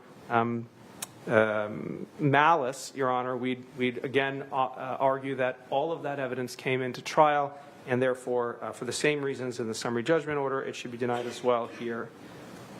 Unless the court has more questions, I'll move to the next basis. Well, I mean, what about, we've got messages, and the only people testifying about what they intended by doing the messages were, Marquardt or Lumley or any of these other individuals. I mean, to the extent that that's the testimony, is that sufficient? Or I mean, no, I does that defeat your argument that there's some evidence that they had some ill will? They all said, no, we didn't hate them, we didn't despise them. Sure, Your Honor. Well, two things.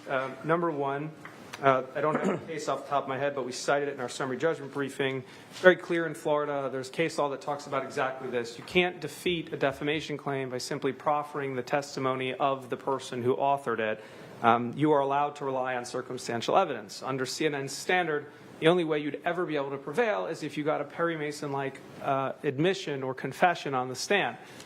People don't admit to their wrongdoings. They don't publish their defamation. We must rely on circumstantial evidence to do it. And, Your Honor, the same testimony that came in at trial, not word for word, but very similar, was proffered by CNN as part of their summary judgment order to show that, well, look, all these people are saying they didn't hate him, they didn't mind it, they were just trying to report the facts. And of course, at that time, the court reviewed that and rejected it for this very reason. Certainly, CNN is entitled to argue to the jury that we haven't met our burden and that we presented no proof of what their intent was in their head beyond the documents on the page. But I think the jury the jury is entitled to look at Mr. Lumley on the stand and look at Mr. Marquardt on the stand and weigh the credibility of their testimony against their words at the time versus their words today and make a determination of whether they believe them. And if they don't believe them, then the documents should speak for themselves. So I guess, in short, Your Honor, I think the evidence that came in from Mr. Marquardt and Mr. Lumley and others would defeat our directed verdict motion, but it certainly does not grant them theirs. Okay.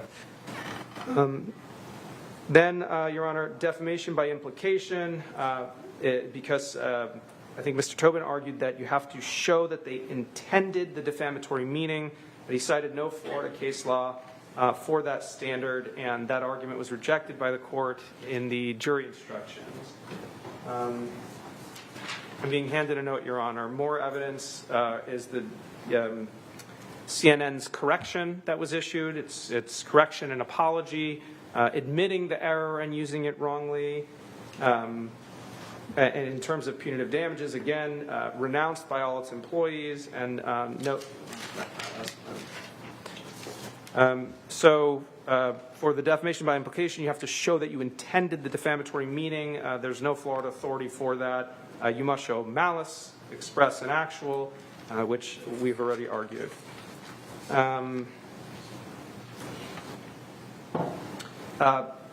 I think next, Mr. Tobin argued that black market cannot be of and concerning the plaintiff. Your Honor, you need look no further than the same argument we've been arguing this entire case. Your Honor, CNN put Mr. Young's face and name and then put a banner right underneath it saying black markets, Afghans facing black markets. But also, Your Honor, Mr. Marquardt admitted on the stand that he used Mr. Young as an example of someone operating on a black market. He was the main architect of the piece. I think Mr. Hogan gave a very similar admission when he was put on the stand. And so the idea that we have no evidence that the black market statement was of and concerning Mr. Young, I think, is not correct. General Young as well interpreted it that way and therefore said, I would not hire him for Allied airlift. So again, while CNN is free to argue to the jury we haven't met our burden, we have certainly proffered enough evidence to defeat a directed verdict motion. Your Honor, on my page that covered all the arguments offered by CNN, but if I've missed something, I'm happy to circle back.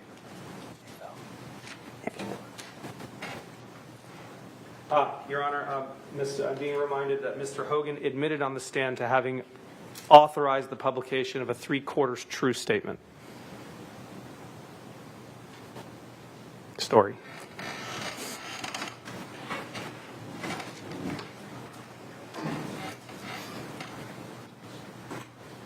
I suppose Mr. Tobin will argue that proves his substantial truth argument. Because it was more true than not.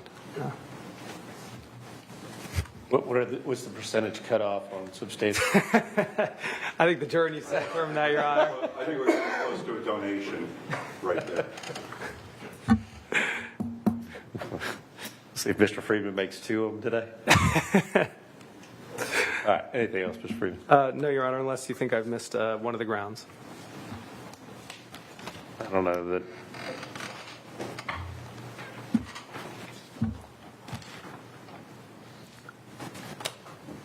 I've said this a few times, Your Honor, but as a catch-all, I would urge the court, to the extent it has any doubts, to return to its summary judgment order and its summary judgment briefing. I can assure the court that in our mind, we made very certain that everything the court relied on to reject summary judgment actually made it in at trial. I'm aware of nothing that did not.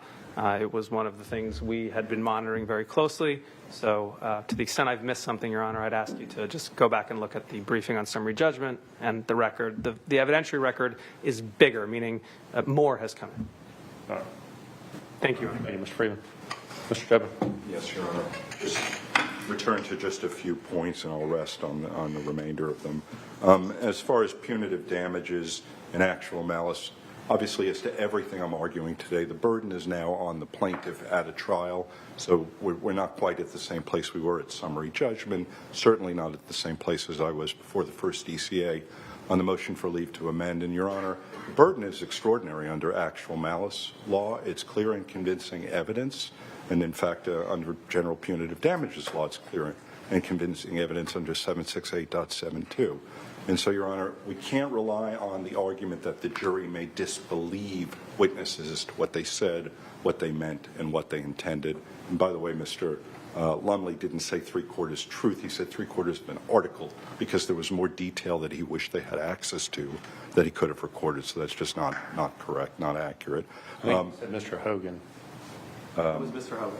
Okay. Well, I don't have his testimony. I have of Mr. Lumley today was talking about percentages and all of that. So that's what I'm thinking about. But, Your Honor, regardless, the fact that the witnesses may be disbelieved by the jury is simply a failure under clear and convincing evidence or under any evidence at any burden at trial. You have to have contrary and conflicting evidence. You have to give rise to a question of fact.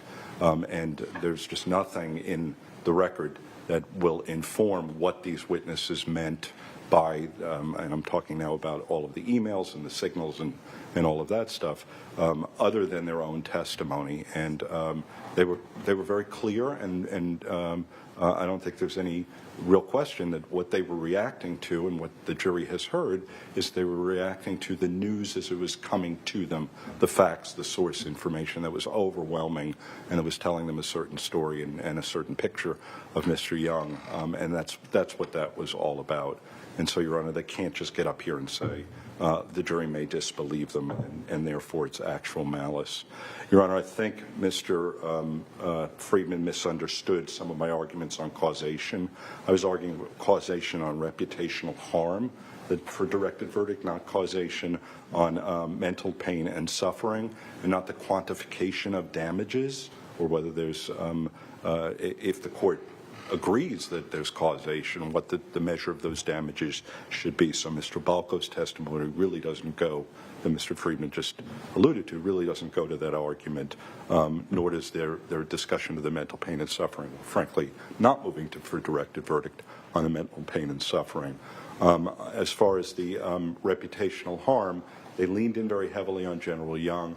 I'll just rest on the Rivera case and the notion that you can't have reputational harm come in through an expert witness who never met the plaintiff before, didn't know his reputation before, didn't offer him a job, didn't say he was going to offer him a job. It really is in the realm of rank speculation, and that's just not substantial and competent evidence on that, Your Honor, on that issue. And again, the pointed issue is directed verdict on causation, on reputational harm. Your Honor, as well, they leaned into the dictionary definitions for actual malice and for not defamatory, Your Honor. And, Your Honor, again, the dictionary definitions under actual malice would be an objective measure, a place you could go and a reasonable person might look at a dictionary instead of going with their colloquial sense of the word. Actual malice is a subjective state of mind, Your Honor, and it really goes to their burden of having to show by clear and convincing evidence that they understood and appreciated the implication that plaintiff ascribes to it, and that they knew that that implication was false. And there's simply no evidence to support that kind of an argument in this case, certainly not by pointing to the dictionary. So, Your Honor, if there are no further questions, okay, we'll rest on the rest of our arguments. Thank you. All right. All right.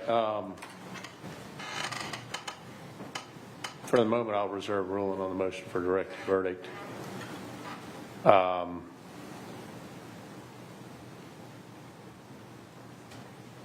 Obviously, I mean, there's a number of things to digest here with some other citations that, were thrown out that I probably have read the case at some point in time, but in the midst of all the arguments we've had, but I'll take a closer look at it and just reserve for the time being on the motions.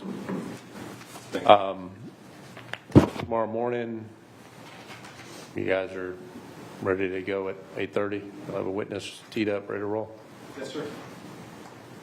And are you still thinking sometime tomorrow afternoon? The day got longer today. I was more optimistic that it would be early afternoon. I think it's probably going to be a full day, but I don't think we're going to need to go past 5. Okay. And I know that we have to still complete the argument about final instructions afterwards. So I'm very sensitive to that because obviously for closing arguments, whatever language you settle on is very important for that. Yeah, maybe. If you want to know what you're going to argue to the jury. It always helps to know the law. Have y'all taken a crack at melding the different or trying to bridge the difference between y'all's instructions? I take that as a no. We have not. All right. We can certainly endeavor tonight to try. And a lot of that work was done, frankly, from our standpoint in the first set of arguments. Yeah, well, and that's something we addressed on the preliminary ones, which are going to be a lot of the same objections. And I know there's still the issue, and I said on your outrageousness, even, you made the argument again today, but I said we'll deal with that if we need to clean them up for the closing ones. So, I mean, that's obviously an issue we still need to hammer out.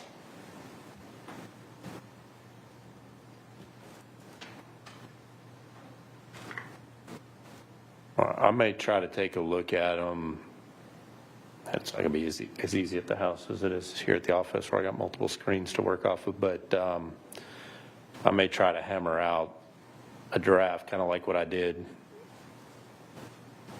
over a week ago when I sent you all the draft later, and see if I can't get something that at least starts the bridging that, because I'd like to try to get where we hammer them out or have a resolution by tomorrow. And that way, even if there's a witness, you got to still put up on the stand Thursday, and you still got a rebuttal case first thing Thursday morning. you can at least start prepping where you'll be ready to do closings and roll into those on Thursday. Yeah, it's hard to make those changes on the fly on Thursday, so. Yeah, that's why I wanted something that we at least have in front of y'all and we can talk about tomorrow afternoon. Well, Your Honor, last night what we did was we cut the instructions that you've already given into one document, and then what's left in another document that we were going to propose. Would it be helpful if we submitted those to the court and counsel and help the process along? That may be, because there's a number of the duplicates that I gave already that are going to be the same or substantially the same at the end of this. So, I mean, I think some of that, well, if you've got at least a working document that was updated since last week, why don't you send that around and I'll take a look at it tonight and I'll make some notes or see what I can do to tweak something. And if I've got something that I can shoot to y'all, I'll get Brittany to send it to y'all. Good. I'll send ours in through Smith. Yeah, send it to Brittany. Thank you, Your Honor. All right. Yeah, because I'd like to be able to talk about that where we've got as close to a final set by tomorrow evening. And if there's some argument we still need to make, and then I can go back and make edits, or somebody can make edits and then send them out, and then at least you'll have them late Wednesday night. Sounds great. Okay. Thank you. All right. Anything else for this evening? Can I have my phone back? Based on time.